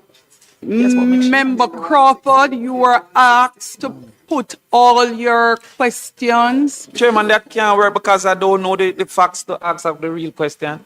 For example, I didn't know how schools are still closed. So how am I going to ask that question if that was No, man. So let me tell you why I didn't allow anybody else to turn on the mic in the interim. So ask your questions. That way she can get the information together that you will need. And when she answers the first question, if you have follow-up, you do it then. But Chairman, When she's doing the next one, if you have follow-up, you do it then. It will Because lead to what great- is going to happen, because she's not the Minister of Education, she's still needing to there's the consult. junior minister there, there's the senior Right, PS, so there's I'm the, saying that it allows her the there's time. the former minister. Member Crawford, it allows her the time to just Oh, consult. Lord. All right. So we're at 100 schools closed because of damage. This 721, question one, is that 721 schools, public schools only, primary and secondary?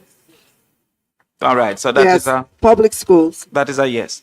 Compared to Hurricane Beryl, what is the level of damage on Hurricane Melissa schools?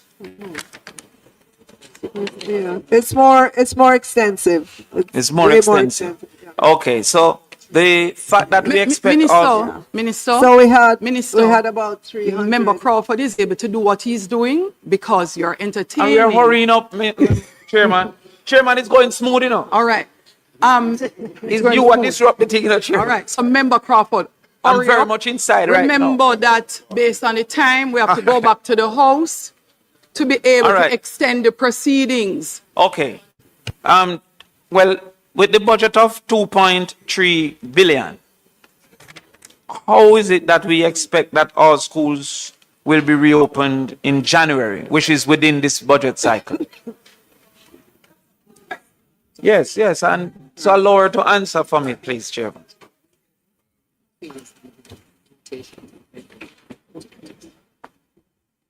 We get the answer, no? So member, recall that the assessment would tell the Ministry of Education which schools are severely damaged and needed to be repaired before children go back, which schools have damage but children could go back while the damage is being fixed, and which schools, what are the other schools. So they prioritize the schools, priority 1, priority 2, priority 3.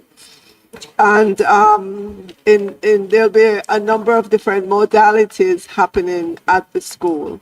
So whether it be rotation, blended, remote, they will deploy all those different modalities based on, right, they'll be using tents in cases that would require that. So it depends on the context. Yes.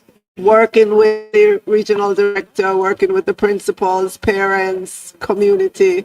I must say the education ministry last year during Beryl,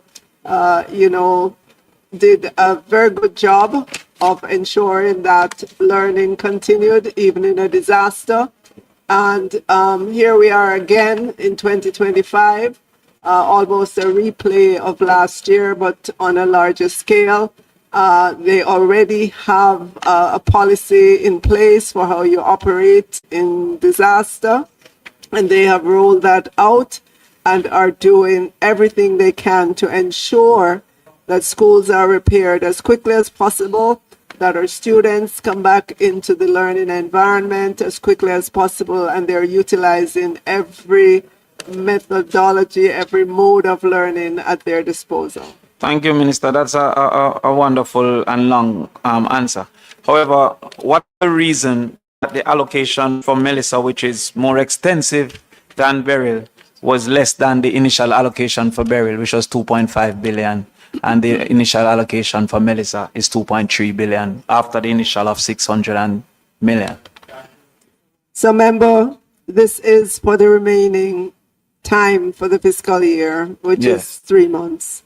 Come back to us again when we lay out the budget for the next fiscal year. Well, I will remind you that you intend to open in January, which is within this fiscal year.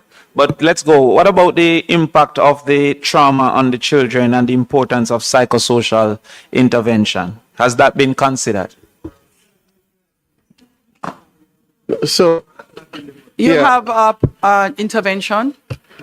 We have, I think, as a committee, allowed, for the most part, people to ask wide-ranging questions that don't relate direct to budgetary. I think the member just asked a direct budget question, especially where we are in the day. I would ask the members to stick to matters of budget. I know there are other issues that we want to ventilate. I'm saying that this is not the space for that And ventilation. we also have another challenge, all members, Chairman. that we would have to suspend the Standing Finance Committee, go back to the House, because the standing orders require that in order to extend time to complete the matters for today's sitting, we would have to go to the House to seek an extension of time. Yes. So if we continue, we will have to break and come back.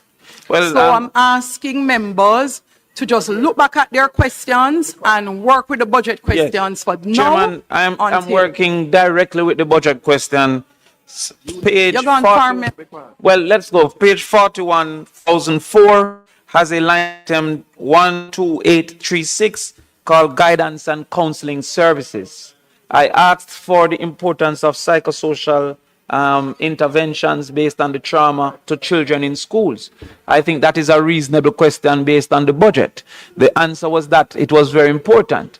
It led me, therefore, to ask, why is it that there was no increase in that line item? Isn't that a reasonable and within the lines of the No. budget?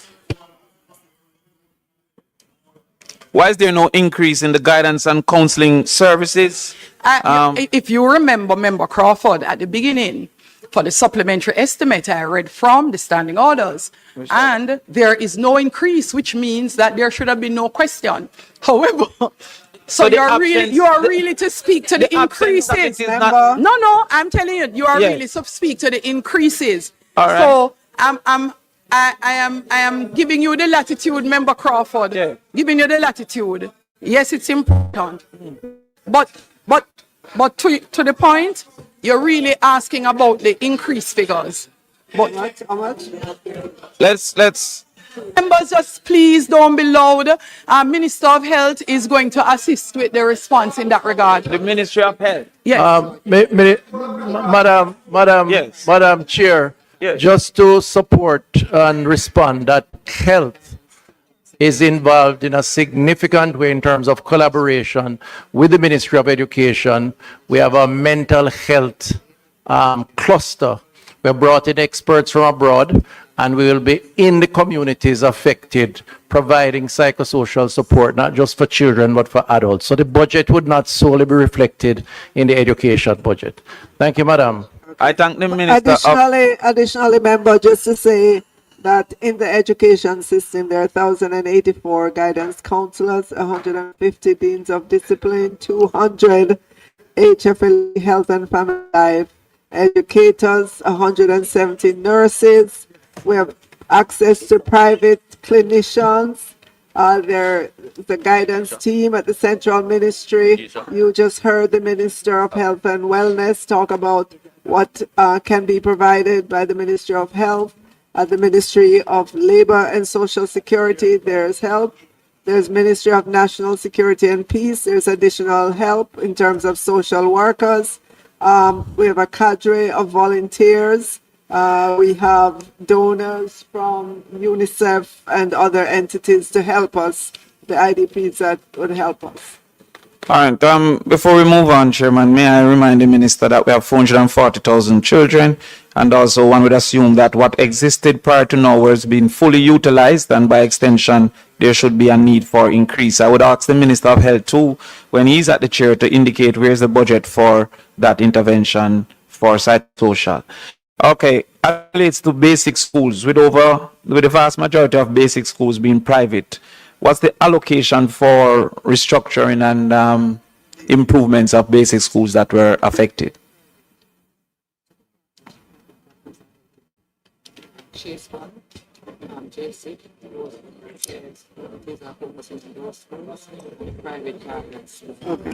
I understand. Madam Chair, might I offer Intervention might I from offer a little guidance? Member Because Bartlett. supplementary estimates indicate additional funding for specific items.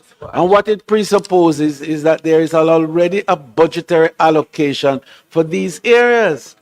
And therefore, the questions should indeed, Madam Chair, be related to whatever additional amounts are being asked for approval, not to ask for substantial budgetary allocations where that would have been made already in the budget that was presented earlier this year. Well, so it's just to enable members to ask appropriate questions so that the minister can utilize her time more efficiently in giving response.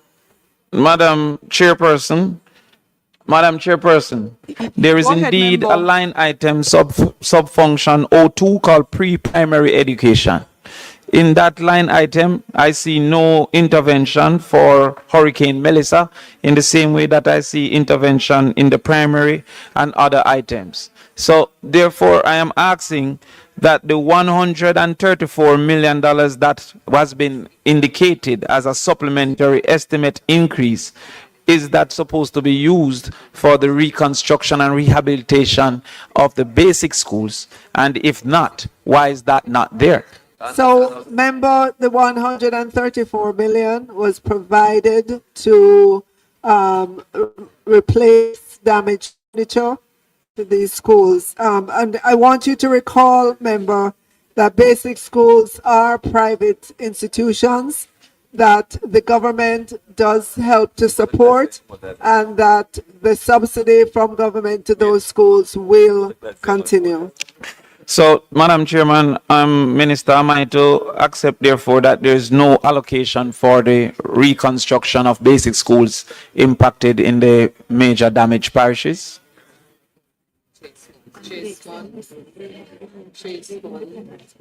That's incorrect. You're not right about that. No, it's not. No, it's not. No. So, I thought you were saying so. many of the basic schools would have sought support from the Chase Fund and from our IDPs, our international development partners. For example, UNICEF is doing significant work with our basic schools. All right. Minister, we see an extreme increase in information and communication technologies. That was originally 100 million. It was increased by 1.76 billion. What's the reason for that increase? Member, it's because that entity moved back into the Ministry of Education. Yes, it's because it moved back into the Ministry of Education. It was taken out, and now it's back. Okay, thank you, Minister. Minister, as it relates to PATH beneficiaries, we're seeing where there is a reduction in PATH. What is the reason for a reduction in PATH at this particular point in time? Of $370 million. You want light, but they don't want a food.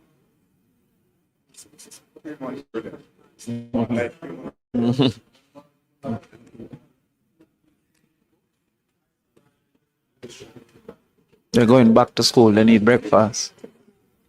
Okay.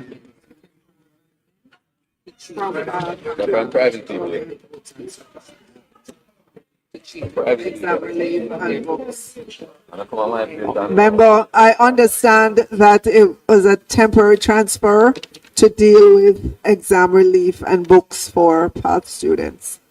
Minister, subsidies. I don't understand the answer because this budget is supposed to carry us up until April of next year. So I'm asking, how can it be a temporary transfer? Are we going to have another supplementary to transfer this back into the PATH program? The ministry will do reallocation. The ministry will do what? So, all right. So The ministry will do a reallocation back to PATH. Madam Chairman, is that an acceptable answer in real life? It is a very good answer. Okay. All right.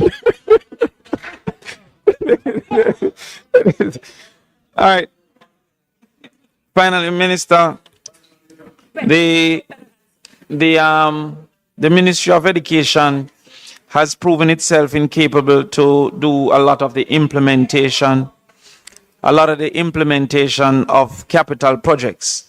For example, we see here where there are savings identified as revised requirement due to slower than programmed execution for 4 different projects up to $1.7 billion. what will be the methodology used to ensure the spending of the $2.4 billion allocated up to March of this year for capital?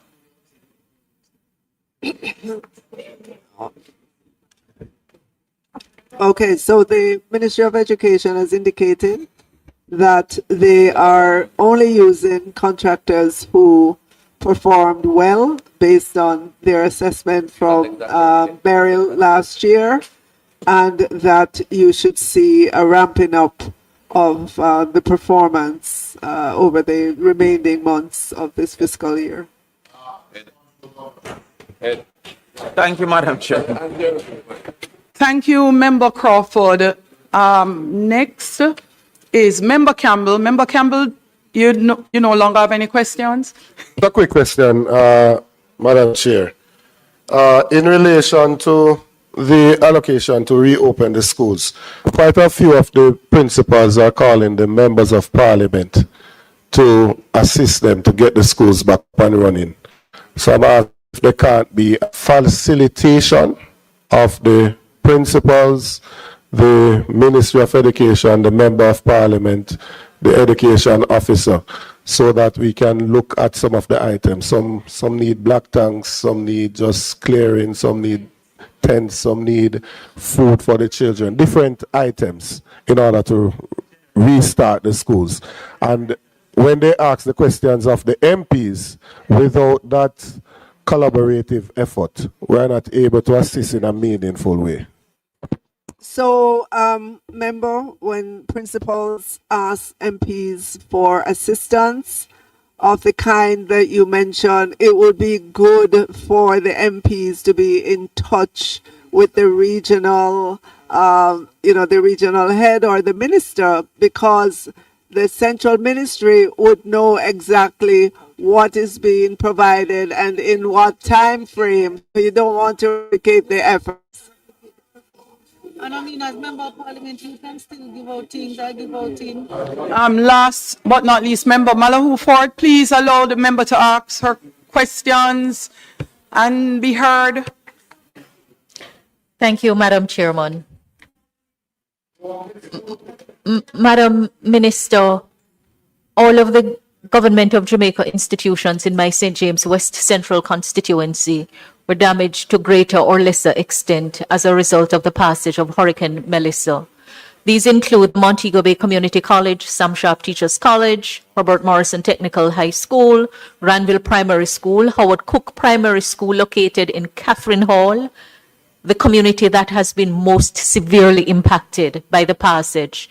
Catherine Hall Primary in West Green, the next community, the top two communities most severely impacted, Bogue Hill Primary, Tower Hill Primary. Just want to know whether the additional sums being appropriated for repairs were informed by assessment of the damage done and what is required to restore the plants.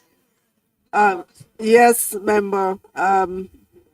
I know that the Ministry of Education would have done a thorough assessment of all schools to understand what the magnitude of the damage is, and they have prioritized those schools based on the extent of the damage. Priority one, they know they need to fix those schools. 298 of them, they must be fixed before students go back.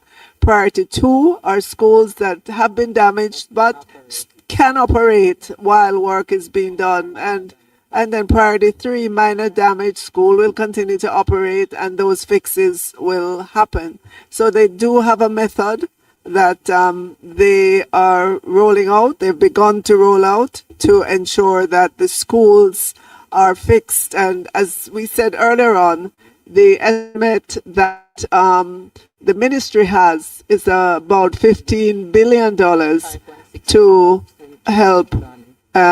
help to restore those schools, and of that, 5.6 billion would be earmarked for schools in St. James, Westmoreland, and Hanover.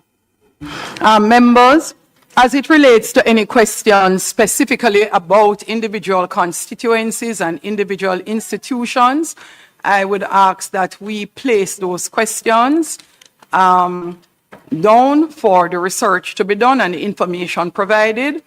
and stick to the budget so that we do not have individuals within the committee quarreling that I can't get to ask my constituency question, but someone else is able to.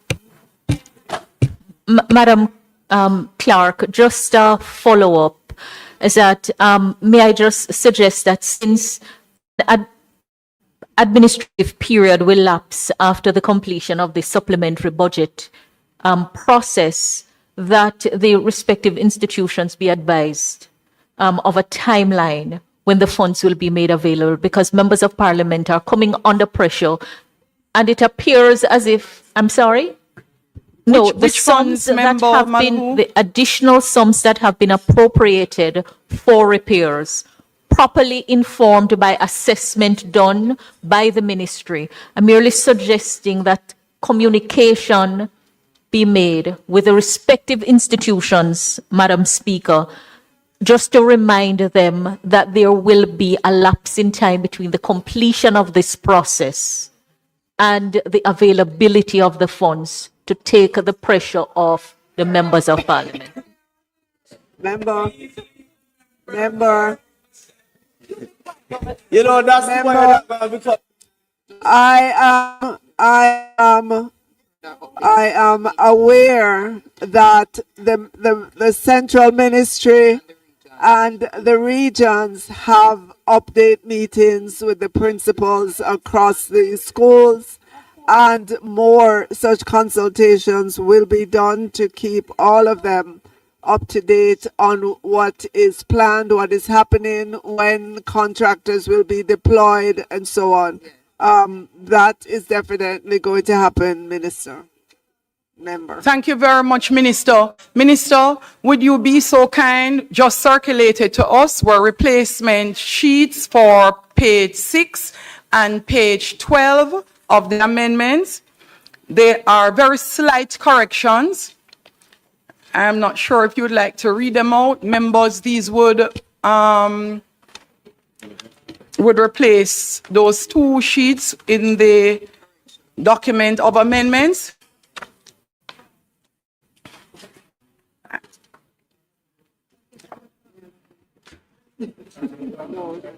Yes, page 6, just a very slight.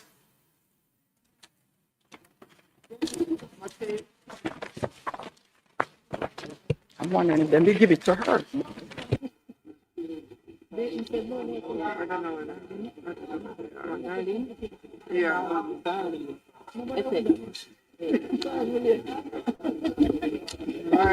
All right, ladies.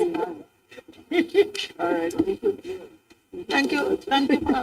Minister, I'm not sure if they shared it with you. The correction at the bottom of page 12 is 372,751, which is, it's on the decrease side, and the number was just left out as a subtotal at the bottom.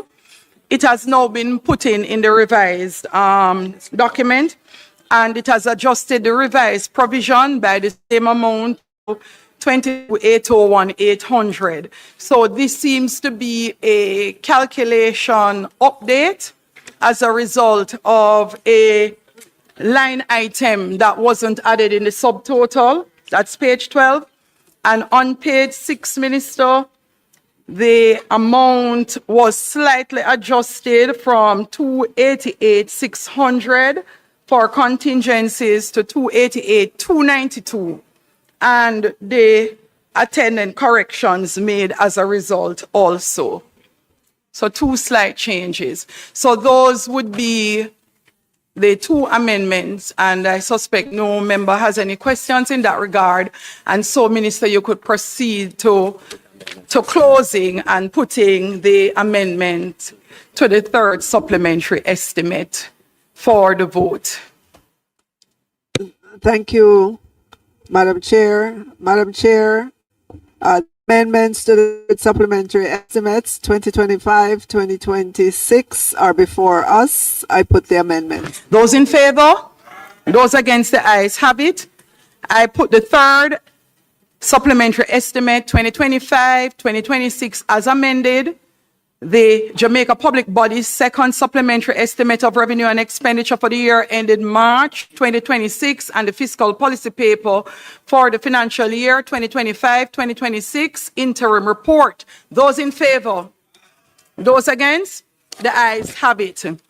The report of the Standing Finance Committee of the whole House of Representatives, consisting of all members of the House, on the third supplementary estimates 2025-2026 as amended, the Jamaica Public Body second supplementary estimates of revenue and expenditure for the year ended March 2026, and the fiscal policy paper for the financial year 2025-2026 interim report is before me.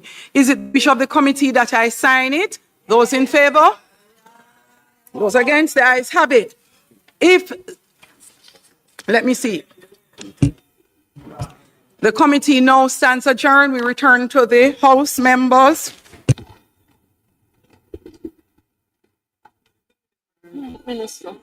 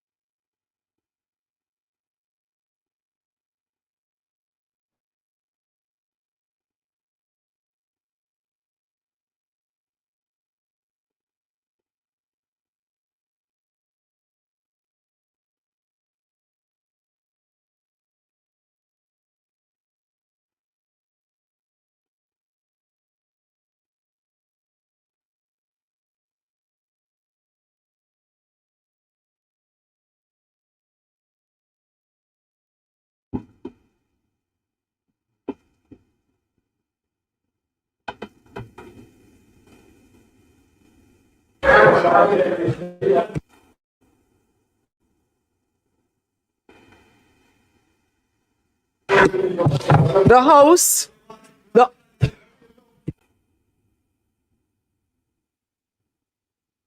members, we do have a long agenda. And when the House is noisy, we are having to pause and spend unnecessary time waiting for quiet. This honorable House now resumes its sitting. House Leader. Madam Speaker, I ask for the recommittal of the items, announcements, reports from committees, and notice of motions given orally. Those in favor? Those against? The ayes have it. Report announcements. Clerk. Also laid on the table of the House are the reports of the Standing Finance Committee, the House of Representatives, consisting of all members of the House on the third supplementary estimates for the financial year 2025-2026, the Jamaica Public Body's second supplementary estimates of revenues and expenditures for the year ending March 2026, and the fiscal policy paper for the financial year 2025-2026 interim report, and finally the Auditor General's Department Special Audit Report on the Houses of Parliament. Thank you, Madam Speaker. Thank you. Reports from committees. Minister.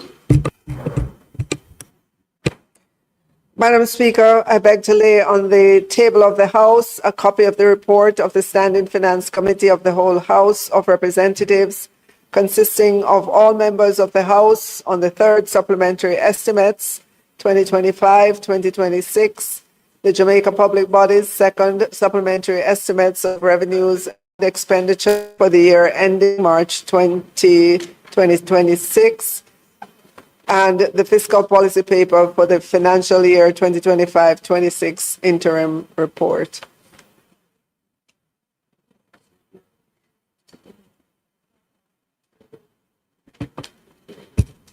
Public business? No, this is a motion given orally, sorry. Madam Speaker, I beg to give notice that at the next meeting of the House, I will move, be it resolved that the report of the Standing Finance Committee of the whole House of Representatives, consisting of all members of the House, on the third supplementary estimates 2025-2026, the Jamaica Public Body's second supplementary estimates of revenues and expenditure for the year ending March 2026, and the fiscal policy paper for the financial year 2025-26 interim report, which was laid on the table of the House on the 9th day of December 2025, be adopted. Madam Speaker, I further beg to give notice that at a later stage today, I will move for the suspension of the standing orders to enable me to take this motion. Public business, Minister of Finance. Madam Speaker, I now move for the suspension of the standing orders to enable me to take the motion, notice of which I gave earlier. Question is that the standing orders be suspended so that the minister may take the motion, notice of which she gave earlier. Those in favor? Those against? The ayes have it. Minister.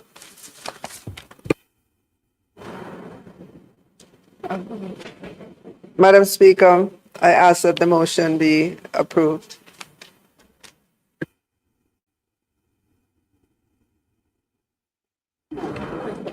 The question is that the motion be approved. Those in favor? Those against? The ayes have it.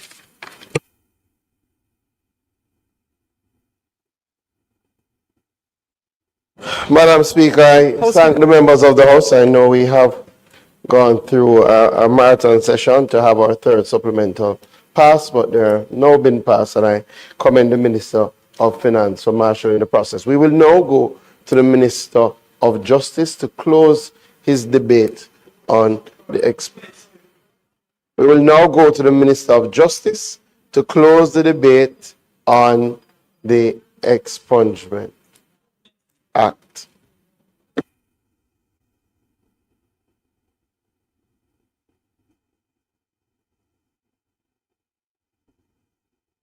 Members, if you don't mind, in 13 minutes, we would have to break to, so he will end before? Okay. Go ahead, Minister Cho. Thank you much, Madam Speaker, and I expect to finish before 7:20. May I just say, Madam Speaker, this bill was first laid on the 10th of October this year, and I expected that we would have closed by the end of October, but Melissa intervened, and I want to close tonight so that the beneficiaries of this bill can get the benefit of it starting in 2026. Madam Speaker, I could have closed in 5 minutes, but I have to give respect to the members of the House who participated, and at least I will deal with some of the points that they raised. But Madam Speaker, this has been before me in consideration for the past 8 years and more.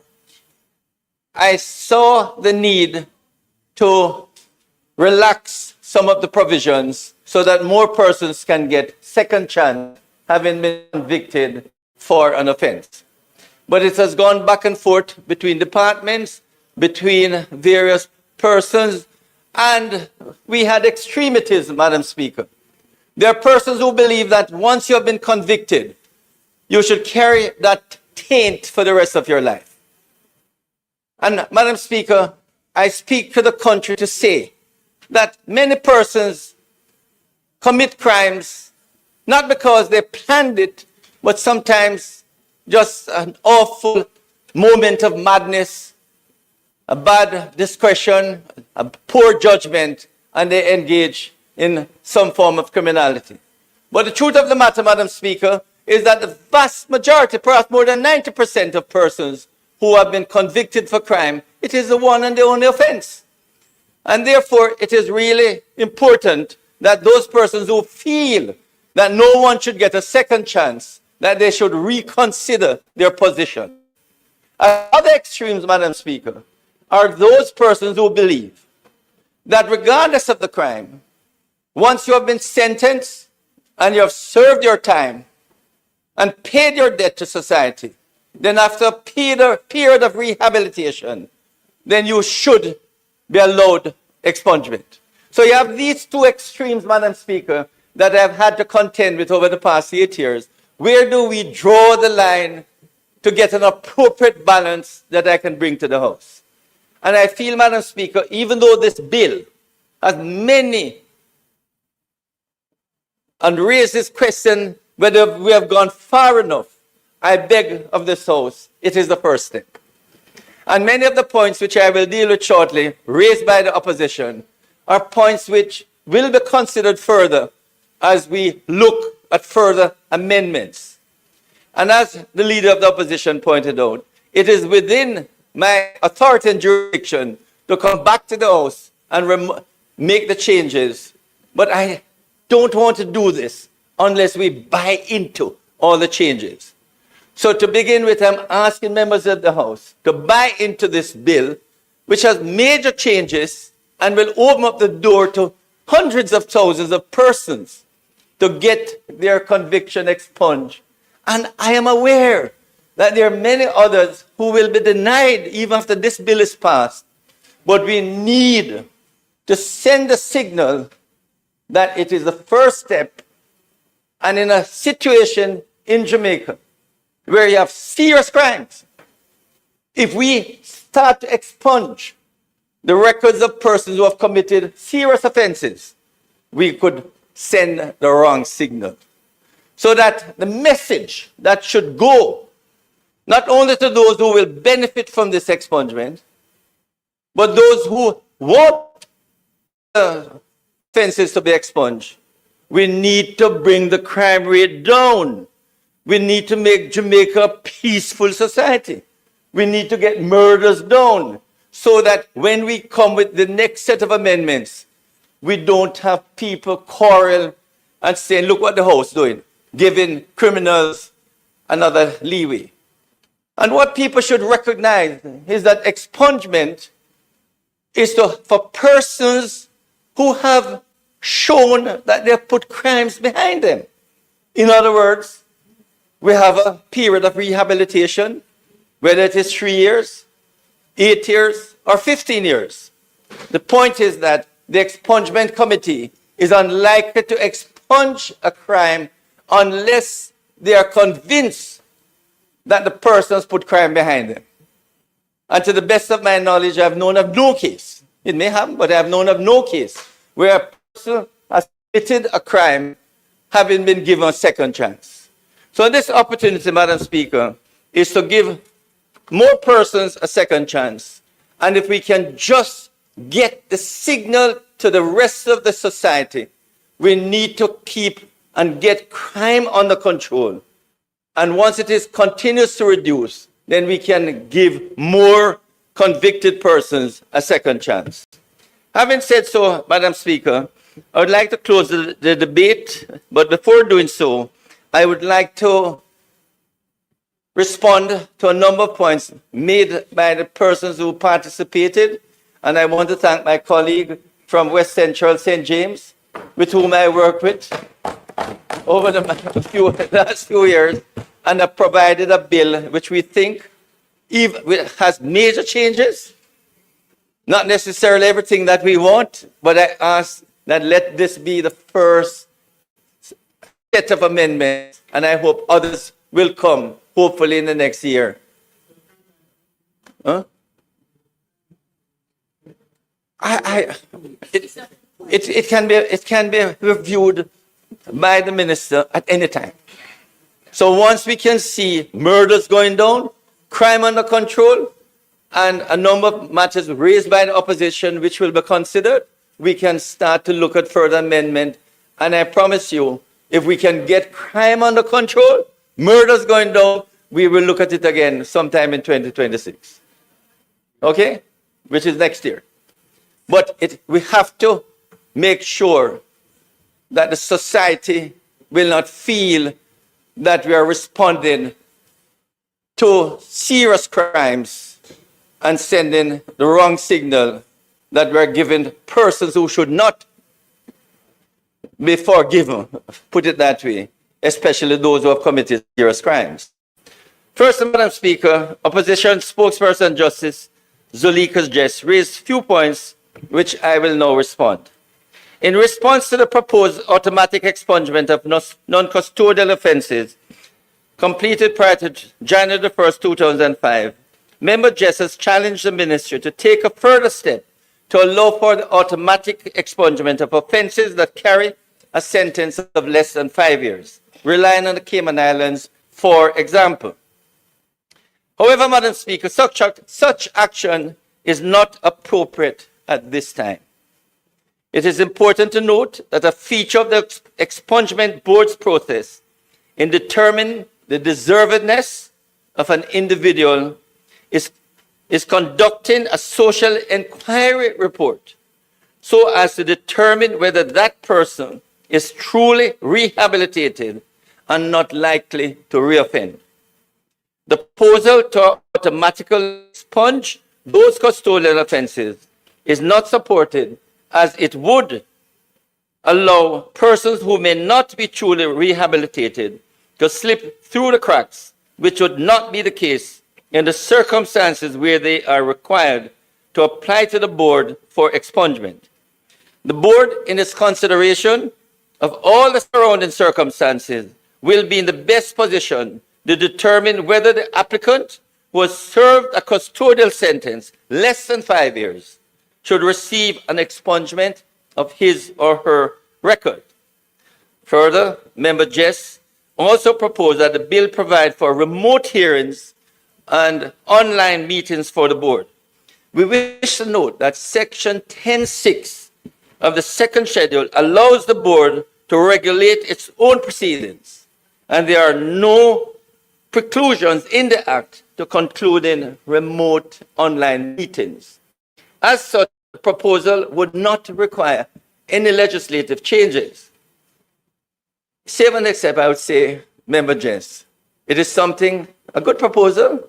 I don't think it can be done right away, but it is something we will work it into. Okay? We know, though, that the implementing remote or online meetings require additional administrative and technical support to be appropriately implemented.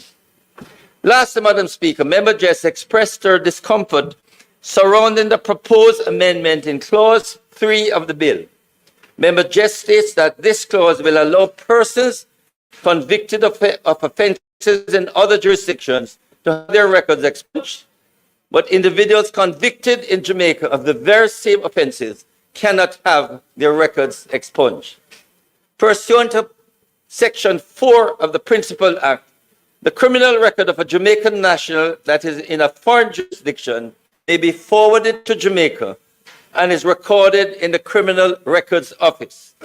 This offense committed in another jurisdiction, once recorded in Jamaica, remains on the criminal record of the person, even after it is expunged from the criminal record in the jurisdiction where the offense was committed. Also, Madam Speaker, Section 4 states that where the conviction is for an offense listed in the third schedule of the Act, the discretion of the board is restricted as it cannot consider an application for expungement, notwithstanding that the law of the foreign jurisdiction permits the expungement of that offense. This restriction presents undue hardship for many returning Jamaicans from jurisdictions that cannot necessarily speak to their criminal justice system. We cannot speak to their criminal justice system and the integrity of the convictions. Additionally, it is noted that the considerations of the board in determining if an expungement should be granted, such as the nature and gravity of the offense, ensures that the appropriate weight is given to the seriousness of the offense. House Leader? Yes, we had Madam Speaker, with Madam Speaker, with the time being 7:20, I ask that the House be allowed to sit beyond 7:30 to complete the business of the day. The question is that the time being 7:20, I put that the House be allowed to sit beyond 7:30 p.m. to complete the business of the day. Those in favor? Those against? The ayes have it. The business of the House continues. Turn your mic on, Minister Chuck. Madam Speaker, last sitting of the House on Tuesday last week, December the 2nd, 2025, member of the opposition, Isaac Buchanan, member from Eastern Portland, called into question the proposed rehabilitation of 15 years, which is applicable to sentences that exceed 5 years but do not exceed 10 years. He regarded this rehabilitation period as excessive and mentioned the UK, where the rehabilitation period of 7 years is applied to sentences of 4 years or more than the 2022 amendment to the UK Rehabilitation of Offenders Act. However, Madam Speaker, it is important to point out the differences between the expungement regime in Jamaica and that which it obtains in the UK. Pursuant to the Jamaican Criminal Records Rehabilitation of Offenders Act, there's a two-stage process in treating with the criminal record of a rehabilitated person. Firstly, convictions for which the prescribed rehabilitation period has passed are automatically treated as spent, and the offender is treated as a rehabilitated person. The rehabilitated person is provided the benefit of not disclosing his or her spent conviction, despite it remaining on the criminal record.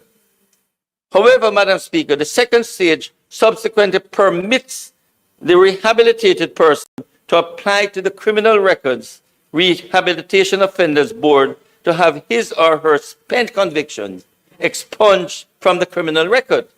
Madam Speaker, this regime is significantly different from the UK. In the UK, a conviction actually remains on a person's criminal record.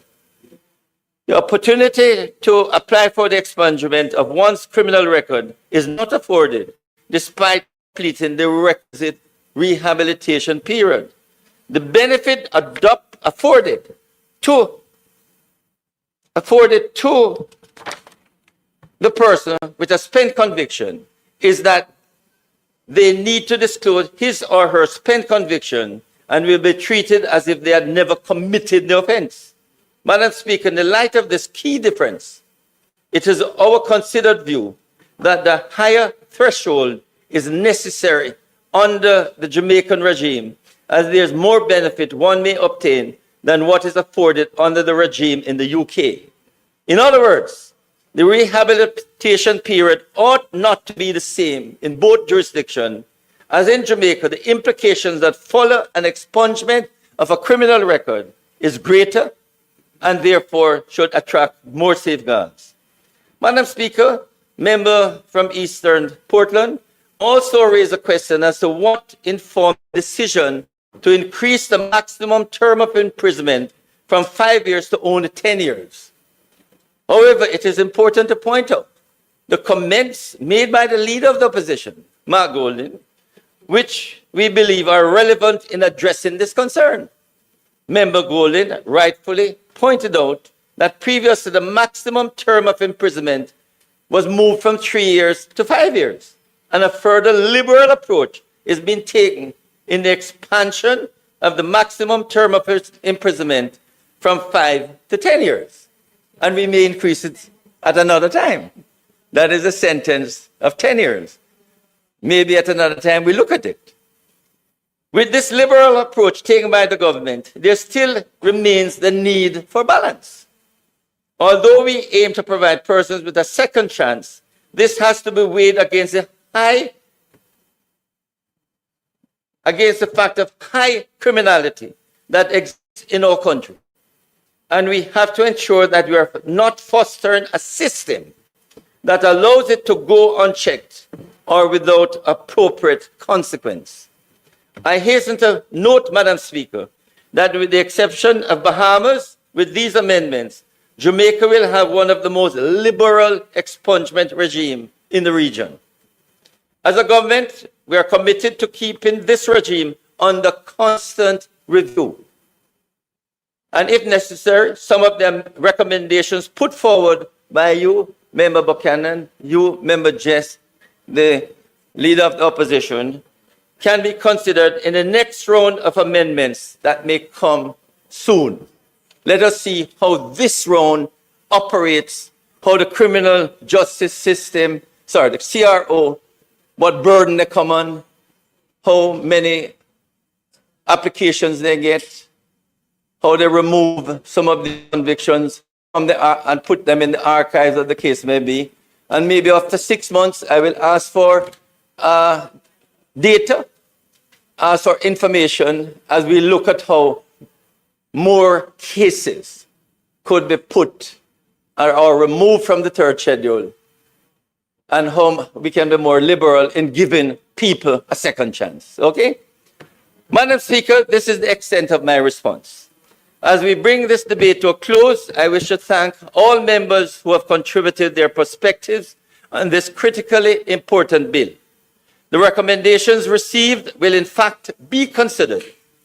But for now, it is believed that this bill is a meaningful and necessary step towards restoring dignity, expanding opportunity, and giving Jamaicans who have paid their debt to society a genuine second chance where appropriate. Madam Speaker, this bill is not excusing wrongdoing. It is about creating an orderly, responsible, humane system that recognizes change, promotes rehabilitation, and strengthens social reintegration. When people are allowed to rebuild their lives, Jamaica becomes safer, stronger, and more prosperous. When barriers to employment are removed, our economy grows. When individuals can legitimately pursue opportunities here and or abroad, families are uplifted, and when we signal that rehabilitation is real, we reinforce the fundamental principles of justice and fairness. With all this in mind, Madam Speaker and members of the House, I commend the Criminal Records Rehabilitation of Offenders Amendment Bill 2025 to this honorable House and respectfully ask that it be approved with the commitment that it will be given further consideration in the shortest possible time. Thank you, Madam Speaker. Madam Speaker, I now ask that the bill be read a second time. Question is that the bill be read a second time. Those in favor? Those against? The ayes have it, Clerk. Bill entitled An Act to Amend the Criminal Records Rehabilitation of Offenders Act read a second time.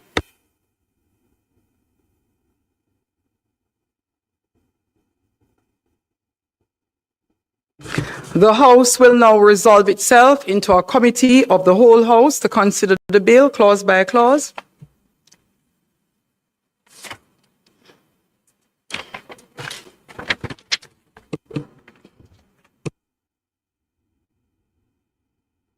There are no proposed... In the event any member has a challenge with me sitting here for committee, say so. So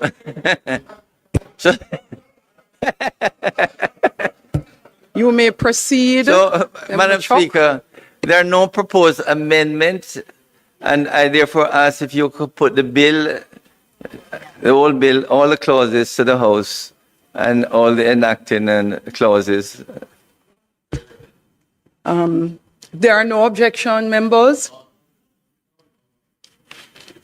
I put clauses 1 through to clause 12. Those in favor? Aye. Those against? The ayes have it. I put the title and enacting clause. Those in favor? Aye. Those against? The ayes have it. I do report the bill as having passed committee stage without amendments. Those in favor? Aye. Those against? The ayes have it.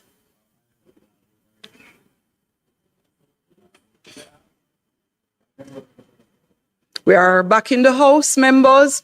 I do report the bill as having passed committee stage without amendments. Minister? Madam Speaker, I now ask for the bill to be read a third time.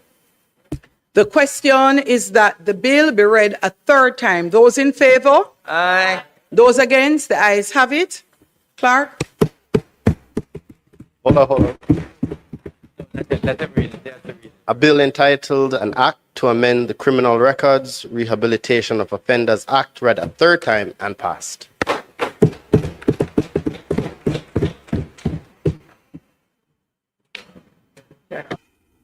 House Leader? Madam Speaker, I now ask for the recommittal of statement by ministers. Statement by ministers and notice of most motions given orally. Also, presentation of bills without leave of the House first obtained. Starting with statement by minister. Those in favor of a recommittal of the listed areas by House Leader? Those in favor? Aye. Those against? The ayes have it. Recommittal of statement by minister.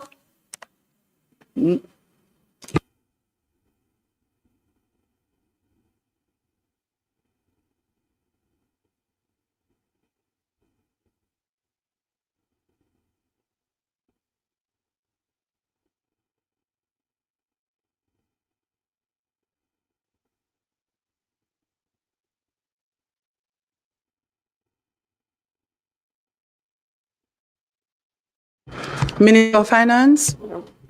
Thank you, Madam Speaker. Madam Speaker, I'm pleased to announce Cabinet's decision to approve amendments to the Income Tax Act to facilitate a relief support regime that allows for a non-taxable treatment of disaster relief honorarium made by employers to employees during periods in which a declaration of disaster has been issued pursuant to Section 20 of the Constitution of Jamaica and/or Section 26 of the Disaster Risk Management Act.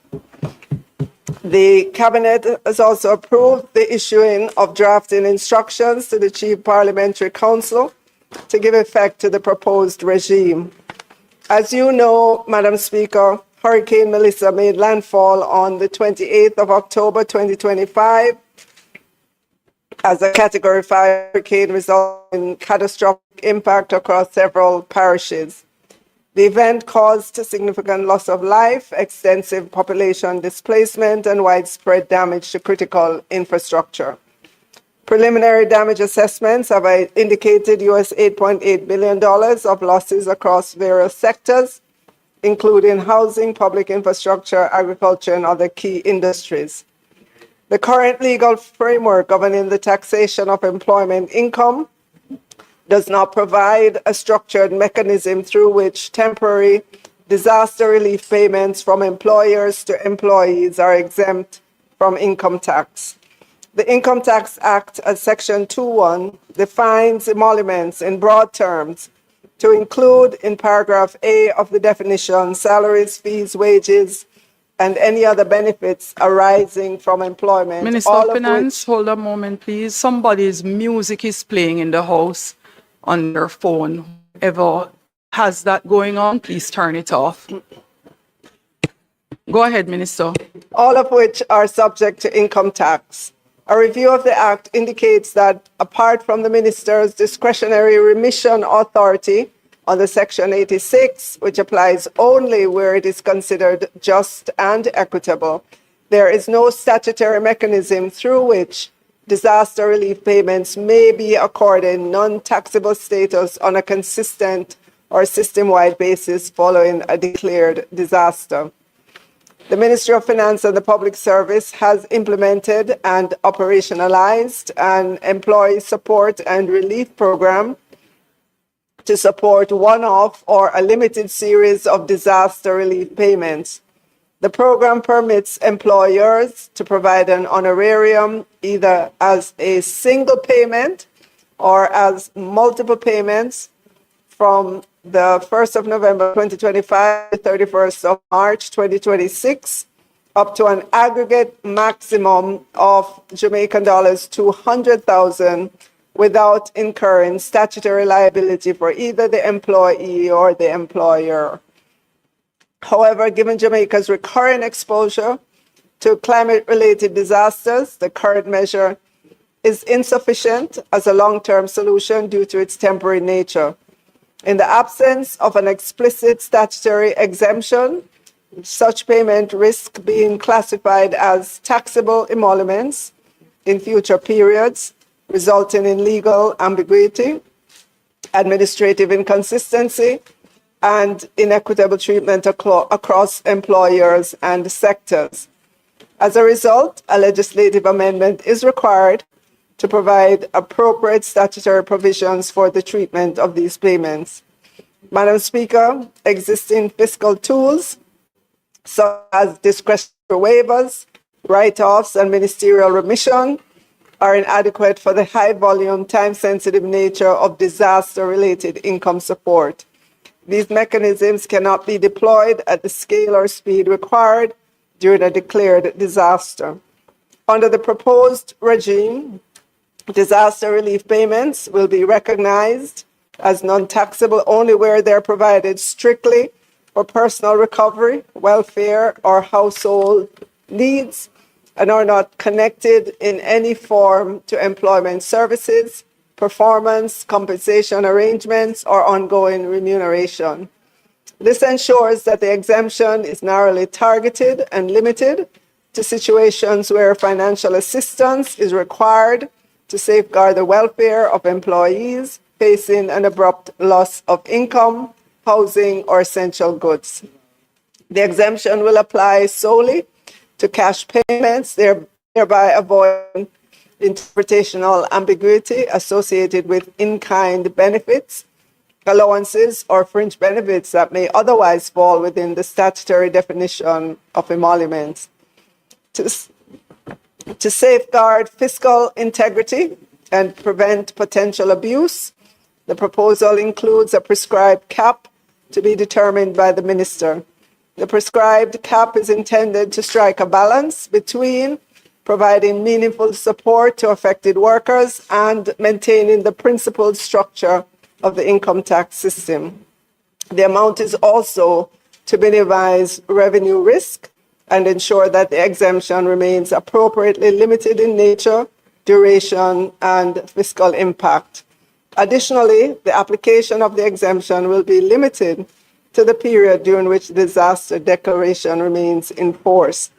Madam Speaker, the proposed legislative amendment further require mandatory reporting and record keeping by employers pursuant to Regulation 14.6 of the Income Tax Employment Regulation in the second schedule of the Income Tax Act. Employers requiring relief payments must report such payments within monthly payroll submission to Tax Administration Jamaica. This will enable TAJ to track utilization of the exemption, support audit readiness, and ensure alignment with the statutory purpose of the regime. Employers will also be required to maintain contemporaneous documentation evidencing the purpose, amount, timing, and justification for each payment. Such records, Madam Speaker, will facilitate appropriate post-compliance reviews and will help safeguard against misclassification of taxable remuneration as relief payments. Finally, Madam Speaker, in addition to the proposed amendment of Regulation 14.6 of the Income Tax Employment Regulation in the second schedule of the Income Tax Act, it is proposed that Section 51(c)(I) and Section 13 of the Income Tax Act be amended to facilitate the proposal. The creation of a statutory mechanism reduces reliance on discretionary waivers under Section 86, thereby lowering the fiscal unpredictability associated with ad hoc remission. This could improve medium-term fiscal planning by standardizing how relief-related tax concessions are applied. In conclusion, Madam Speaker, the provision of these relief support payments is expected to generate positive secondary economic and fiscal effects by increasing the disposable income and short-term purchasing power of affected individuals. The measure will enable households to meet immediate consumption needs. The increase in consumption is anticipated to stimulate demand within the formal economy and consequently support additional tax revenue through GCT and other related fiscal flows. Accordingly, while the honorarium itself will be non-taxable, the associated increase in economic activity is expected to contribute to overall revenue collection during the period of relief. Thank you, Madam Speaker.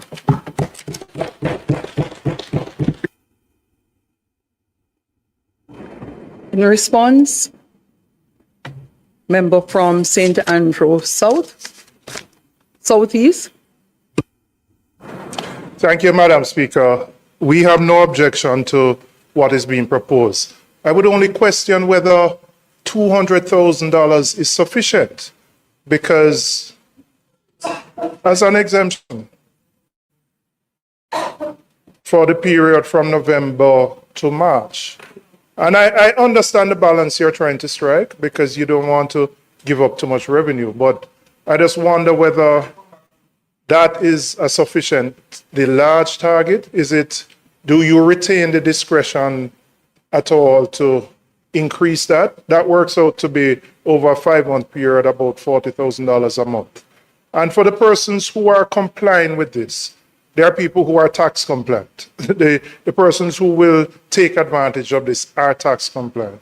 And so I just wonder, Minister, whether consideration would be given to a larger amount. As I said, we have no issue with the principle of what you are attempting to do, and I think it's a good thing. But I would just question whether the limit, the cap of 200,000, you consider to be sufficient.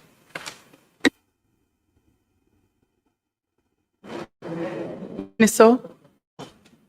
Okay. Thank you, Madam Speaker.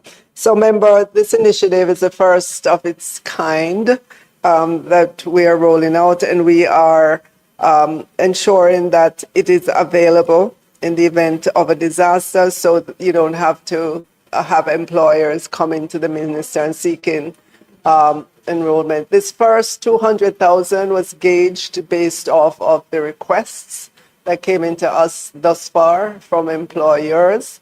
So I'm sure in the years ahead, maybe that figure will change, but right now it's within the context in which we're operating.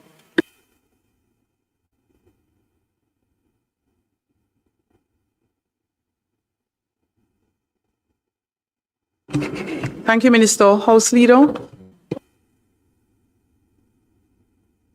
Notice of motions given orally, Minister. That would be you again. And we will have several others. Madam Speaker, I beg to give notice that at the next meeting of the House, I will move to introduce and have read a first time a bill shortly entitled the Financial Investigations Division Amendment Act 2025.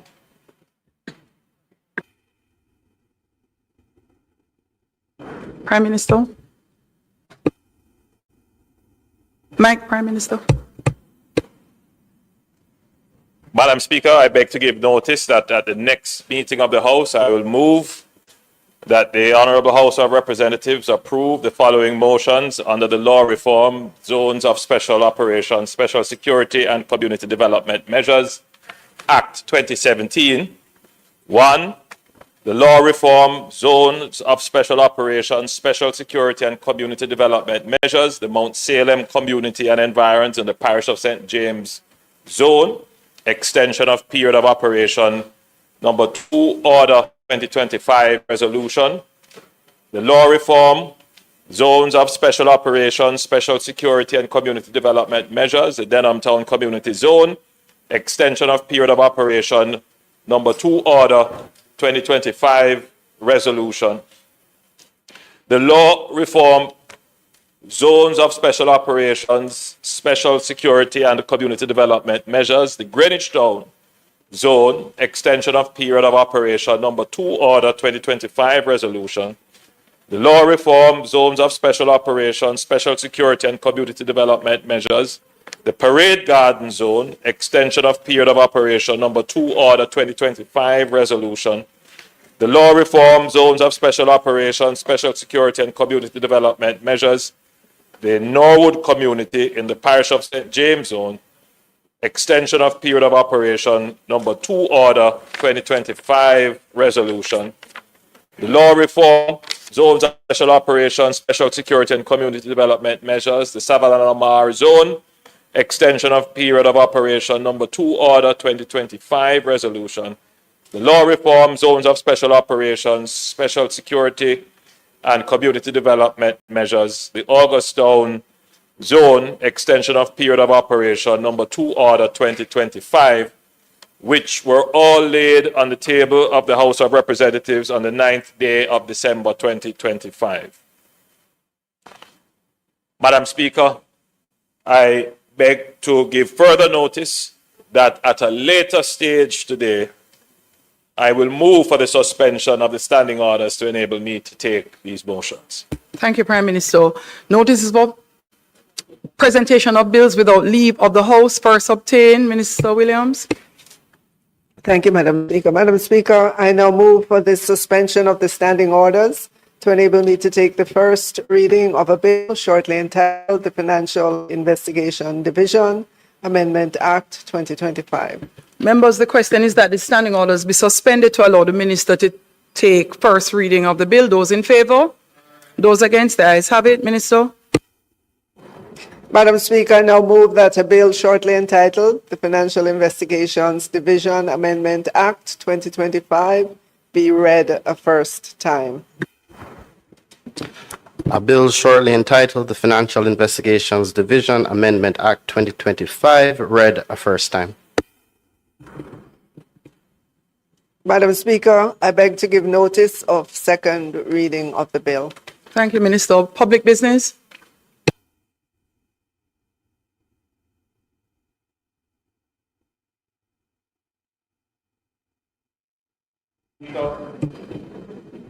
I now move for the suspension of standing orders. Madam Speaker, I now move the suspension of standing orders to enable me to take the motions, notice of which I gave earlier.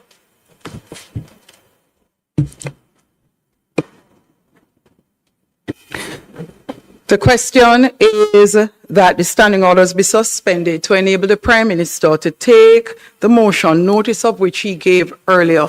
Those in favor? Those against? The ayes have it. Prime Minister, you may start the debate.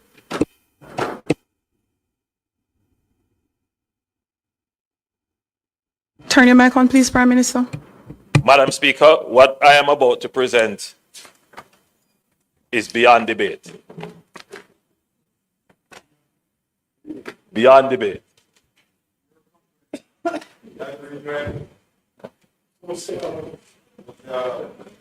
Madam Speaker, I come before this Honourable House not merely to seek the extension of the zones of special operations, but to affirm unequivocally that we are winning the war against violence in the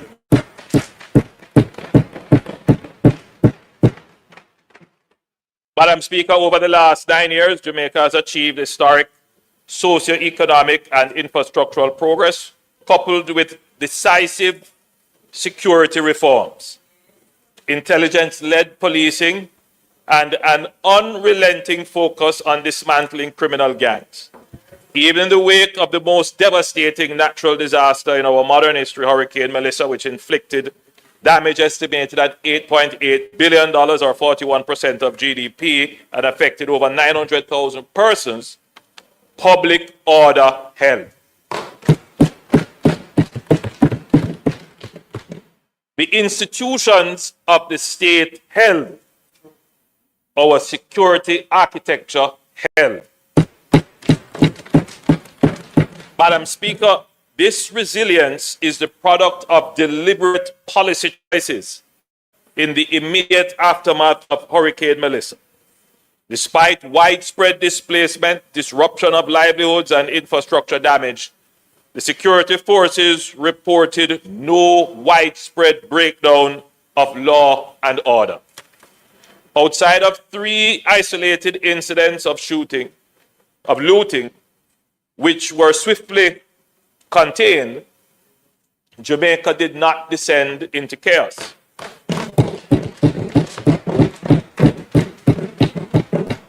That outcome stands as powerful evidence of a security apparatus that is now more robust, more coordinated, and more trusted than at any point in recent history.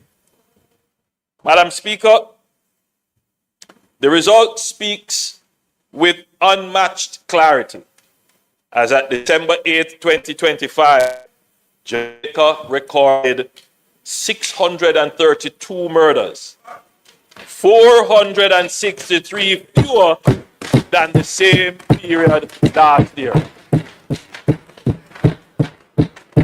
Madam Speaker, that represents a 42.5% reduction in killings,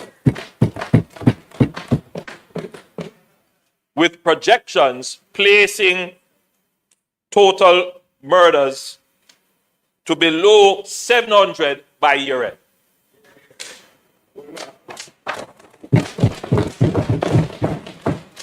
Shootings are also down 32%. These are numbers Jamaica has not seen in over 3 decades. And it is a direct outcome of sustained anti-gang operations, legislative reform, intelligence coordination, and disciplined application of the clear hold build strategy within the zones of special operations. Madam Speaker, let us be clear. Gangs thrive where the state retreats. Zozos represent the permanent return of the state. Security, social services, infrastructure, education, health, and opportunity. We are returning the state into communities that were previously abandoned to criminal governance. The zones do not merely suppress violence. They dismantle the ecosystem that allows gangs to recruit, extort, intimidate, and control. Madam Speaker, even as we register historic gains, we remain sober about the risks. Hurricane has undoubtedly created new vulnerabilities: displacement, economic shock, psychological trauma, and opportunities for criminal exploitation. This is precisely why Zozos are more relevant now than ever. They harden communities against regression. They prevent shocks from becoming opportunities for gangs to reassert control. They protect the gains that Jamaicans have sacrificed to achieve. Madam Speaker, the road ahead requires discipline, endurance, and national unity. Security is a continuous building exercise. And this is why the government has made and will continue to make major financial and institutional investments in the zones of special operations.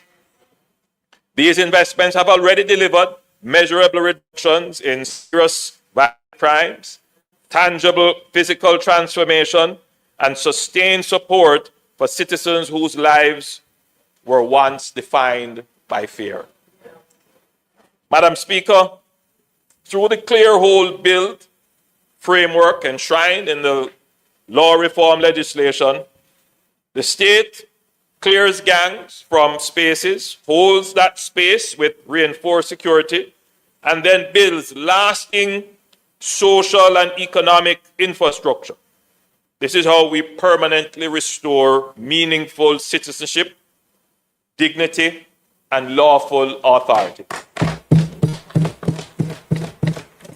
Therefore, Madam Speaker, we now seek the continued support of this Honorable House to extend all 7 existing zones of special operations: Mount Salem, Denham Town, August Town, Greenwich Town, Norwood, Parade Gardens, and Savannah Lamar. Madam Speaker, the ministry papers have been tabled, which outlines the activities for the last period. In terms of murder statistics, the data provided by the Jamaica Constabulary Force as at December 6, 2025, for the period prior to and during the declaration of the respective ZOZOs, there has been an overall 38% reduction in murders and a 48% reduction in shootings for all zones for the comparative period.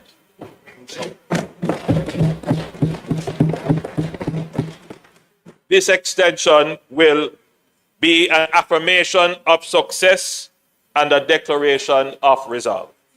Madam Speaker, Jamaica has turned a corner. We are no longer managing violence. We are breaking its back.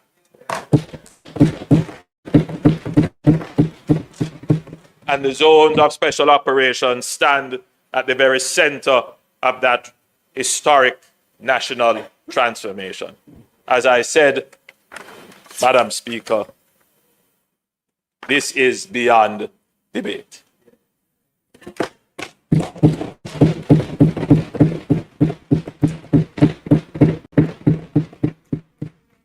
Since I have been obliged, Madam Speaker, I will take it very quickly, since I have been obliged.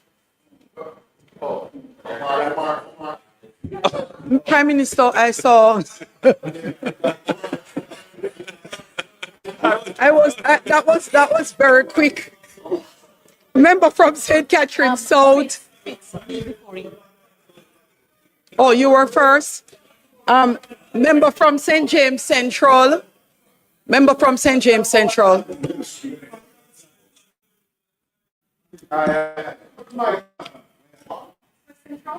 Member from Madam Speaker. St. James West Central.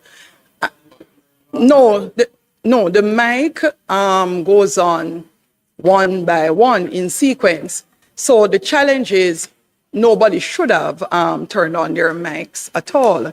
And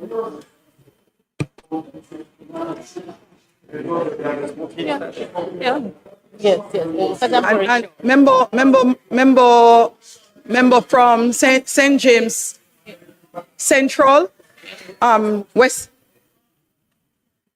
Member from St. James West Central, would you be so kind as to allow the member from St. Catherine South to respond first, and then you go ahead.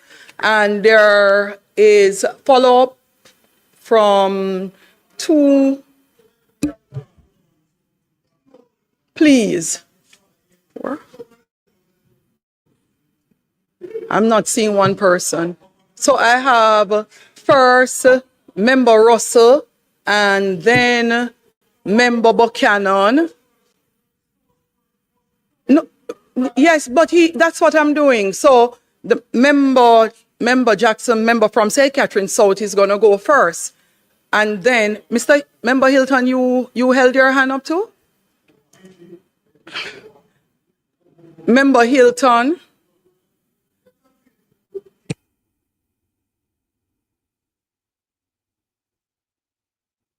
So members, would you be so kind as to turn off all your mics?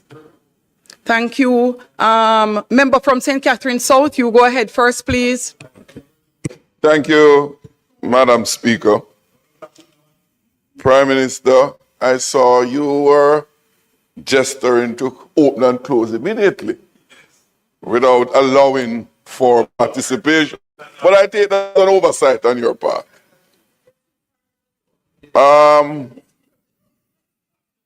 You know, those of you who just run through here have too much talk.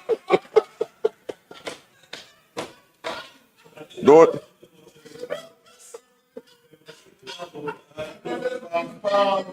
The Prime Minister would not agree with you. You should keep your mouth shut. You're lucky I never come to St. Thomas. Member from St. Catherine South. You must control the member. No, you must control your mouth in the house on the mic. You Mr. are on record, Mr. member. St. Catherine South, you're on record, Madam remember. Speaker, Prime Minister, you take people business for joke. Prime Minister, as you have said, lightly at the outset, this matter is not a contentious one.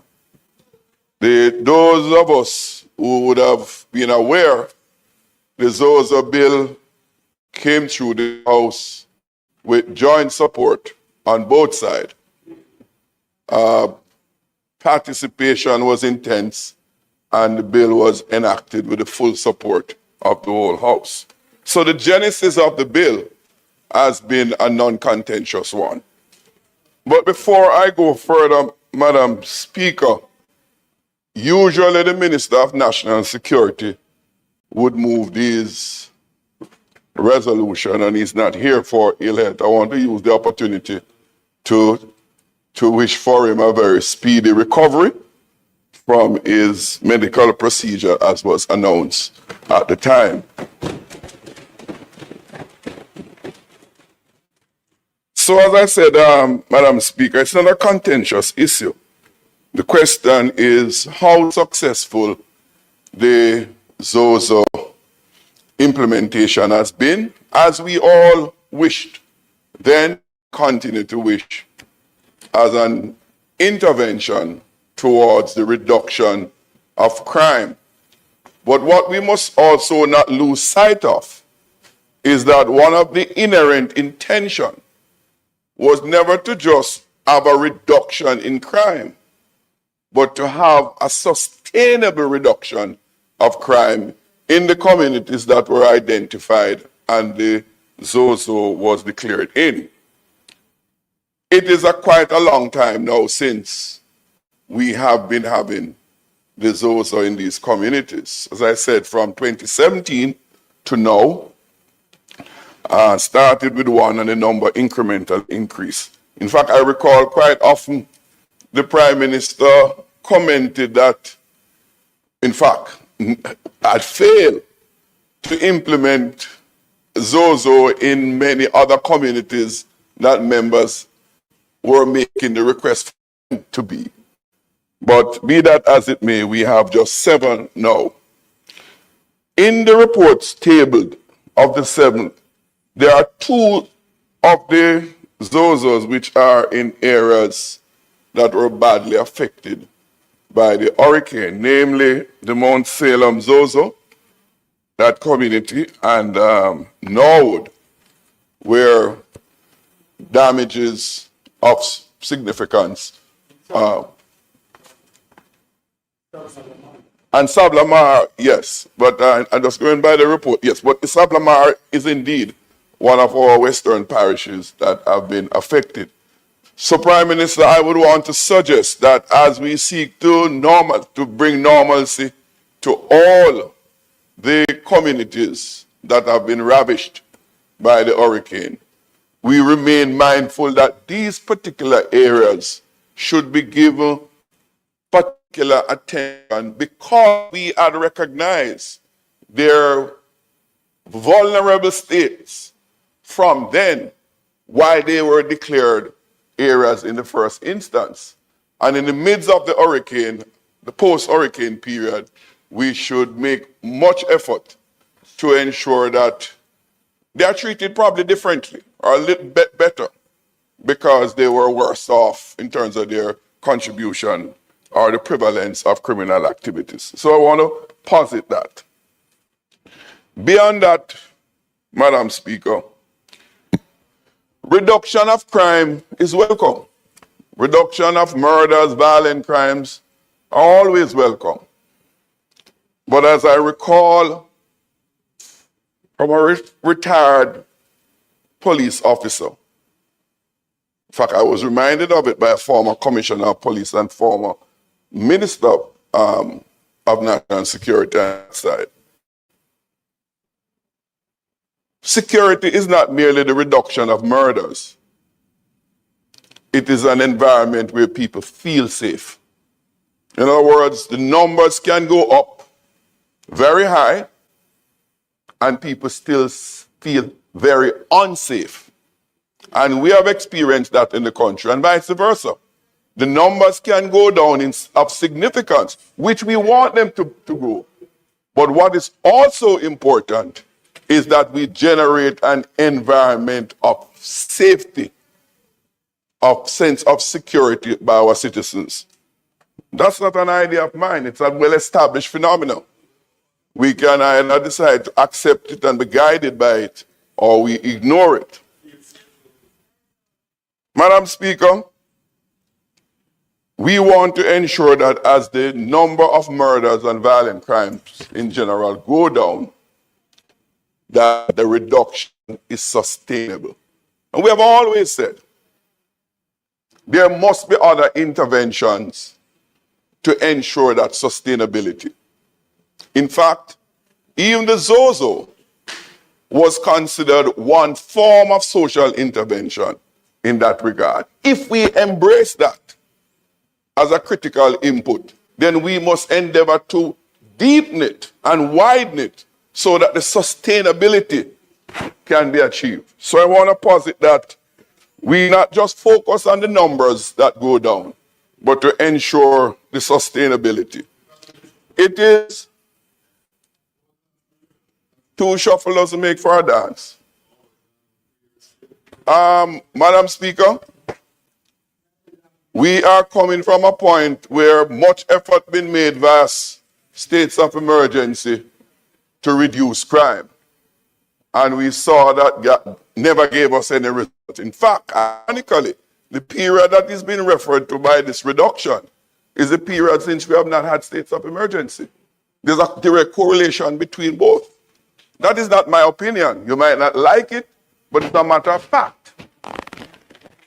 So, but interestingly though, Madam Speaker, with the welcome reduction in murders, we have a significant increase in killings by the police. We can't ignore that. And if we do it at our own perils.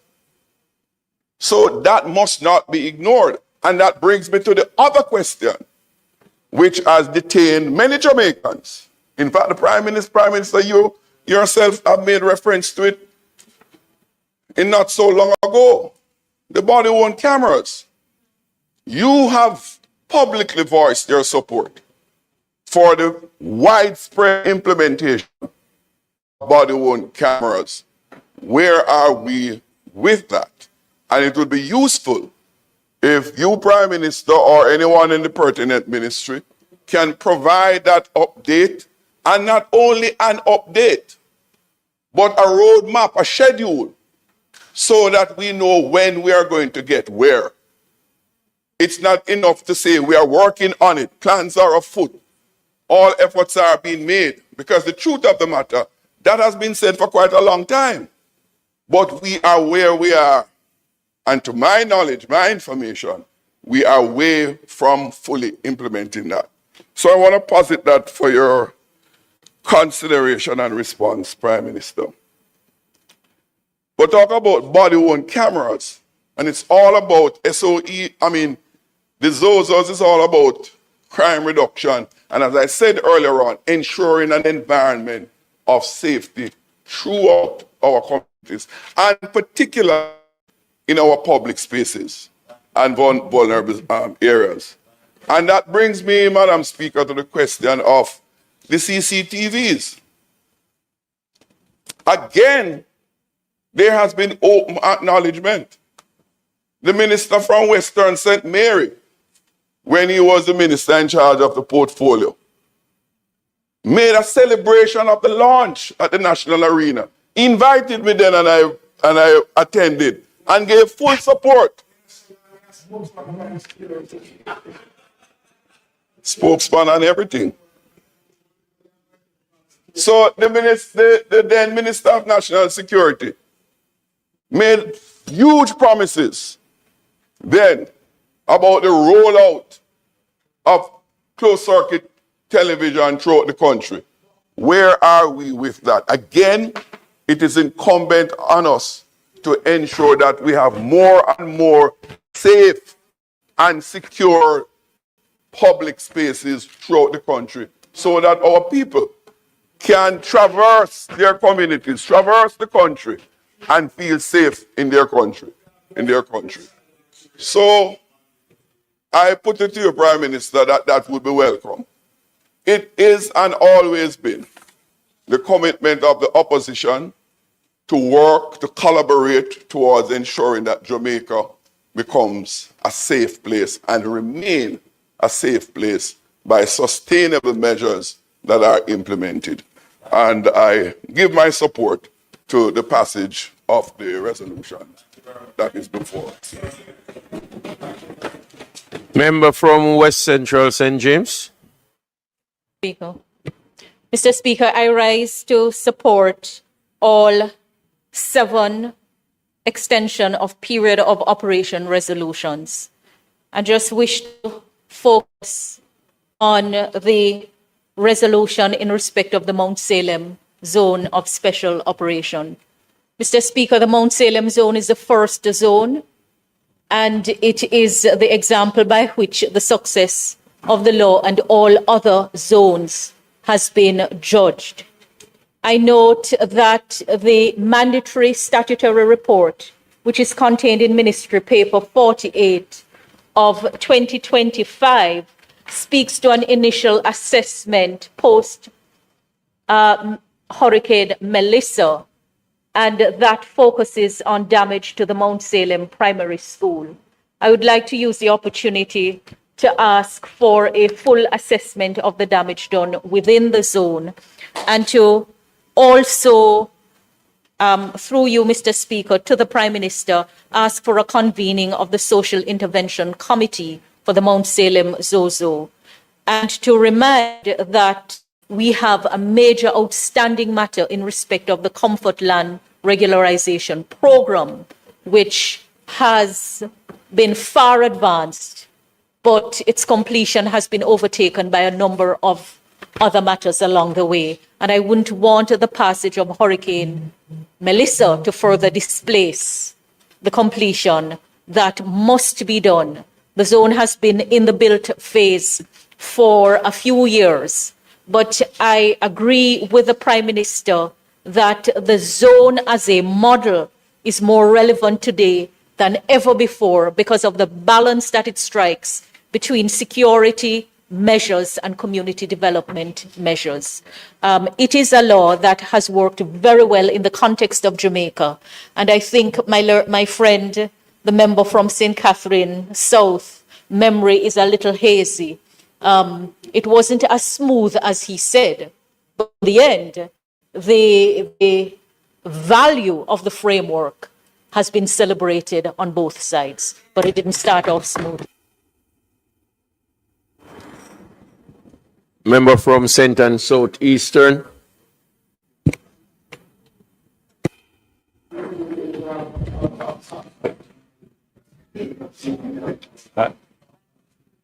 Thank you, Mr. Speaker. Thank you, Prime Minister. I have two questions, and two questions because there is no debating, I guess, the value. What we want to ask about is to get additional clarity. And so the first question relates to, you did mention the overall reduction in crime and murders in the Zozos. If you could give us a breakout by Zozo, would be appreciated. Secondly, the long-term transition plan, because these are supposed to be temporary interventions that get us to a place where the state agencies can hold the gains. So the question, and not related, of course, to the member from South St. Catherine's point, what is the long-term plan? What is the long-term transition plan? And when will the ZOSOs be properly integrated into the other permanent government institutions? And then finally, the ministry papers do not speak to any kind of may I say, social assessment, any feedback from communities about how they're experiencing the ZOSOs. And I wonder if you have that information and can share, and in future, can we also get that as part of these ministry papers? Thank you, Prime Minister. Member from St. Andrew Western. Prime Minister, you'll recall that on every occasion that we've had the discussion about the extension, while I've always supported, this side has always supported the call, for extension of zone of special the extension of ZOZOs were always supported on this side. Always. Always. The record will show.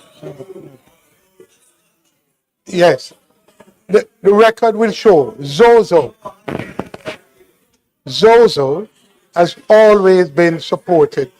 In fact, the question was certainly coming from me and others. When will this be expanded elsewhere to other constituents?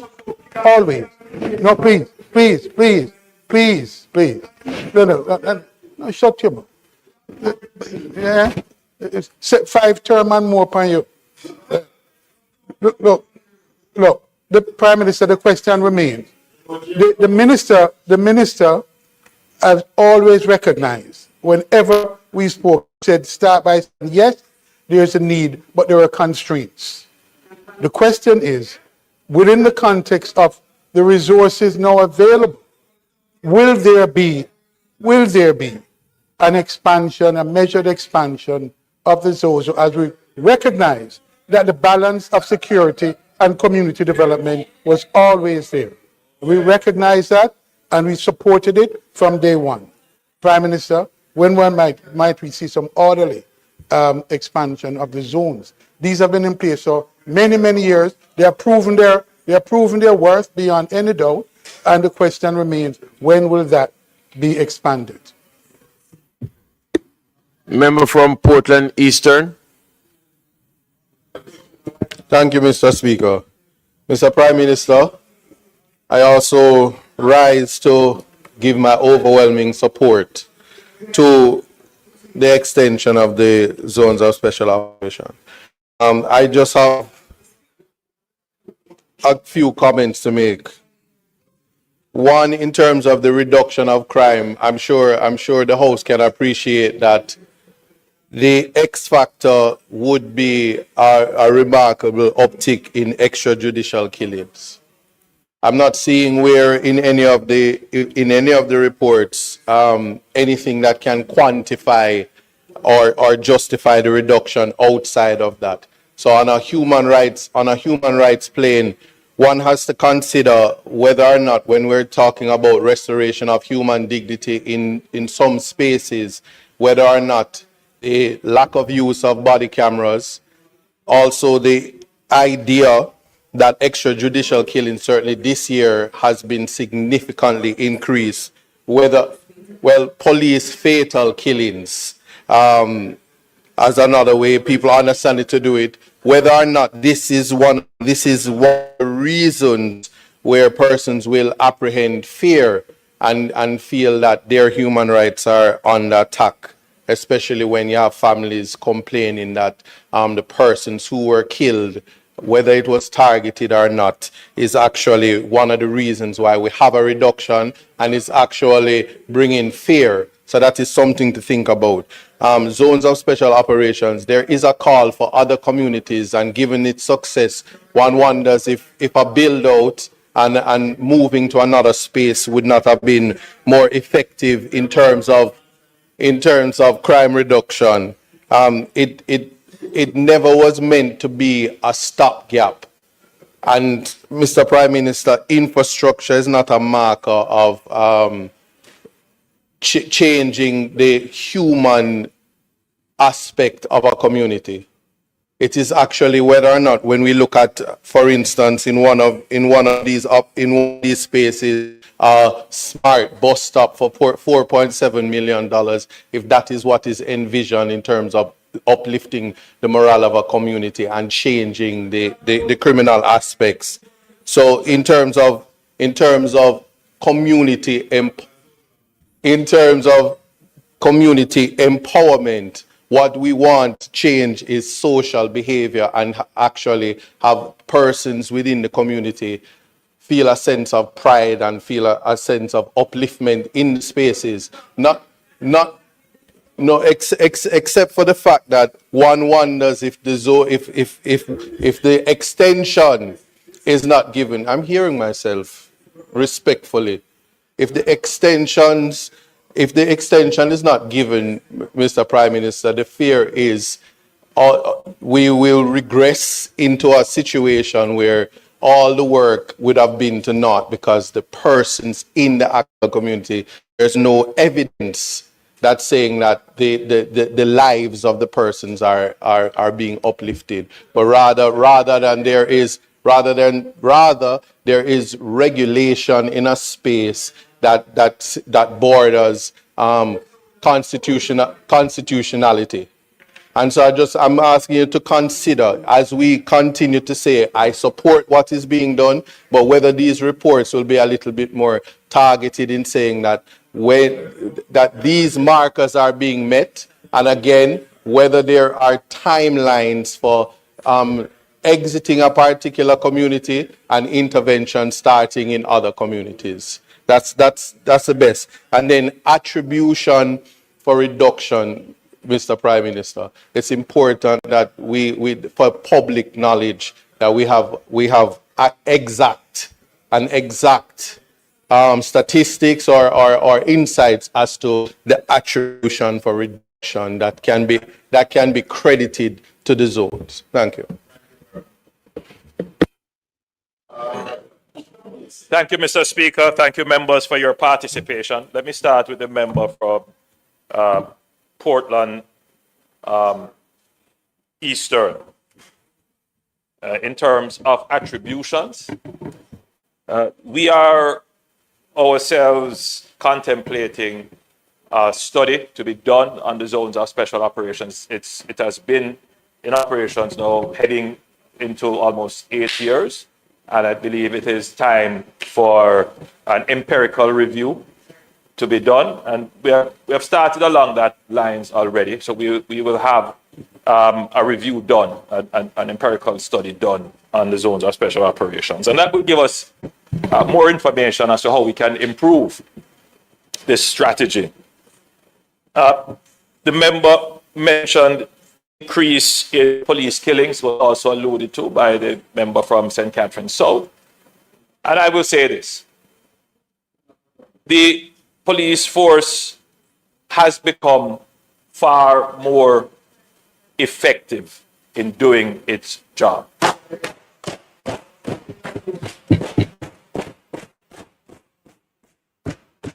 I can say with great confidence that the JCF and the JDF have mainstreamed and internalized human rights training. It is part of their doctrine. It is part of their leadership culture. And they do try, as far as they can, to protect lives, including the lives of criminals. I hear a great deal of talk about the increase in the number of police killings. And I too have my own concerns about this, because I don't want it to ever be said that, our police force is the most lethal. That's not the kind of police force that we are trying to create. But I believe that on the other side of the ledger, on the other side of the argument, we must also be concerned about the propensity of criminals to challenge the police. I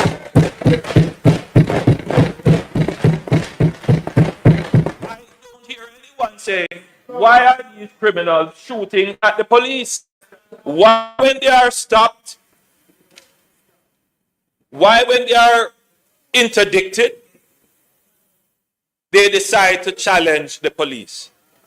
As I have said earlier, we have invested heavily in our police force to make them more effective. And the Jamaican state must never be at threat or at risk of criminals. If criminals challenge the state, they must not win.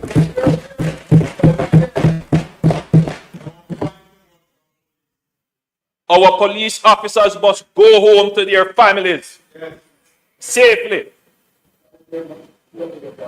That's right.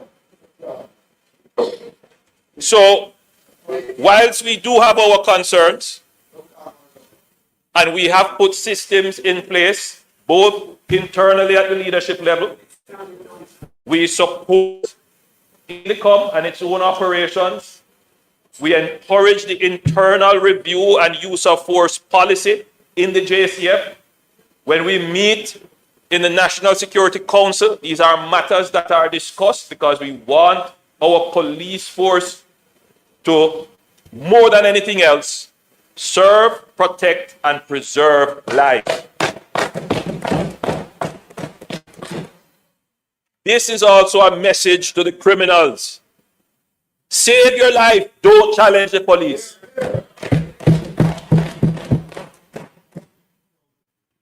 So I'm hopeful that I have put that to bed. There is, Mr. Speaker, some duplicity in the arguments presented by the opposition. First, there is a call for more technology.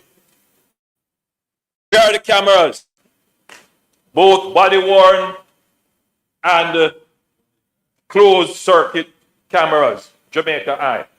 We need the greater use of technology to improve security in public spaces and improve the outcomes of interactions between the police and the citizens. And I support this fully. And to reassure the member from St. Catherine South that just, in Cabinet 2 weeks ago, we approved a major procurement of over 1,000 body-worn cameras. And this is just one in a series of such procurements to come for more cameras. So it is underway. And just to be clear to the public, there sometimes seems to be the view that you can go to a store and just pick up a camera and stick it onto the police chest. Please, these matters are, I don't want to use the term sophisticated because by now the technology is fairly standard, but it requires an ecosystem for it to work. So it's not just cameras, it is also storage, archival for retrieval. It has to be up to a certain standard that what is stored reaches evidentiary levels.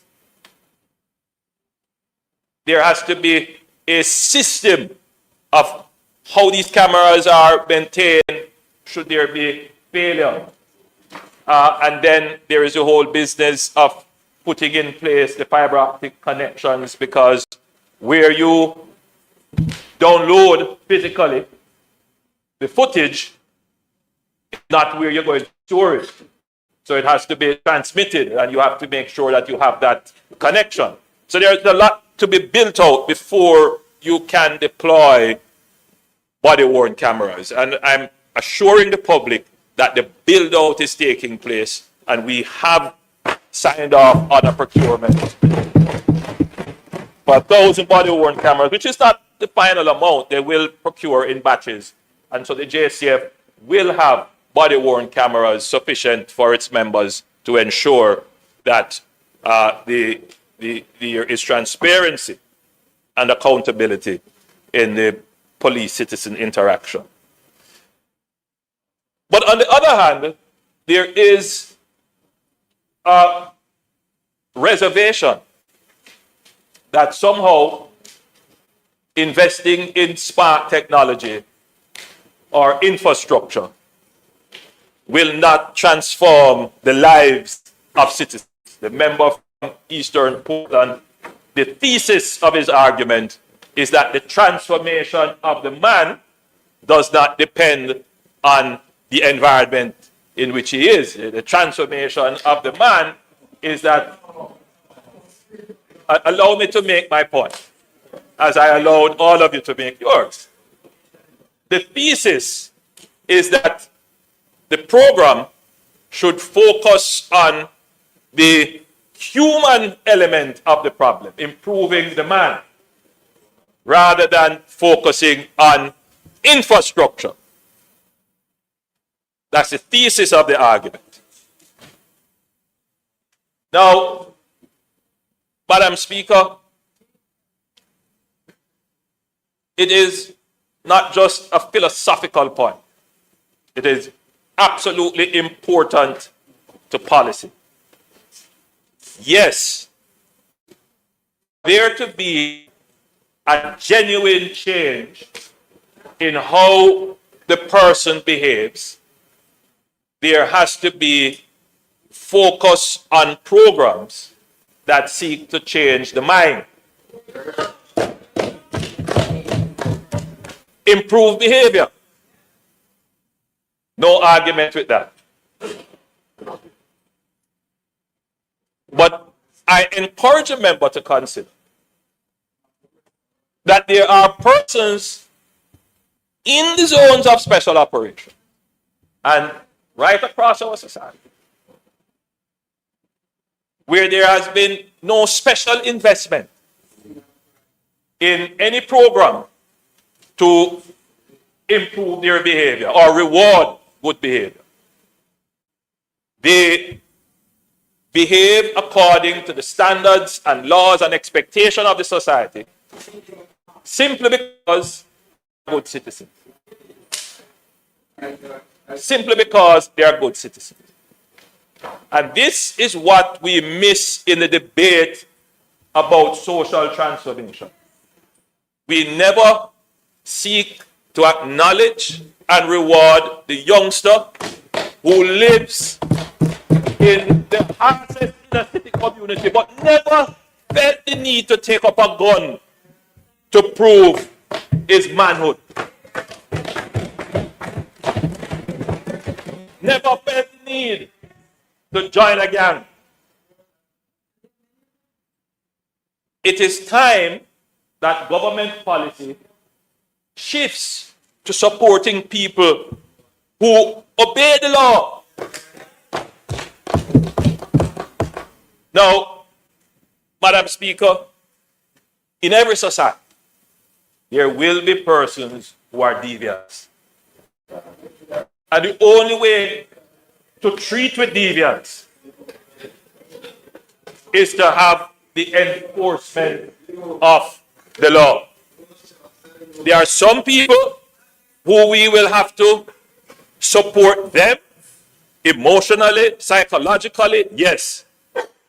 But we cannot compromise the enforcement of the law, and more importantly, the building out of the infrastructure that ensures that where crime is committed, it is detected and the perpetrators brought to justice. And that is what the zones of special operation is about. We are going into communities.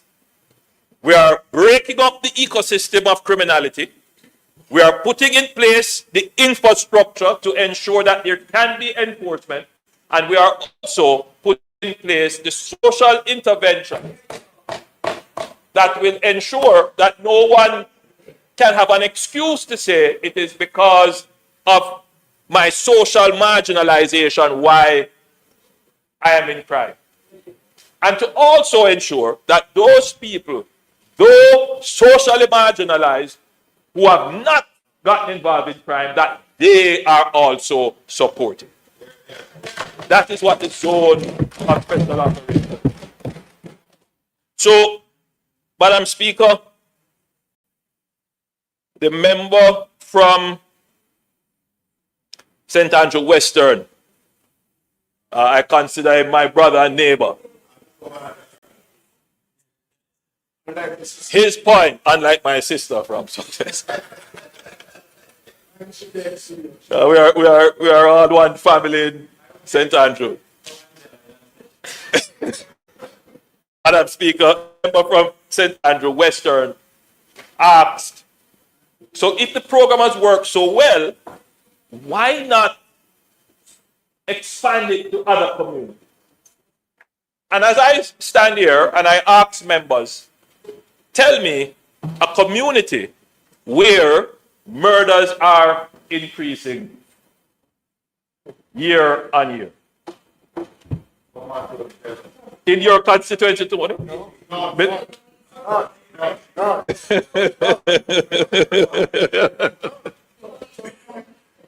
You are standing on a point of order? Clarification. Not necessarily about. Member from St. Andrew Western. Thank you, Madam Chair. It's not simply about as we speak, part of the challenge we're having is the amount of the more times when the police intervene to close off social programs, parties, and other things that people because they are shooting in the neighborhoods, and that happens certain frequently. I'm not talking about the number that crime is spiraling out of control. It's just happening sufficiently that it feels like suppression is taking place. What the member is clarifying. But the bill, the resolution that we are debating is on the zone of special operation. The zone of special operation has a threshold, a trigger for which the measures can be applied. And one of the triggers would be that there is an increasing number of murders in a community. And one of the reasons why we haven't put in more zones is because we no longer have communities that meet that trigger threshold. Now, if members reflect on this, this is a major change from 2016 when we started to contemplate and actually implement it in 2017. Because then, Madam Speaker, we identified 20 communities in which we would have to implement zones of special operations. 20 communities, to the point where the member from St. Andrew South, after he came on board, because he only recalled from St. Catherine South, he only recalled when, there was agreement. But there was a time, especially when the bill was being debated, and the member from St. James West Central can tell you that there was significant opposition to the bill. But good sense prevailed. And when the effectiveness of the program was manifest, the member, because when he was speaking, I went online and looked for some of the reports. And there's a report of the member asking for more money to be given to the zones of special operations. So, Madam Speaker, why was this necessary? Because the program was so successful that everyone agreed they would like to get a zone of special operations. We didn't have enough money to expand the program. But, Madam Speaker, the programs, the zones that have been implemented have worked so well that they have had an impact on other communities. So there is no question, Madam Speaker, that zones of special operations have worked so well to the point where we cannot now identify a community that requires a zone of special operation. A major transformation of the criminal landscape in Jamaica. The member from South St. Catherine also pointed out, falsely so, that the states of public emergency did not result in a reduction in crime. Again, bringing a falsehood onto the national platform. That is absolutely not true. I am not calling the member a liar. I am merely saying what he said was not true. Between 2018 and 2019, when the first SOE was declared in St. James, murders declined by 70%. In fact, every year that we have used the SOEs, murders have declined. In 2020, the former leader of the opposition and myself agreed that that being an election year, we would not seek the extension of the SOE. That's correct. Without the extension of the SOEs, murders began to rise again. These are the facts. So, again, as I've said, Madam Speaker, I am going to make it a point of duty to dispel all the falsehoods that are being placed in the public domain. The member, again from St. Catherine South, asks that special attention be given to the communities that are under zones of special operation impacted by Hurricane Melissa. And the answer is yes. In fact, we are going to be focusing on them through the Jamaica Social Investment Fund. And in the reconstruction phase, they will get the special attention that they need. There are actually 3 communities that would be impacted. It would be Mount Salem, Norwood, and South. Now,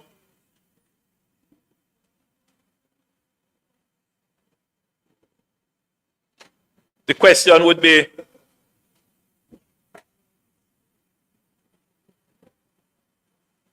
I believe I've answered all the questions. So, but Member Russell, you had something? The question about, I dealt with your question on the attribution, which would be stakeholder feedback. So we're going to do a study.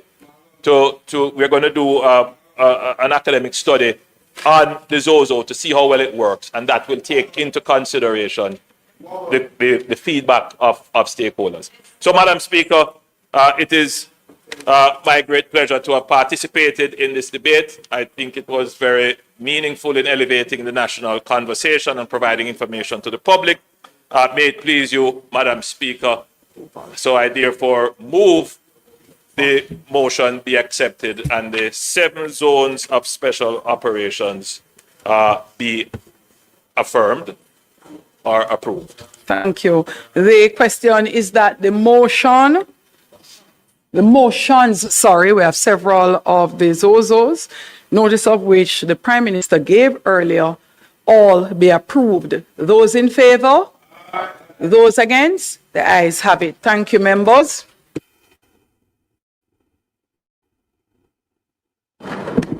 House Leader. So, Madam Speaker, it is not intended to do any further business today. Just to say that we do expect that this will be the final sitting before Christmas. We will break and return in January unless there's an urgent and pressing matter. So I would want to take the opportunity to wish you, Madam Speaker, and members of the House and the team headed by the clerk all the best for the Yuletide season and for them to keep safe.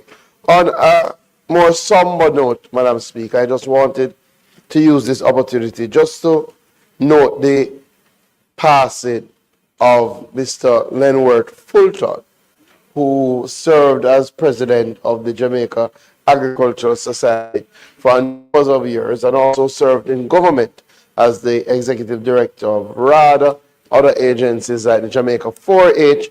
Most of us would know him and have come to know him as a strong advocate for farmers and a champion for the rural economy, and we wish our deepest condolences to his family.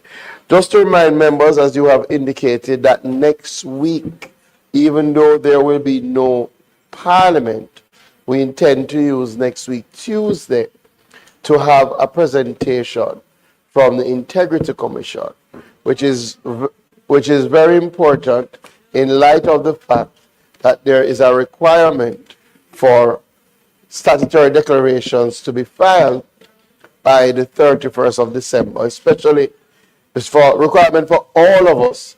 And I would urge all of us to come and engage with the new leadership of the Integrity Commission. With that said, may Parliament be adjourned for a day to be fixed. Oh.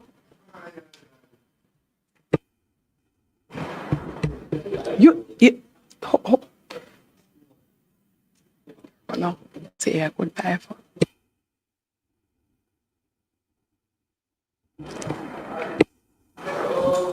Thank you, Madam Speaker. You may proceed. On behalf of this side of the House, I would also like to join with the House Leader in wishing a very Merry Christmas to the clerk, staff of the House of Parliament, and indeed all the members of this House.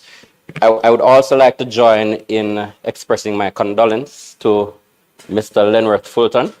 I worked with him when I was a director at the National Youth Service on a number of agriculture programs, some that are still in existence. And it is a great loss to the people of Jamaica. Wonderful. Thank you. In requesting the adjournment of the House, there will be communication made to the entire House as it relates to the last CDF meeting that will take place after the Christmas period. We will only have one single meeting. I am encouraging all members of Parliament to have their projects submitted, whatever changes or corrections submitted.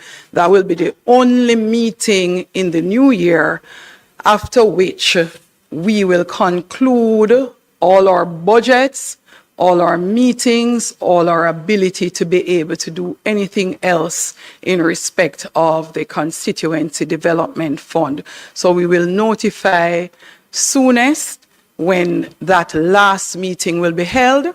I'm encouraging you to get your projects into the CDF unit so that you are not in any way disadvantaged.